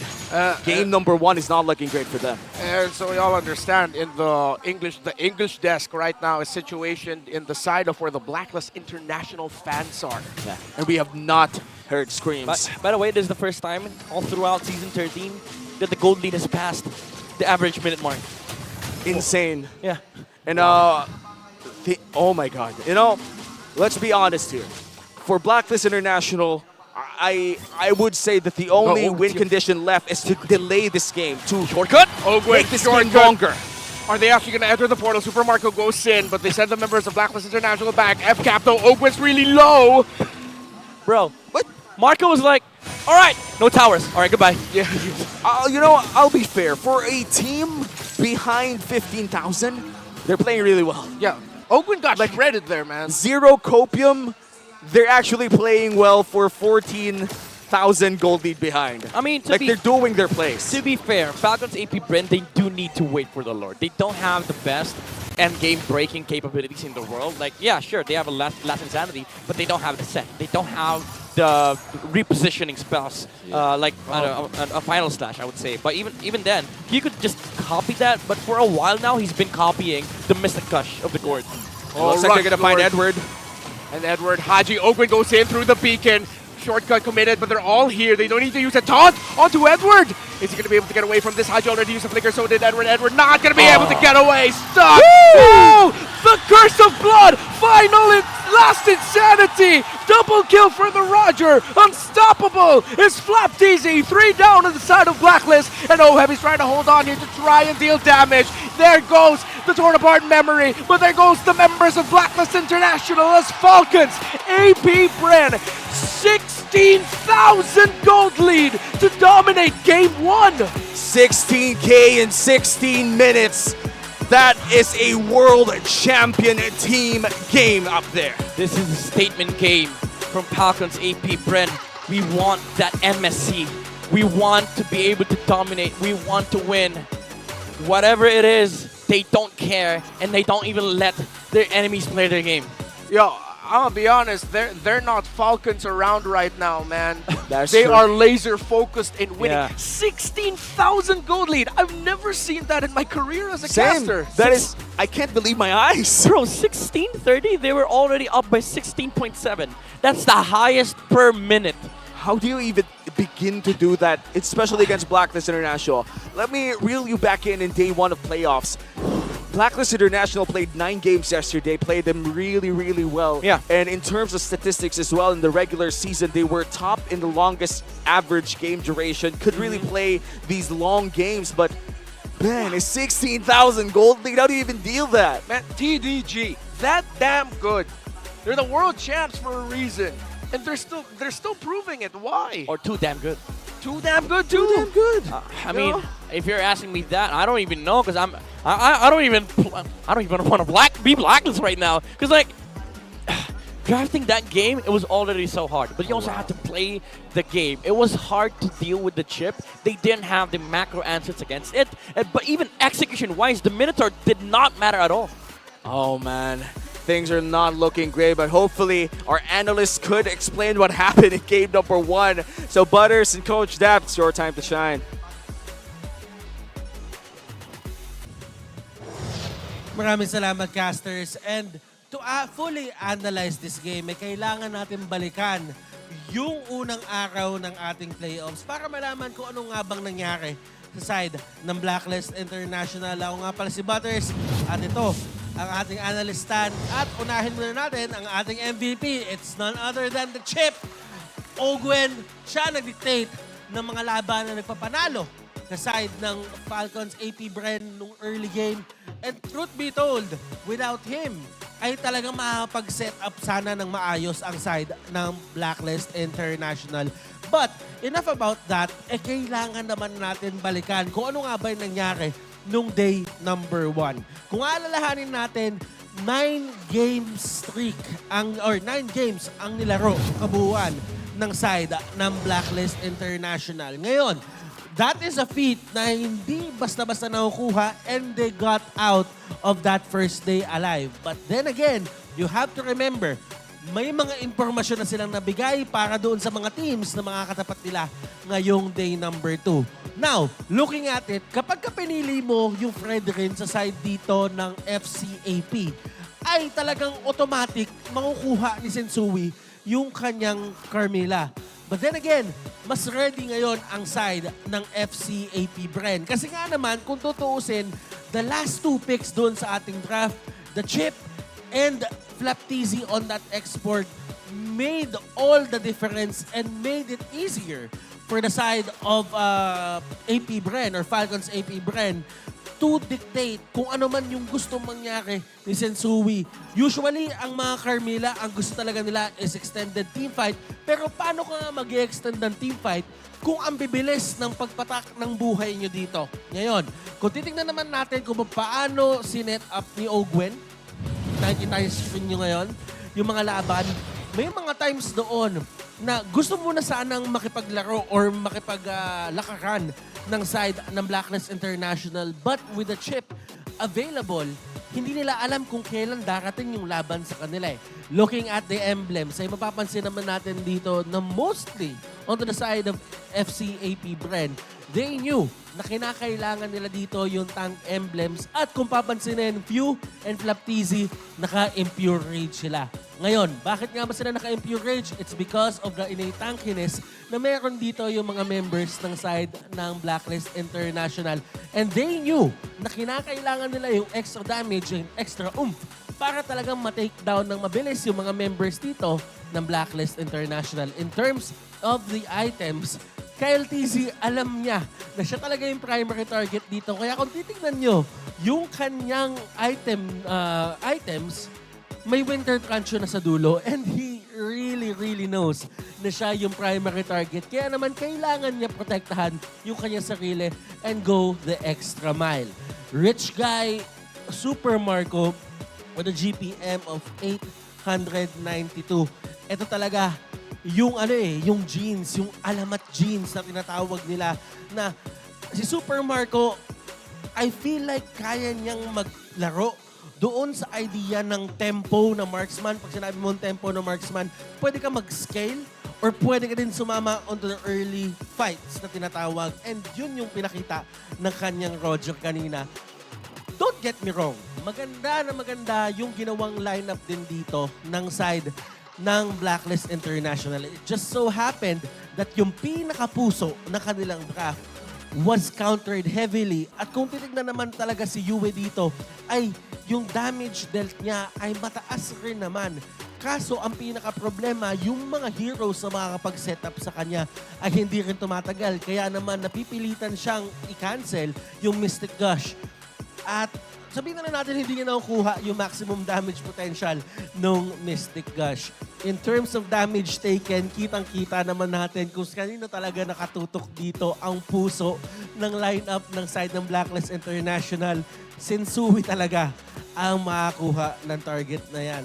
99K. Nakita mo naman yung gigil ng side ng Falcons APBREN sa kanya, di ba? So, basically, talaga makikita natin doon na, alam mo yon, alam na dito ng side ng FCAP Bren kung ano yung kailangan nilang gawin because they saw this many times yesterday. And syempre, kung yan yung cheese strat, yan yung cheese pick na gagawin nyo na hindi ine-expect or tingin nyo hindi ine-expect ng inyong mga kalaban, diba? Parang parang sa first day gagana siya. Pero pag dumating yung second day, ay talagang mapapag-aralan at may isip na ng mga tao kung ano nga ba ang dapat nilang gawin. And since Roamer ang ating MVP, kailangan natin puntahan ang kanyang heat map kung paano yung mga naging rotations niya dito. As you can see, yung heat map na yan, mainit yan. Ramdam ko siya dito. But then again, looking at kung saan pumunta dito si Ogwen, may mga bungi doon sa mapa. At kung mapapansin nyo, bigla-bigla na lang may lumilitaw kung saan-saan. And that only means na fully utilized dito yung passive at yung ultimate ni Chip. At talagang siya yung pinakalagdigta doon sa laban na yan. Ang daming heat map doon sa may baba. Ayan. Sige, tuloy nyo yan. Pero during the first 5 minutes of the game, it's all about turtle control. And definitely, this is one game na kailangan tignan or basahin ng side ng Blacklist International to get back on track. At pinapaalala ko lang sa inyo na nagsimula na ang kauna-unahang rank party ng MLBB. Sali na para makakuha ng rank party bonuses. Maraming activities at free rewards ang ipamimigay simula May 11 hanggang June 21. Huwag palalampasin ang rank up time na to dahil maraming libreng rewards ang naghahantay na maklaim nyo. Rank up time? Manjin, hindi kita isasama dyan. Hindi kita, narinig ko may mga tumawa doon. Alam nila kung ano yung pinagdadaanan ko. And bilang isang jungler, ay ramdam ko na marami pang pwedeng gawin dito. Si Sensui, marami pang heroes na pwedeng ilabas dito yung side ng Blacklist International. Ang tanong lang naman dito sa mga ganitong klaseng laro is gaano kalalim ang bulsa ng bawat team. Nakuha man ng Falcons APBREN ang unang panalo, that doesn't mean na hindi kaya bumawi ng side ng Blacklist International. And definitely, we would expect more at alam naman natin kung gaano ka-versatile dito si Sensui. And knowing them, probably lalabas si Carmilla anytime soon or pwede rin naman na maban na rin yung mga heroes katulad ni X-Borg na todo nagpahirap talaga doon sa Carmilla pick na ginagawa nila. They really like that pick. And to be perfectly honest with you, is nakita natin kung paano talaga ng balagbag na mga Predrin, balagbag na mga Baksha, etong Carmilla na to. And it's perfect para doon sa current meta na meron tayo. Ngayon, looking at the other side, tingnan naman natin yung APBREN. Definitely, they would be aiming to keep that certain tempo and talaga namang kailangan nating tignan kung ano pa yung pwede nilang ibigay sa atin dito. Guys, huwag na natin patagalin to. Ipasa na natin sa ating hosts, si Mara at si Hans Galleria. Kayo na muna. Thank you, Butters. Kasama natin ngayon ang mommy ni Flap TZ. Mommy Charlene, kamusta na? Okay lang. Sinong kasama niyo dito today? Ayan, marami. Tito niya. Oh, sige, papasa namin yung mic. Introduce yourself at anong relationship niyo with Flap? Hello guys, I'm Tito ni Flap TV. Tito ni Flap TZ. Hello guys, Tito ni Flap, pinakapuging Tito ni Flap. Wow, patingin nga ng pogi. Patingin ng pose ng pogi. Ayan, yan ang pogi. O, sino pa kasama? Okay, shooting on to this one. Hi, I'm Ann. Kapatid ako ni Flap. Kapatid ni Flap, younger sister, older sister? Older. Older, ikaw si ate. Okay. Ate, okay. I'm Ren, tita ni Flap. Na nakakausap kita sa mga live. Very, very, very active. O, I di ba? agree. Full support ng family. Okay, so I see it. Mami Charlene, ang daming beses nyo nang napanood si Flap. I'm sure, mula pa nung season 6. Kamusta naman ang panonood sa kanya this time na playoffs na naman ulit? Ito, super excited na naman. Kahit maraming beses ko siya napapanood, pero may kaba pa rin. Alam mo yun, pag kasi hindi ko alam na kung matatalo siya o ano. Pero naman ako sa kanila. Tiwala naman ako. So, sana mag-champion. Oo nga, Mami. Alam mo, last time nakita kita, nung M5 World Championship, umiiyak ka. Yes, sobrang tuwa. Oh, sobrang tuwa. Naalala ko yun, syempre, na-award siya na sobrang happy. Finals MVP. So, ngayon ba nakakausap mo si Flap? Kamusta? Nervous ba siya ngayon? Anong nararamdaman niya? Ano naman siya, yung parang excited naman siya, pero normal lang, hindi naman siya kinakabahan. Normal. Oo. Pero ngayon, ikaw, kinakabahan. Oo, pag yung nandiyan dyan na sa on-time na game. Hindi talaga nawawala Oo, hindi yung talaga kaba nawawala. sa Mami Ayun. Charlene. I think this time around po, ang dami nating nakitang matches ni Flap TZ. Pero para sa inyo po ba, ano po ba ang rason kung bakit isang alamat si Flap TZ? Paano ba siya umabot sa ganyang kalakas na level ng paglalaro? Siguro yung 25 stream niya, pagpa-practice, grabe siyang mag-practice. Yung 25 hours or Oo, 24 hours na 24 stream? hours stream. Oh. Oo. Hindi ka ba nagagalit pag 24-hour stream, ha? Before, Ma. before na hindi natin maiwasan talagang mayroong So, siyempre, nung goal kasi niya, so sinusuportahan ko na lang Sige siya. nga, paano ka magalit, Mami? Pag 24 hours naglalaro, ano sasabihin mo kay Kunwari Flap? po ako si Paano? David, ano ba yan? Hindi ka pa rin titigil dyan, ano? Parang mami ko, ha? Ganun din yung mami Titigil ko. ako pag ganun, eh. Oo, pero good thing siya ay isang legendary. Okay, kapag pipili tayo ng isang word para i-describe si Flap, paano mo siya i-describe? Very sweet. Very sweet. Sweet. Okay. Kasi super sweet. Super sweet. Hindi lang pwede sweet, Kulang. kailangan very sweet. Yes. Okay, quick, Mami, message sa kanya bago siya magsimula. Ayun. San, good luck. And sana, pagbutihin mo palagi yung sa laban nyo ng mga tournaments, lalo na ngayon, playoffs nyo. Sana makarating kayo sa finals and good luck. I love you. Oh, Mommy, So sweet. he's gonna show you how it's done. Babalikan tayo sa ating laban. Kaya, casters, pasok! Thank you! Wow, my right hand has been doing that for the longest time that even the family members of our respected players here already know what to say when it's time to send it back to us. Welcome back to the desk. It's already game 2 of APBREN Falcons, or Falcons APBREN, up against Blacklist International. It was a dominating game number 1 for FCAP. And let's just go straight to adjustments. What does Blacklist need to do? Ban chip. Step 1. Ban chip.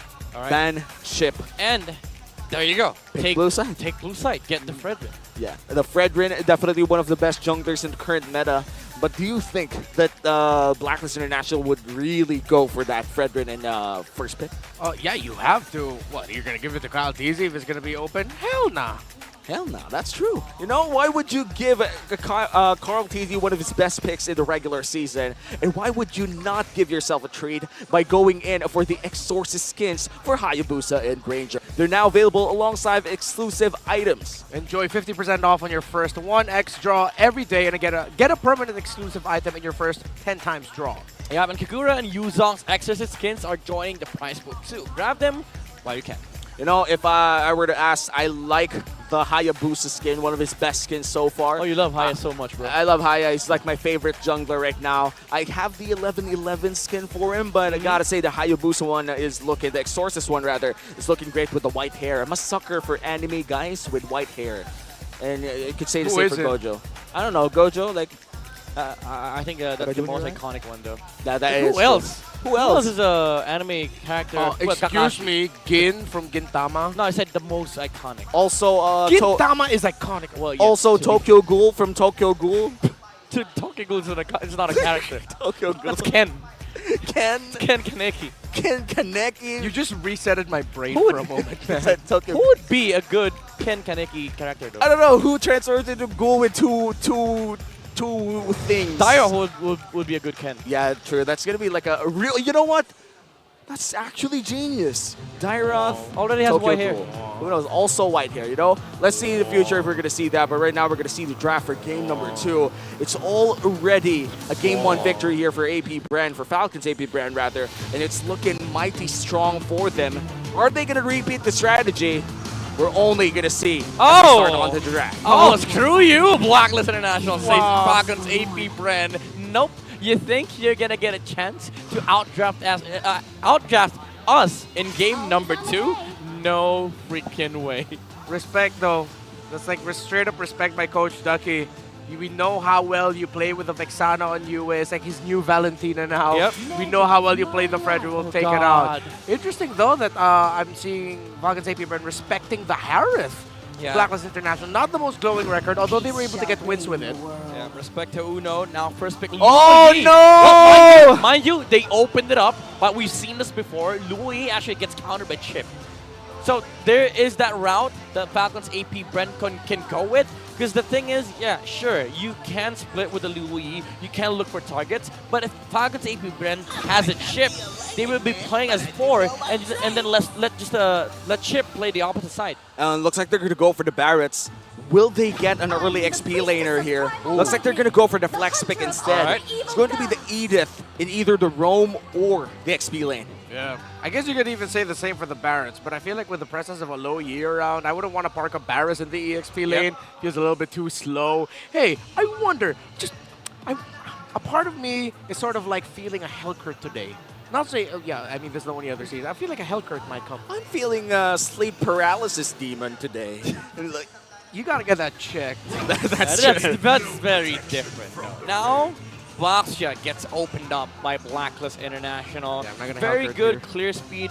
Can actually match the Barats on the side of Falcons APBREN. One thing is concerning though, like gold lane hasn't been picked up yet. And there you go, Blacklist International, they go with the Claude. Classic answer against Edith and Barats. And this is going to be the global BMI. They could go for the semi-advanced Lord dance, where they could just dance around the entire map. It feels like I'm looking Fnatic, Onyx PH on the left side, and on the right side it's Blacklist International. Yeah. Feels just like that. Novaria locked in. What do you say about this one? Feels like there's a swap, as Ren was mentioning. Well, Novaria is a good answer against Louis. We've seen that from the regular season. Like the Vision, they do matter against these diversions coming out from the Louis, but also like a Star Shutter. The Vision on the bushes, it's very important. And also keep in mind, Blacklist International, they don't have the best heroes when it comes to dealing with the pokes coming out from the Novaria. Yeah, if you want to deal with pokes, I wonder though what Falcons APBREN are going to ban if they're going to be focusing on another Haji ban. Are you going to take out the Chip or are you going to take out the Minotaur? Maybe Raph, something like that. Raph or well, the thing is, Haji has only played 2 to 3 heroes, I believe. Or maybe Arlet, Tigreal, and Kaja. You know, sometimes we could see the occasional. That's a lot more, sir. Yeah. Oh, there's a lot more. It's a deep pool. No, I mean in playoffs. Oh, in playoffs? Yeah, he's only played 3. Wait, 4. That'll have to check. Yeah. Yeah. Oh, we're gonna see. You're most likely right. And when we look at You're right. Haji as a player, it's mostly a lot of versatility in the regular season. Yeah. To be fair, Minno's still open. That's true. And with versatility, it almost always came with a price. Not all of these picks in this very deep hero pool I would call as very effective. And now both of the suppression heroes are taken away. I'm feeling a bit lingy or a fanny. Nah. No. Well, actually, that's a good point. That's a good point. Because with the Franco ban, I find it really, really weird that Falcons APBREN will ban the Franco, although they did play it once with the Carmilla. But they have a good hero to deal with it. So now they take the Moscow. We don't know if the Barat is going to go to the jungle, because if he does go EXP, Fanny is up for the taking. Oh yeah, man. I'm already feeling it. I do feel like this is a Fanny game for Kyle TZ, though we have not seen a lot of success in the Assassin. I would say Kyle TZ in the World Champs. Gotta put my bets there if you want to see a good Assassin game. I think last time he won with Fanny was last season. So it's a risk for him to do that. Now Blacklist International, they go with the Arlet Luoyi, Fanny, and Bennett. But again, it's a Good setup for a Fanny. Fanny. Nah. Oh, no. Okay, I'm not disappointed. This still looks good. It's going to be Flapito? Flaquito. I'm bad with this. Can you say that again? Flaquito. Flaquito. Yeah, there you okay, go. it's a the MVP skin. The MVP skin. First ever in M Series history, by the way. Make sure to get that. The Flap TZ Special Paquito with Kyle TZ on the Barrett. So I guess the combo goes, I eat him up, you punch him up, and then the... Tenderize him first. Tenderize him. Yeah. The meteor comes in, and there's this mecha girl shooting lasers or whatever. APBREN. She's a guard, basically. She's a god, yeah, that's true. Is guard, she a goddess? She's a guardian. She's a guardian. I said guard. Oh, okay, guard. Okay. Yeah, she's a guard. Bro, look at the freaking crowd control on Falcons APBREN. 6. It's a lot. You know, when we look at the yikes, the compositions here for both squads, would you say that for Blacklist International, what are the things rather that they have to secure in the early games to make sure that this Luo Yi pick is worth it? Level 4s, baby. Level 4s. That's the time you utilize the Arlet and the Luo Yi. Welcome to Mobile Legends. Sort of like the game that Falcons APBREN did against you in 5 game number 1. seconds till the end. Let's see if they're gonna be able to replicate the success of Falcons APBREN in game 1 as we enter game number 2.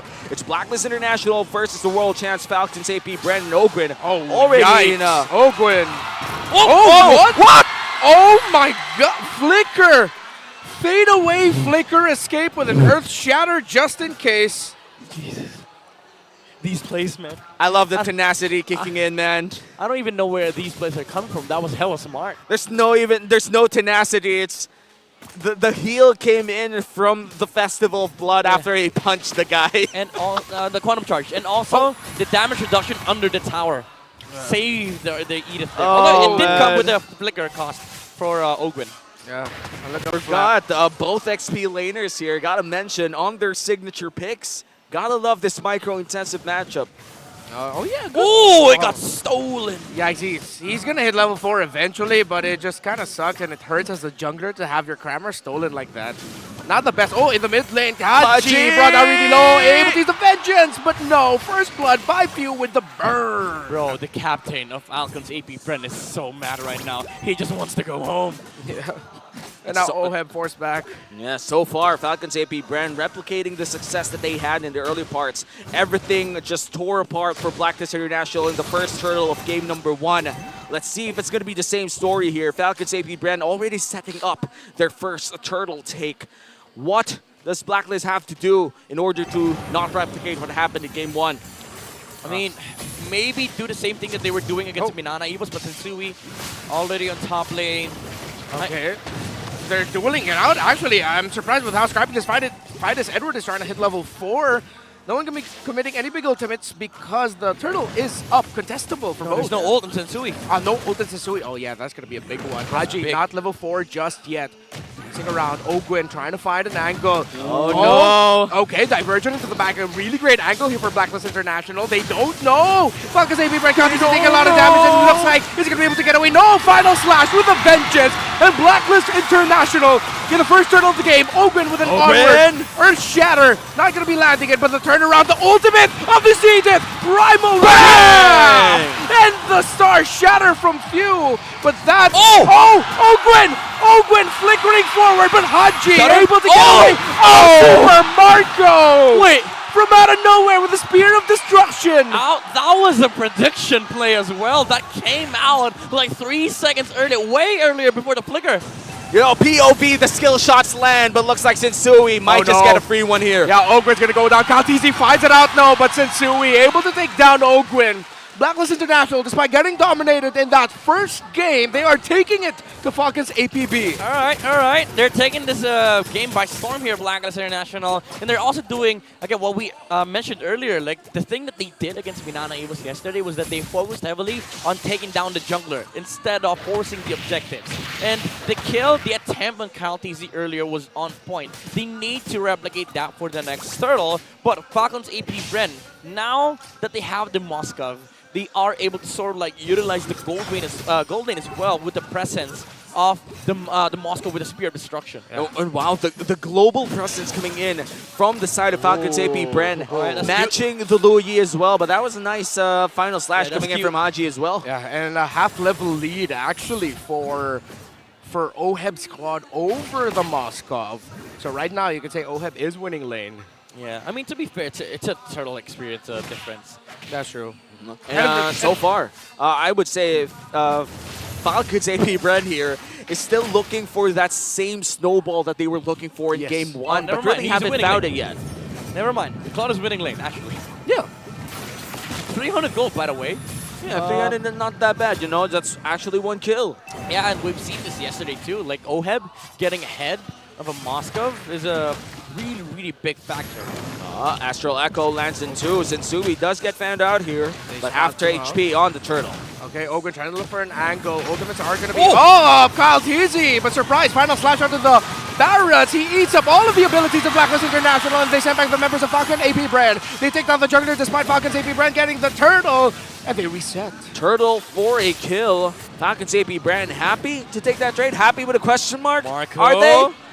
Yep, no one's going to be going in that diversion. Knock-up, they're going to be comboing Haji's. They're going to be able to get away from this Primal Wrath, and they stop it! They save him! Spear of Destruction, Super Marco knocks back Sensui. He couldn't find the right angle for that knockback. Oh, that's or big. Shatter. Yeah. Two misses on few. Those are very crucial misses. Oh, but can't miss that! Does not miss with the flicker play. Can't miss that when you burn the flicker, point blank Earth Shatter. Really hard to mess that up. Yeah, and they don't let go. Thus, Falcons APBREN. A lot of Oh my god, that damage! And for now, Falcons APBREN still ahead by almost 1,000. Blacklist International is still trailing in the early parts in terms of late game scaling. Is it safe to say the Blacklist is ahead? I mean, yeah, they are sort of ahead because they're still able to make space for the Claude to farm. Yeah. But the question is, till when? Because with Falcons APBREN, they are gonna be able to utilize this Moscow much earlier compared to the Claude. And then those were some advanced ass stats, man. We tracked carts, minions, and jungle creeps. Yeah, I was surprised when I saw those yesterday, dude. And still only, at this point, I wouldn't consider this a lead right now. The Claude and the Moskov gold difference, as you see there, 4,000 to almost 4,000. And now a big rotation coming in from Falcons APBREN. Might be a 4v2, but the Louis Yi can come in any time in case they need to. Ooh, that's a spicy trade. That is hurt right now. that is hurt. That is hurt. Yeah, and Flat Quito will be able to get the first turret down up top. That's advantage. Oh, this is a big diversion play. You and Edward yet again. These two. He spot off Flap TZ.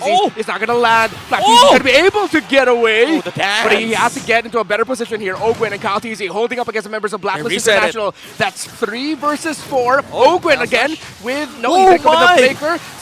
Sidestep. Flap TZ sending back Sensui. Kyle TZ there as well. 2v1. The members of FCAP have sent back the members of Blacklist International. Astral Echo spots out 3. It's a reset for both. Flap TZ and Sensui duking it up. Petrify onto the Paquito. The Tetanus welcome onto Haji. And that is advantage for FCAP in this turtle. Blacklist back off. And now a 2,000 gold lead for Falcons APBREN. Looks like they're back to their winning track. What happened there, Midnight? Falcons APBREN, they knew how to play the slow turtle dance. Blacklist International, they tried going for the pickoffs. Slowly, Marco? Surprise! Oh, he just used the blink away, but he's trying to hurt Sensui right now. But Sensui holding on, but he couldn't for long. Super Marco, with the help of few, takes down Sensui, but he has to go home. OHEB will be able, it looks like. No, he won't. The minions aren't there quite yet. The outplay coming in from Super Marco. Ogwen just able to full combo. OHEB there, gets taken out by Kyle TZ in the back, but OHEB uses the Blazing Duet to send back Ogwen. OHEB, I'm surprised he survived that. He's saving into it. No, Kyle TZ. Oh my god! Missile expert, close enough, finds OHEB. Kyle TZ with a double kill. Expert indeed. And a lot of things happened. I just want to say one sentence. Falcons APBREN, they're dancing around Blacklist International. Oh man, Kyle TZ just sweeping up the place from top to bot, and now inside the jungle. Falcons APBREN now almost 5,000 ahead. things are, again, not looking great for Blacklist International. It seems like Blacklist just can't get a break every time they get something. FCAP just comes back to take more than what they took. For some reason, it feels like the players from Falcons APBREN are 5 times much harder to kill than the players yesterday. Yeah, for the people spamming codes, there's codes there right now. And I agree with that, Midnight. Oh man, open up your mobile phones, get the codes, and hopefully for Blacklist they could break the code, but Falcons APBREN looks like they're just impenetrable right now. They look unstoppable. Yeah, the micro. What the Falcon? The micro and the macro both combined here for Falcons APBREN. So much names in that team name, but so much skill as well. So much knowledge. No, gets stunned. Okay, Purify already committed and he's able to BMI out with a blazing duet, so Oheb is safe. Oh my goodness. But that blows out the Purify Exactly. though. Like Falcons APBREN at the back of their mind, like every play has a good outcome. It has a positive net growth for Falcons APBREN. And what an interesting approach, although it does make a lot of sense. Actually, Super Marco spending a lot of time parking the gold lane. He's not there now, but they're really just maximizing the global presence of a Moskov with his ultimate. And the thing is, like for Blacklist International, you do not put Claude against Bakiro. That's a bad matchup. But Moskov staying on the opposite side ensures that the Claude is not able to split. No way! Flapteasy able to knock them back. Haji with the final slash, a big one. Flapteasy goes down. This could be a big win for Blacklist International. Flapteasy starting to hold on, but he falls down as well. A shutdown, double kill. Haji has found the turnaround for Blacklist International, but FCAP still have a spot here. Oh wow, crucial pickoff coming in from Blacklist International as the Lord has started as well. And as you said, no jungler here for FCAP. This might just be a free Lord. Full vision, Few and Ogwen and Super Marco. They're sending back and holding the members of Blacklist International to be able to get that Lord. Haji is going to get taken out there. Ogwen with the Primal Wrath. This doesn't look good for Blacklist International, but Ogwen is still alive. He gets away. He finds the damage. No freaking way! Falls down. Double kill. Super Marco. Will it be 3? One more for Satsui. He gets away. How is this man alive? What is this? Again, it feels like the players are just 5 times much harder to kill. 3 times in this game, man! Oh my goodness, they won that Lord Dance without their freaking jungler. MPL Philippines is insane, man! And just like that, Falcons APBREN get the Lord! Alright, Haji tried pulling off the exact same play that he did yesterday against Fnatic Onyx. But unfortunately, it did not work. Falcons APBREN already left the push. The thing is, when you're trying to control the Lord, you need to get control of that push. That's why Blacklist International sort of knew that there were players there. But again, Falcons APBREN, they're a step ahead. Yeah, no, surely that one big flicker play, what could have been a great play for Blacklist International, spelled disaster. Here comes the diversion. Where will it send them? Towards the back. Oh my goodness! Here comes the entry by Falcon APBREN. Edward is not gonna be able to survive. Death is welcome by Kaltizi onto Haji. This could be 2 for Falcons APBREN, and yes, it is another double kill for Super Marco. And look at that! The Star Shatter lands as well. Here comes the missile expert. It's just a lot of Oh my goodness, Marco! And he's able to get away, and they even land another kill. UF falls. 3 members down on the side of Black. They want to end it! They want to end it! They're gonna be focusing here. They have the minion way to the bottom right now. Kaltizi able to survive this. And Dewey falls. That's it. FCAP is at match point. 12-minute game for Falcons APBREN. They smelled blood and they went for the throat. All right, guess what? Falcons APBREN won game 1 through macro.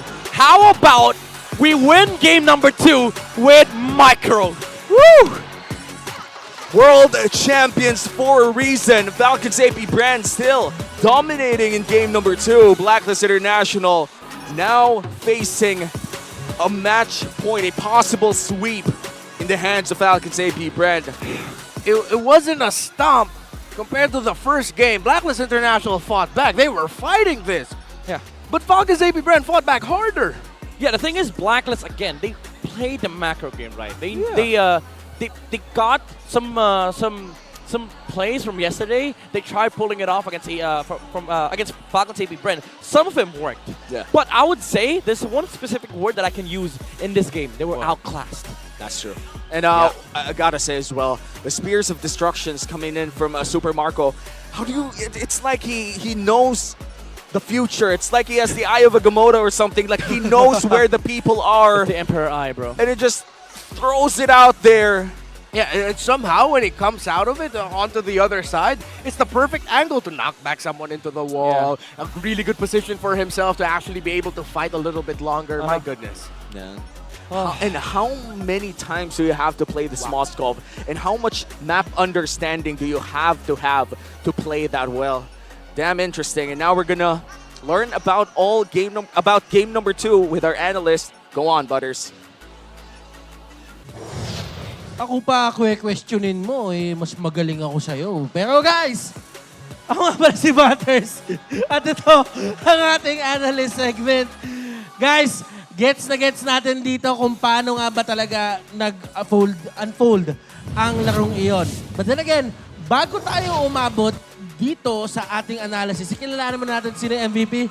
None other than Super Marco. Meron na siyang 6 na MVP dito sa season na ito. At ito na ang kanyang pampito. Kung hindi ako nagkakamali, 6-0-2, early game pa lang, palum-palo na siya. And ito yung isa sa mga pinakamagandang traits ng isang Moskov. Sa totoo lang, pwede niyang gamitin yung kanyang ultimate para maghanap ng mga heroes na mabababa yung buhay and he can get the kill out of that. And doon pwede mag-steamroll ang kanyang farm or ang kanyang team para manalo. And this game, technically guys, nagsimula talaga to sa pag-steamroll or pagkakaroon ng momentum ng side ng Falcon APBREN. Kung taalalahanan yung mga unang nangyari, naunang maging aggressive dito ang side ng Blacklist International. At kung tutuusin, dapat talaga sa kanila na yung hawak. Kung tinignan natin dito, first few stages of the game, sila Kyle TZ, naunahan nila. Pero with the efforts of Few and the others, nahuli pa nila si Sensui. Kung makikita nyo, si Few, yung pagtama netong Star Shatter na ito, sa totoo lang, dito nagsimula yung kalbaryo ng side ng Blacklist International. Dito nagsimula yung pagiging dominating ni Few at dahil din doon sa ultimate ang Moskov na yun ay tuloy-tuloy na nga. They really tried to take down Super Marco but in the end, dahil nga sa pagiging mobile din ng mga heroes ng side dito ng FCAP brand, ay aalalahanin na hindi lang din basta-basta yung kanilang pag-alalay sa iba't ibang lane. Ngayon, kung titignan natin, may mga times na akala natin kaya bumawi ng suntok ng side ng Blacklist International dahil sa mga diversion play na ginagawa nila. But then again, you really have to look at what happened doon sa mga team fights. And the Super Marco na nakikita natin, once na alam na ni Super Marco na wala ng stun na pwedeng magawa, ay talagang dire-diretso lang yung kanyang pag-dominate ng mga lanes. And this is a fairly fast game. Dahil nga naman, yung mga snowball na mga instances na to, hindi ito masyadong nangyayari or hindi ito usual nangyayari sa isang laban na katulad nito, sa isang playoffs game. But to be perfectly honest with you, FCAP really pushed through with that lead, with those skills at nakuha nila with the perfect timing and perfect tempo yung inahangad nilang panalo. Ngayon, lethal ignition ang naging priority dito ng side ng Blacklist International. And as you can see, talaga naman masakit kung iisipin dahil madaming ways para makatakas dito yung FCAP. And sa totoo lang, hindi din top priority na i-burst mo sila. Kasi kung titignan mo yung mga heroes sila dito, talagang may mga armor, may mga shields na pwedeng lumabas. And with the extra burn na nanggaling sa lethal ignition, ay talagang, alam mo yon, kayang ma-take down yung buhay mo na hindi mo ina-expect. And alam mo yun, in terms of items, both teams did this perfectly. It just so happened na meron talaga tayong momentum swing na bigla napunta sa side ng FCAP. Sandbag, none other than Sensui. Dito mo din talaga makikita yung tibay ng loob ni Sensui. Hindi talaga siya magbaback down sa mga ganitong klaseng instances. And 100.8K ang kanyang tinake doon. Kung tinignan pa si Few, at sa sobrang dami niyang kills na kuha, siya pa rin ang ating best wingman. Paano yun? Diba? So, ibig sabihin dito talaga, they really just pushed, pressured yung mga members dito ng side ng Blacklist International. At kung titignan na ang damage dealt, all bases covered. Papuntang gold lane, pababa ng roam sa kanila yon. Damage taken on the other hand, malamang, alangan namang damage dealt pinakamataas, yung side ng FCAP. Sila din yung mataas in terms of damage taken. Sensui really did his best para talagang bigyan ng espasyo sila Oheb, sila Edward para makuha yung mga kills sila. Pero it really wasn't enough kasi kinakailangan niya pa ng tulong. And maybe that is one of the downsides sa pagkakaroon din ng isang R-lot na roam. Ngayon, in terms of GPM, it's all about FCAP. And that's going to be something na kailangan i-consider ulit ng side ng Blacklist International. Kailangan hindi mawala sa kamay nila yung lamang. Ang galing ng side ng FCAP in terms of turning things around, yung humanap ng mga little opening para palakihin at para papuntahin yung momentum sa side nila. Guys, one hell of a performance galing dito sa side ng Falcons APBREN. And sa totoo lang, kung ako yung gagalaw para sa kanila, talaga namang wala na akong, alam mo yun, wala na akong papangarapin pa doon sa game number 2 nila. It's definitely one for the books, but let's see kung ano nga ba ang ginawa dito yung MVP heat map natin. Nababalik in just a bit. Usap muna tayo ng onte. It's definitely going to be one hell of a game number 3. Kailangan dito hanapin ng side ng Blacklist International yung kanilang movement sa mapa para kaya nilang baliktarin ang mga pangyayari. Let's check the heat map na meron dito si Few. At kung titignan, it's all about the mid lane for him doon sa first 5 minutes ng laro. Kailangan niya lang talaga i-set up ang kanyang sarili doon. Try to get the artillery na kahit malayo siya, may presensya siya. And he did not overextend in any way para mahuli din siya. Alam niya na merong back siya doon sa kabila. Alam niya na merong Benedetta doon sa may kabila. So hindi rin talaga siya mag-overextend. And kung tutuusin, isa talaga ang si Few sa mga masasabi natin na kalabaw lang ang tumatanda. Kasi mukhang hindi naman tumatanda si Few eh. Ganun naman talaga eh. Nakikita natin na talagang batak na batak pa rin, laban na laban pa rin. And may stat line tayo papakita dito. This is behind the stats. And I'm actually interested kung ano nga ba ang papakita natin ngayon. Definitely, it's one for Falcons APBREN and what happened nung kanilang regular season. Ngayon, bakit ito importante? Kung papansinin natin dito, for every week, may top teams per stat tayong nakikita. And guys, kung titignan, FCAP, Falcons APBREN, meron silang entry almost every week dito sa ating regular season. Sila ang totoong constant, sila ang hindi nawawala. As you can see, may mga teams that they come and go, katulad netong side ng RSG. Week 3, Week 4, present sila ng todo. Pero pagdating ng Week 5, Week 6, and Week 7, nakikita natin nawawala sila. TLPH, Team Liquid Echo, Week 5 to Week 6, at ramdam-ramdam yung presensya nila.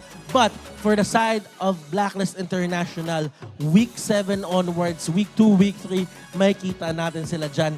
And ito yung isa sa mga magandang traits ng side ng Blacklist International. Blacklist International, they know how to win when it matters the most. And guys, kailangan nila yun ngayon. Kaya naman, huwag na natin patagalin to. Let's throw it back sa ating mga casters. English desk ready. Tagalog desk ready. Guys, let's get it on. Yes, Butters, we are in fact very ready for this game number 3.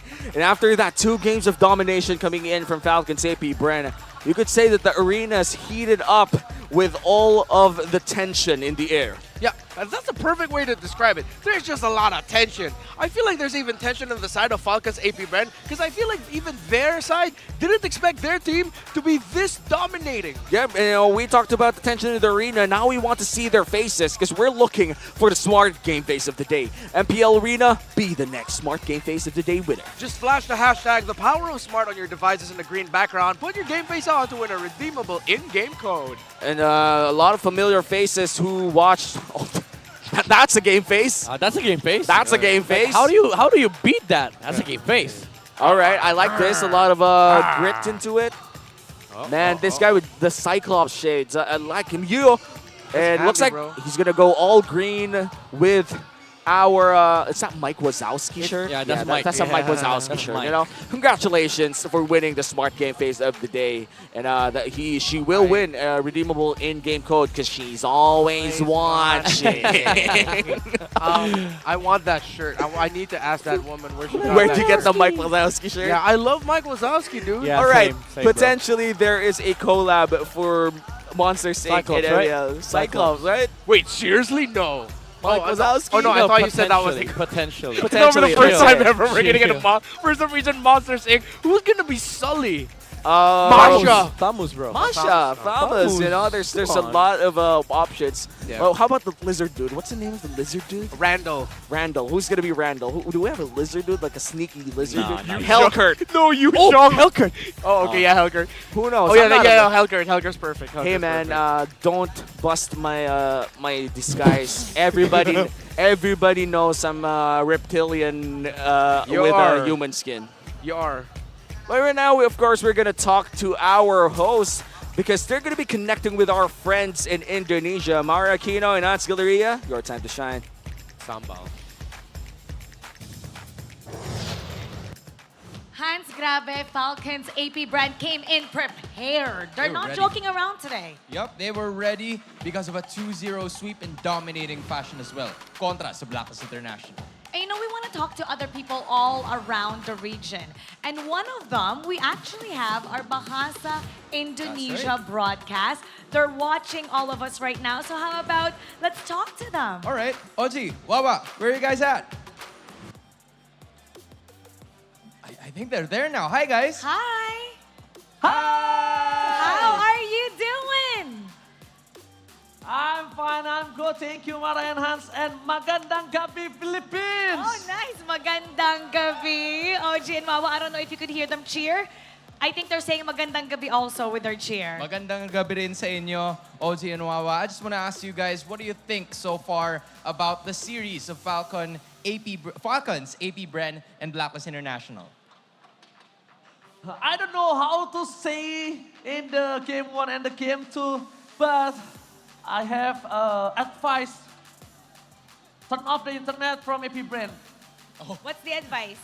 Unplug the internet from APBREN. Unplug the internet. Oh my goodness. Unplug it. Now, earlier we were talking about the anatomy of a legend for Kyle Teasy and Super Marco. Other than these two, who do you think anyone else in this series that's deserving to be a legend? To be honest, we discussed before, and we are agree. The one name in our mind is Flaptzy, right, Mama? Yeah, we choose Flaptzy because he can do his role really well. As the XP lane can zone out the opponent, can do the 1v1, the laning phase is very good. Especially when he's winning, the teams always win the game. Flaptzy, he is legendary. Final words before we say goodbye, because all the Filipinos are watching you guys. Okay. What? Okay, so thank you. I mean, like, just give us a very good entertainment. Okay, Filipina, thank you so much for the entertaining match. So let's make it 3-2 or 3-0. Let me see it together. Thank you, Filipina. Love you guys. Thank you. Wait, we're gonna see which one of them has the correct prediction. Exactly. Bye. Bye, guys. Tingnan nga natin kung sino yung tama sa kanila. Kasi kanina, yung prediction, ano yung prediction kanina? Sabi ni OG, 3-2 daw. Sabi ni 3-2. Wawa, 3-0. So, We're about to find out. Malalaman na natin yan. Pupunta tayo sa ating mga casters. Pasok! Thanks, Mara and Hans. We're back here in the desk, and we were just talking about how cool OG and Wawa is.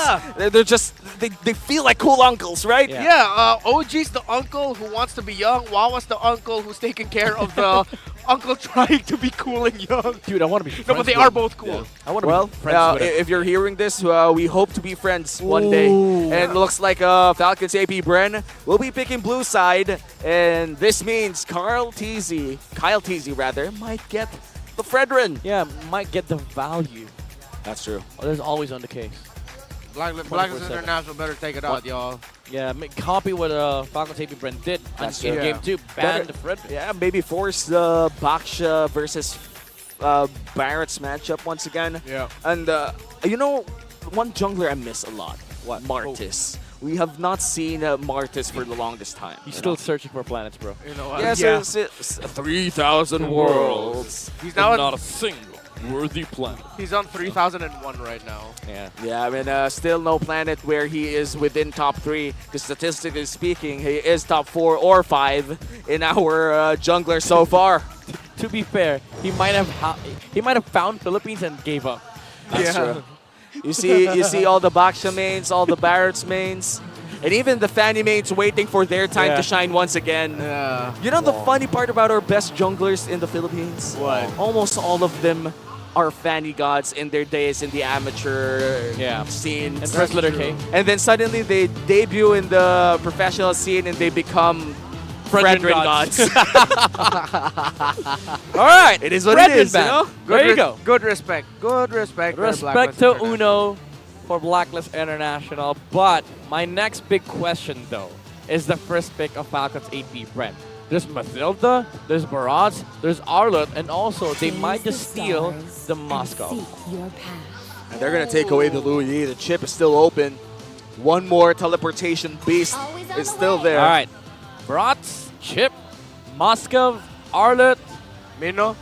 A lot of first pick material. Would for you Falcons first pick a APBREN. chip? Not against Val though. Not against Valentina. There's a Valentina on the other side, so might not be good. So they go for the Barats. Now Blacklist International. If they play Chip, they should take Valentina, and Chip. But knowing them, they would likely go with the Moscow. Moscow Yuzo maybe, or Moscow Arlott. Let's see if they're going to go for that route. But I do believe that the Valentina plus the chip would be the smartest approach here. How about you, Remar? Chip this early on, I'm not really the biggest fan of, especially that the Louis isn't there. Valentina, I do agree with you, though, would be great.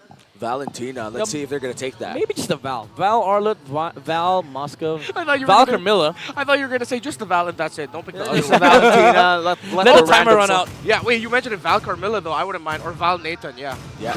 We haven't seen Oh, a lot it's of Rock. Nathan so far, and I do remember Oheb being one of the Nathan users, but looks like they're going to go for the Faramis instead. Wow. The Valentina is open to take. That means That's oh my god, this is the best Val game I've seen in a long while. You have the Tortoise Poissons that the Valentina could use. He's a god with that ult. And also the Nether Realm for Capitan Few. But also you set up for a very good Claude game for Super Mario. Oh, man. yeah. And surely Coach Trebor and Coach Ducky already sniffing out this possible Valentina game.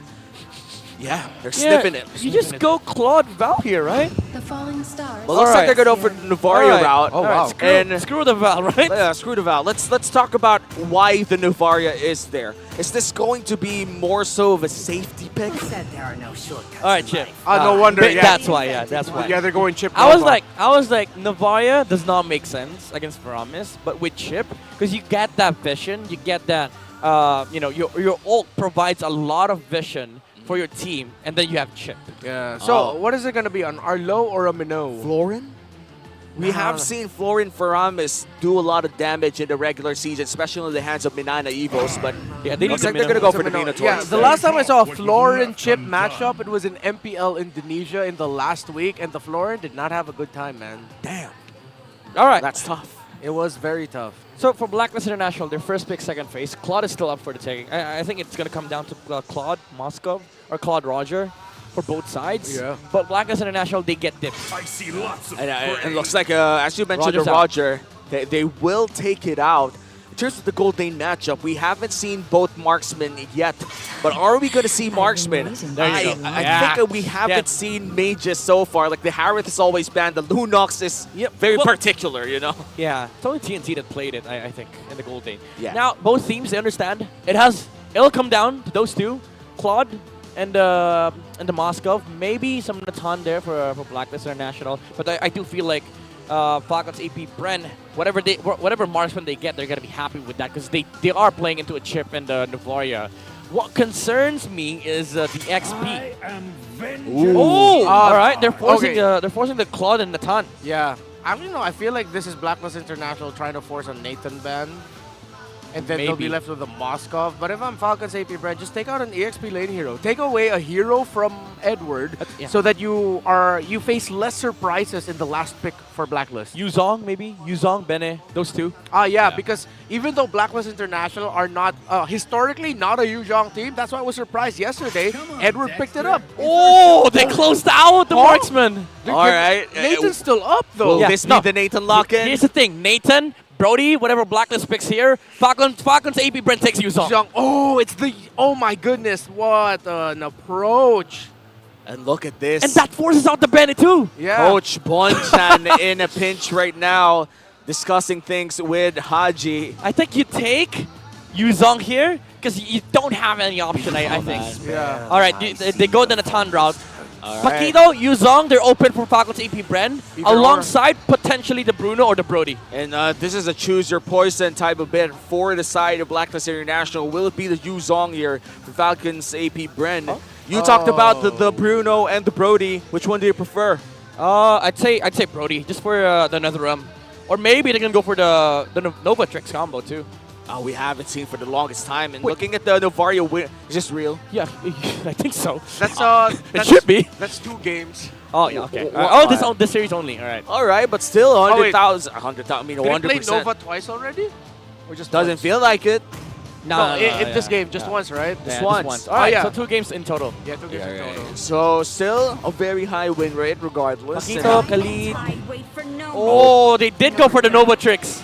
And the Paquito. Oh my goodness. Oh man. Nice predictions, Midnight. Damn. Oh god. Super Bene? Marco Bene? Phobius? with the $1 million shotgun.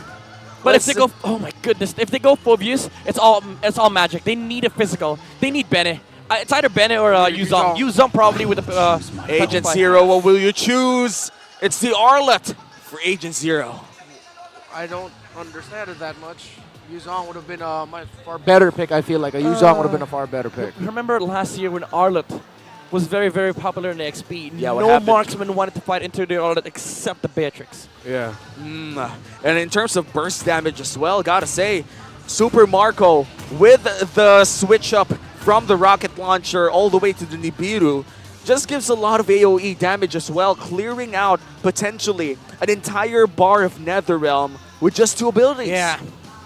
All right, to be fair, it does come down to whoever's playing the Arlet, right? It's still Edward. This is still a Hall of Legends inductee. But looking at their lineup rating, Falcons APBREN, they have so much potential in the late game. They have so much damage. But, all right, here's the thing.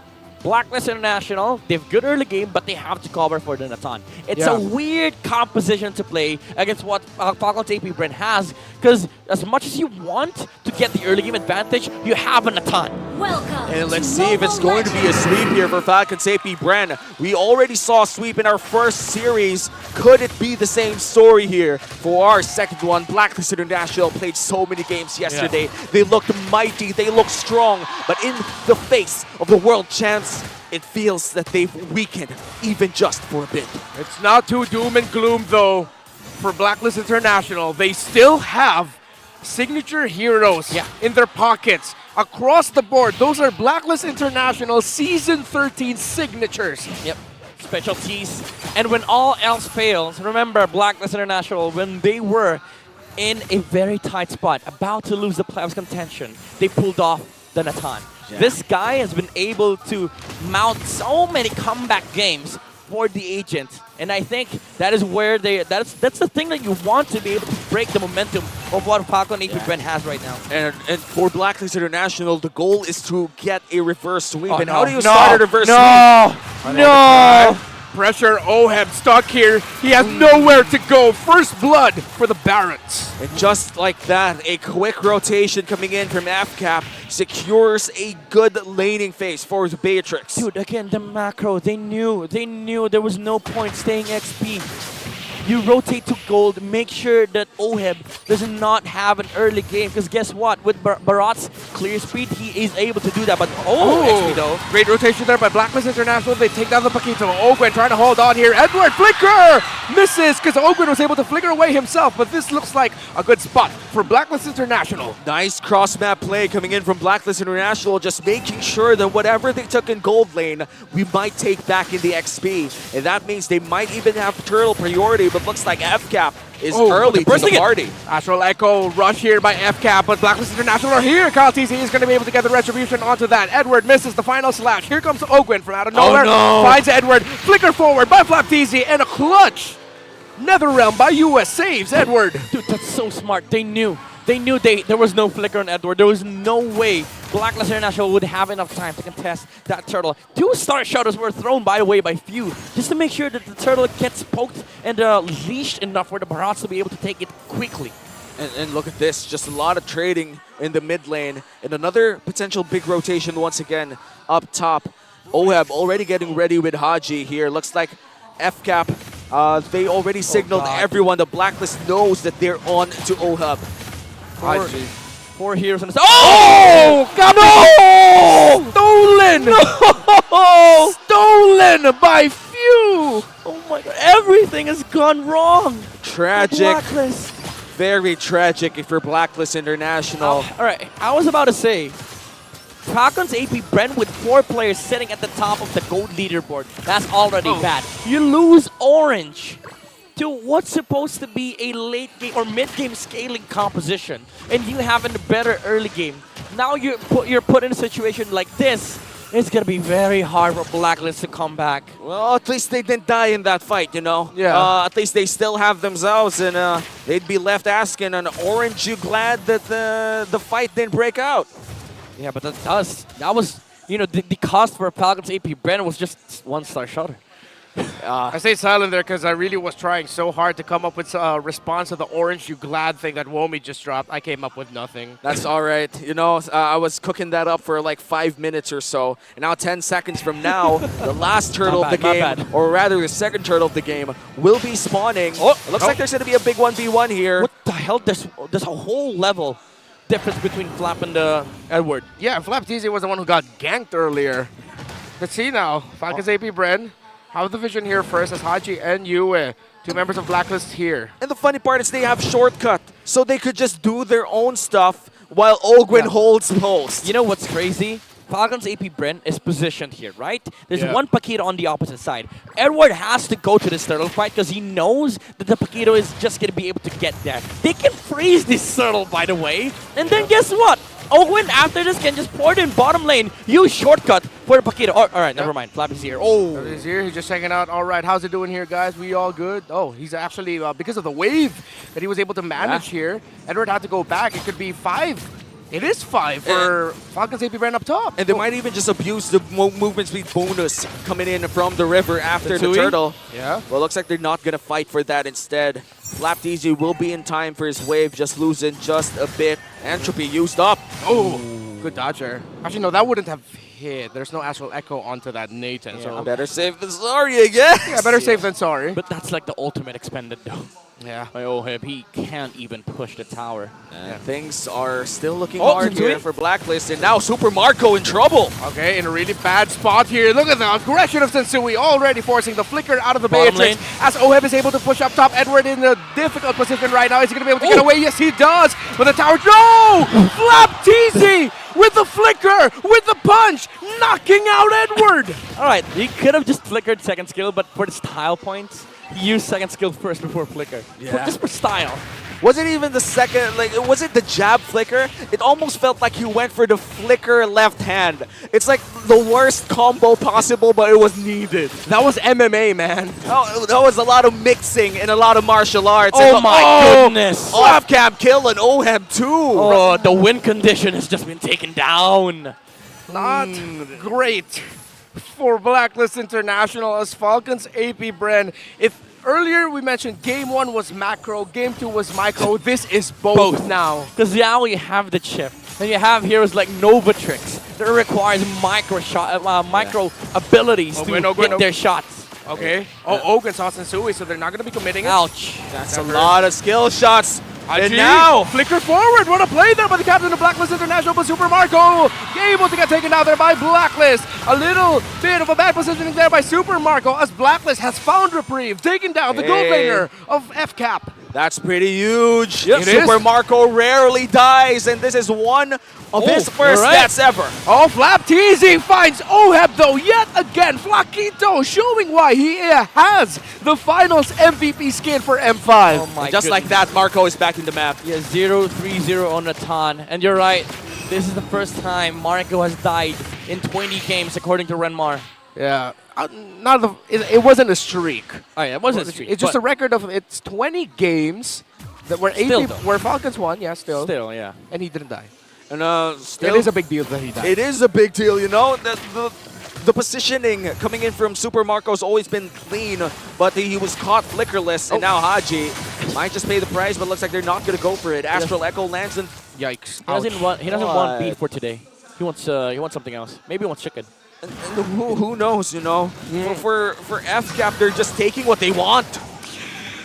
Yeah, everything going away from the side of Blacklist International as Falcons APBREN with their supremacy of macro and micro together. They're trying to hold on to this middle tower, but it falls. They were trying to pick it up, but again, Falcons APBREN just get the towers and they get out. They just hate towers so much. Yeah. All right, let's say this goes towards 15 minutes in or 16 minutes in. Blacklist International late game. Can they actually take down FCAP during this point in time? Yeah, because again, Natan is a walking win condition. But the next worry for Blacklist International, it's not even about the team fight. It's not even about like the Lord dances. You know what it is? The freaking Novatrix. That's true. You hit those two, somebody dies on the side of Blacklist International. And especially towards the late game, those Star Shatters just hurt like a truck. And looking at the real-time head-to-head here for XP laners, there is somewhat of a big difference in terms of damage dealt. 7K to be exact. We've seen Flapteezy get those 3 kills already. So, and it is the nature of the Paquito. They just really out-damage a lot of the EXP lane heroes. Chip is looking at bottom lane.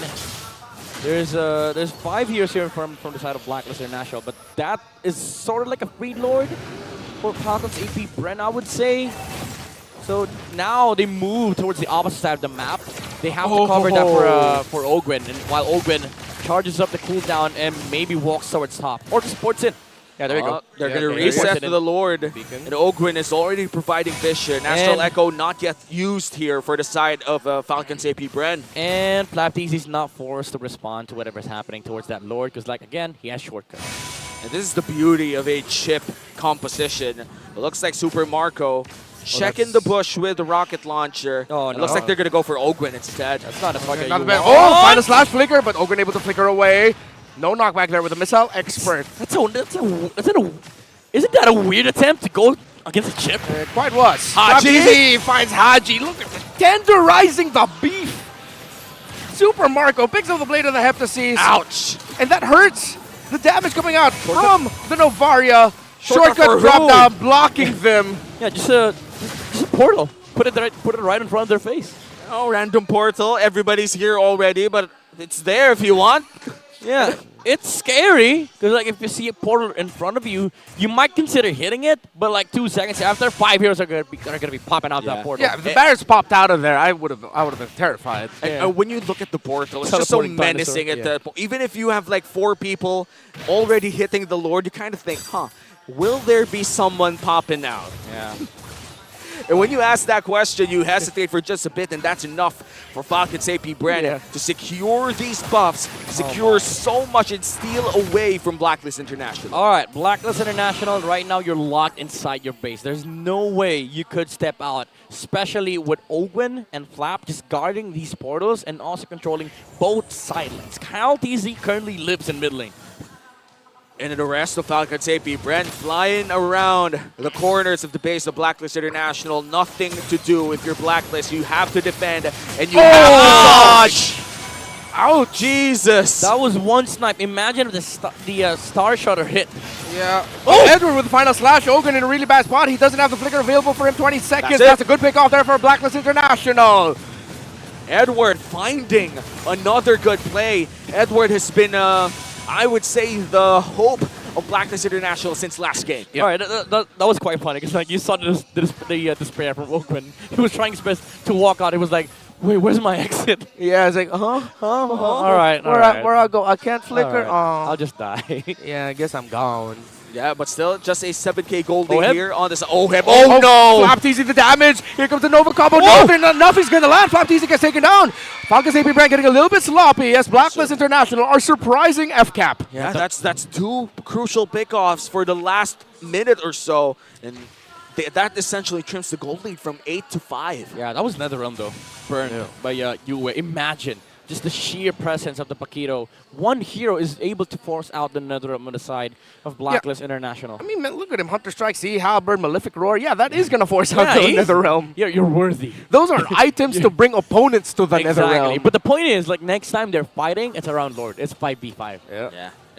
That's going to be really scary if you're Blacklist International. Unless, of course, we're talking about the late game.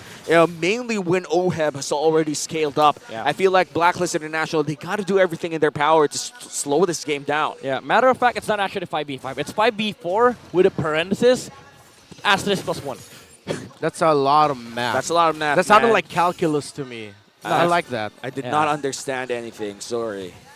I'm a literature major, if you're asking. Really didn't study a lot of math. So hopefully, I'll do the math for you, don't worry. We're going to That's why you're see the analyst. a lot of numbers, not a lot of numbers rather here in our next Lord fight, mainly because this is going to be a Luminous Lord and everything is seen by that Astral Echo. 4 members, or 3 to be exact. Bang! Oh my goodness. Takes Edward down to 40% health. Dude, at this point, Falcons APBREN is just playing firing range. Yeah. Look at Paquito. Flap TZ forcing the bottom lane. Showing himself there. 4v4 here, but this can quickly become a 5v4. Ogwen sees out Sensui. We're waiting for the shortcut from the side of Falcons APBREN. Here comes the portal. Falcons International. Here comes the portal. They push back. Forces Falcons APBREN to reset. To be fair, bad portal though. Like it was in front of five people. Easily bursted down as well, which means Flaquito has to find his way manually, or maybe just jab his way back to the Lord area, in which case he is already doing. For Marco, hits you not the damage that he wants to deal, but Paquito just continuing to force it. And that's one inhibitor turret down. Oh, Blacklist International though. Still, they can't get their Arlot here quick enough. They're going to be going forward. Sensui finds Galtizi, but the Astral Echo stops the members of Blacklist International from committing because Oakwood is getting behind. Haji going in, trying to go after Super Marco, but Super Marco is able to flicker away, already using the NetherRealm by the Faramis. Galtizi, though, gets forced down. This could be massive for Blacklist International. Flaptizi trying to find the angle. Here comes the snipe coming in from that Beatrix. It's not going to be able to land. Flaptizi in a bad position there. Flaptizi brought low, but Oheb gets taken out by the Caravan. Edward brought really low as well. Ogwen going forward, Edward is down. What looked like a turnaround turns into a double kill for the chip. It's like a turnaround after a turnaround after a turnaround, but FCAP finds the better turnaround out of all those turnarounds. Oh, is this it? Is this it? 3 down. Only Yu and Sensui. They have good wave clear. Still a minion wave in the bottom. Super Marco, Ogwen, and Few back off. Man, they were taking it out. It looked good for Blacklist International. The jump from Haji, but hold that thought. Sensui's getting bursted down. He's taking a lot of damage. The snipe from the Matrix. Another one not gonna land, but that's 4 down and a Lord for FCAP. A lot of bodies here for Blacklist International, and FCAP might just get this Lord for free. Yes, that is confirmed. The third lord of the game goes to the hands of Falcons APBREN. The attempt was decent from Blacklist International. Haji tried forcing a lot of things from the side of Super Marco, but they were also forced to expend the Nether Realm just to save some heroes in the front lines. But Falcons APBREN, they had the chase, they had the damage. Even though Blacklist International has done a ton, it wasn't really enough because at that point, there was no longer the entropy. Yeah, man, look at this. Oheb already completing his items. Gotta say, Blacklist has the chance to defend this against APBREN. Echo and a snipe as well. You were brought down really low. And the siege of Falcons APBREN has started as the Lord marches down. The Oheb gets bursted down. No more golden earn damage for Blacklist International. Things are not looking great. The wave clear is gone for Blacklist International as the Lord marches in and down mid lane. Sensui tries to cut it early. He finds Marco. They're going after the golden earn of Falcons APBREN to stop this. Sensui, Nether Realm, he eats it up so he can survive. Oh! Look at the damage. Super Marco free hitting. Edward going in. Is he going to be able to take down Super Marco? No, it's not. That's 3, that's 4. US back, trying to defend, but with 5 members of Falcons APBREN, plus the Lord, plus the minions, the Falcons will soar into the next round, into the upper bracket finals by sweeping Blacklist International. A dominating performance for Falcons APBREN as their fans celebrate. That's a callback to M5, but it is also one step away from MSC for Falcons APBREN. The macro, this team is built different. The future is bright for Falcons APBREN, but the story is not yet finished for Blacklist International. After their grueling run in the play-ins yesterday, they bought themselves a ticket to survive one defeat. But after this defeat in front of the world champions, they cannot afford one more. Falcons APBREN, they have soared to a new height that I am not sure if anyone else in MPL Philippines has reached that. We'll find out tomorrow. Yeah. Actually, no, not tomorrow even. Yeah, we'll find out 2 days after. They bought themselves one day. Yeah. And these teams, they don't need the extra games to boot up.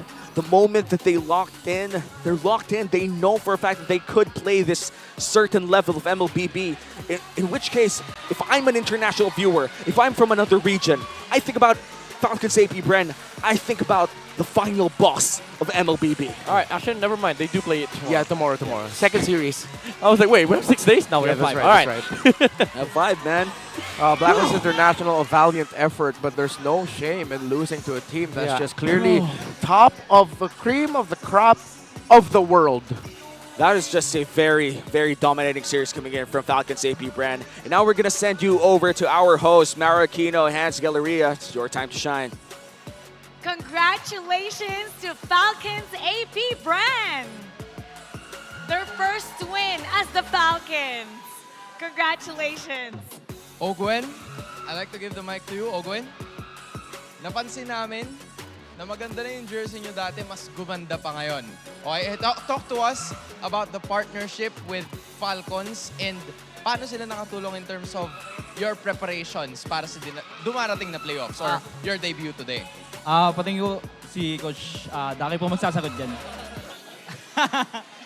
Coach Daki, ikaw daw eh. How did the partnership with the Falcons help in the preparation para dito sa playoffs natin? Gumanda yung kulay nung namin. Ang ganda na nung kulay. I see it. There's a shade of green. And yung kulay parang green light din para sa kanila to get the win.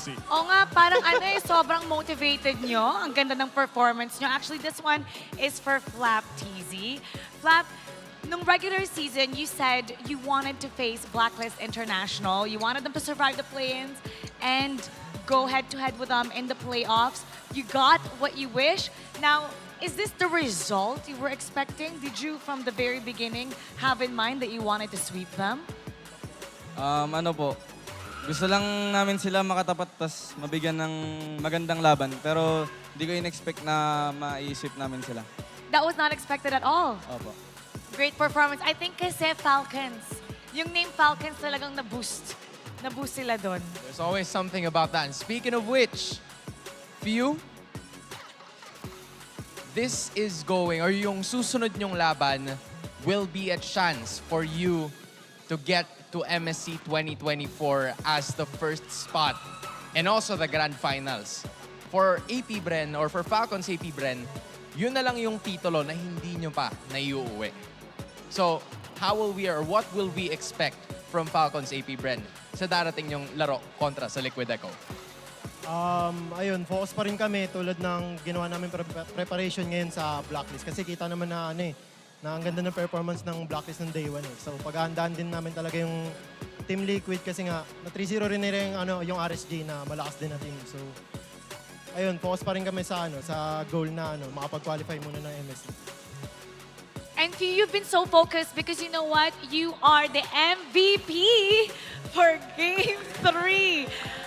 Shoutout mo naman yung mga fans kasi I don't know if you guys have heard, they've been screaming, cheering every single game that you guys are winning. So what do you want to say to everybody who's supporting you?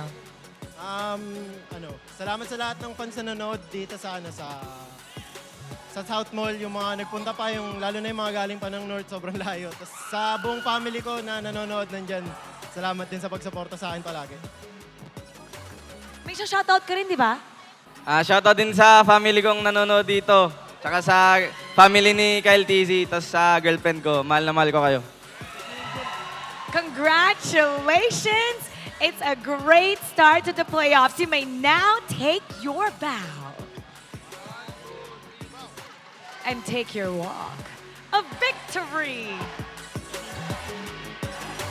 Falcons APBREN showing everybody that they're serious and in playoffs mode. And then they turned out to be unserious when they went back. But the form is still intact.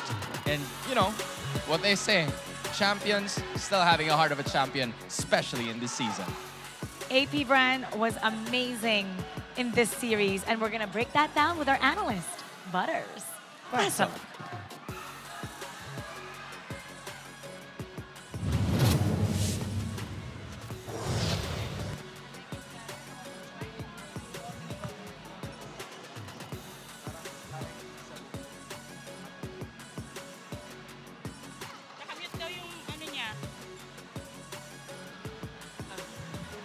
Hello. Ayan! Yun.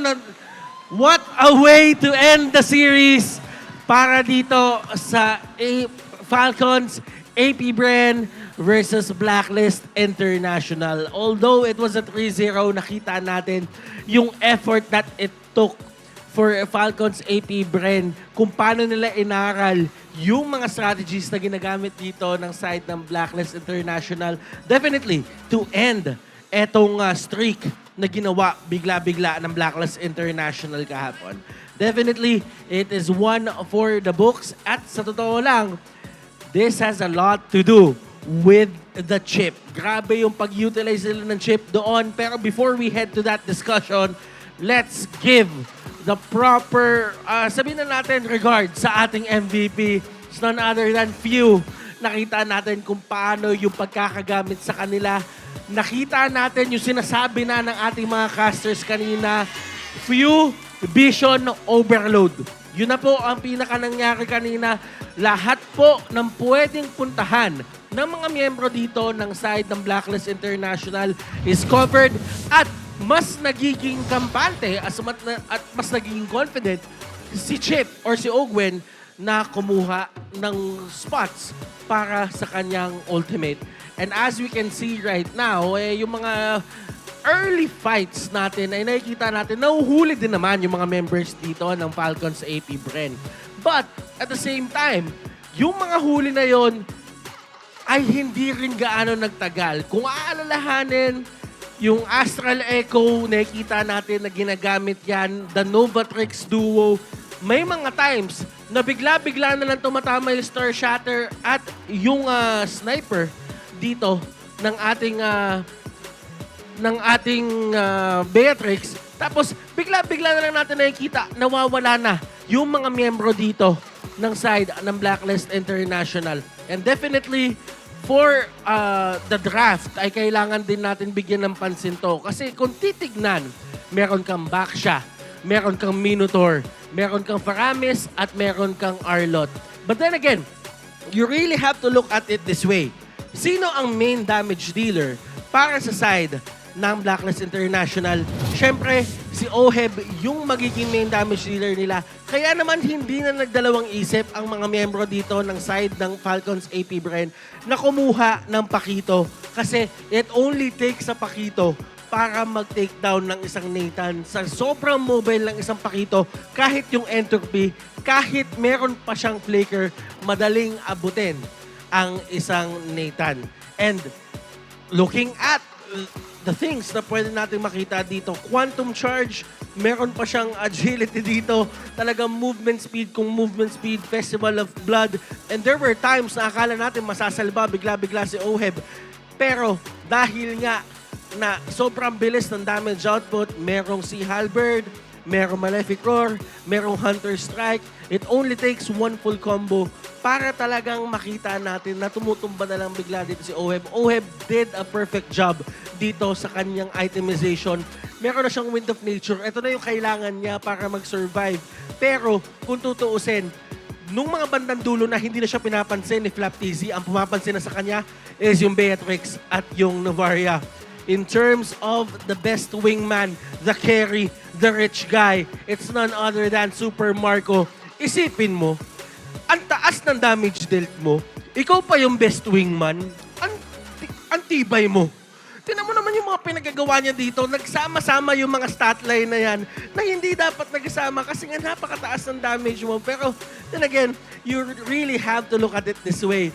Meron din kayo siyang karelyebo dito, which is if you on that Novaria at silang dalawa ay naghahati doon sa mga kill. In terms of damage taken, Ogwen, 80k.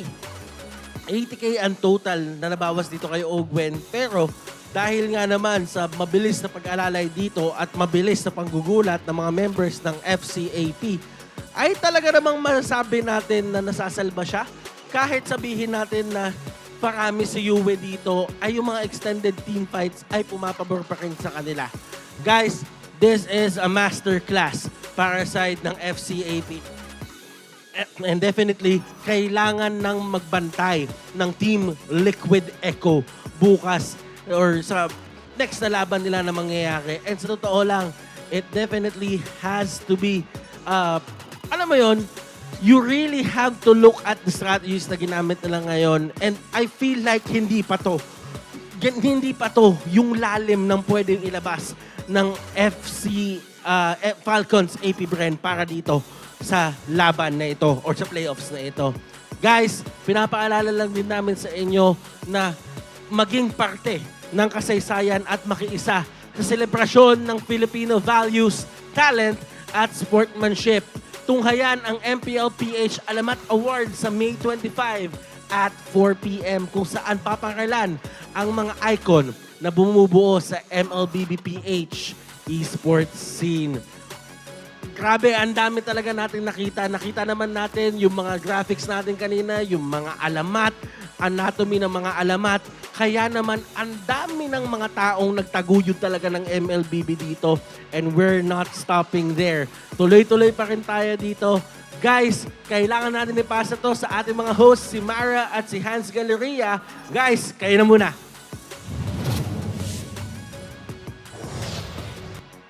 Our top final four teams have proceeded to treat us with displays of dominance to end the second day of the playoffs. The Cavalry trampled against the Raiders via a sweep. It is also the same fate that the Bees applied to the Codebreakers. Now tomorrow, we'll finally get to determine who will represent the Philippines in the upcoming MSC 2024. Will it be Falcons APBREN or will it be Liquid Echo? Mara, yan ang ating aalamin. Kaya sama-sama tayo ulit bukas dito lang sa Champions Arena. Muli, ako po si Mara Aquino. My name is Hans Galleria. Nagpapaalala, magkakaiba man ang ating pinagdadaanan, sama-sama pa rin tayo sa laban. Para sa tagumpay. Keep it good vibes, everybody. And see you tomorrow.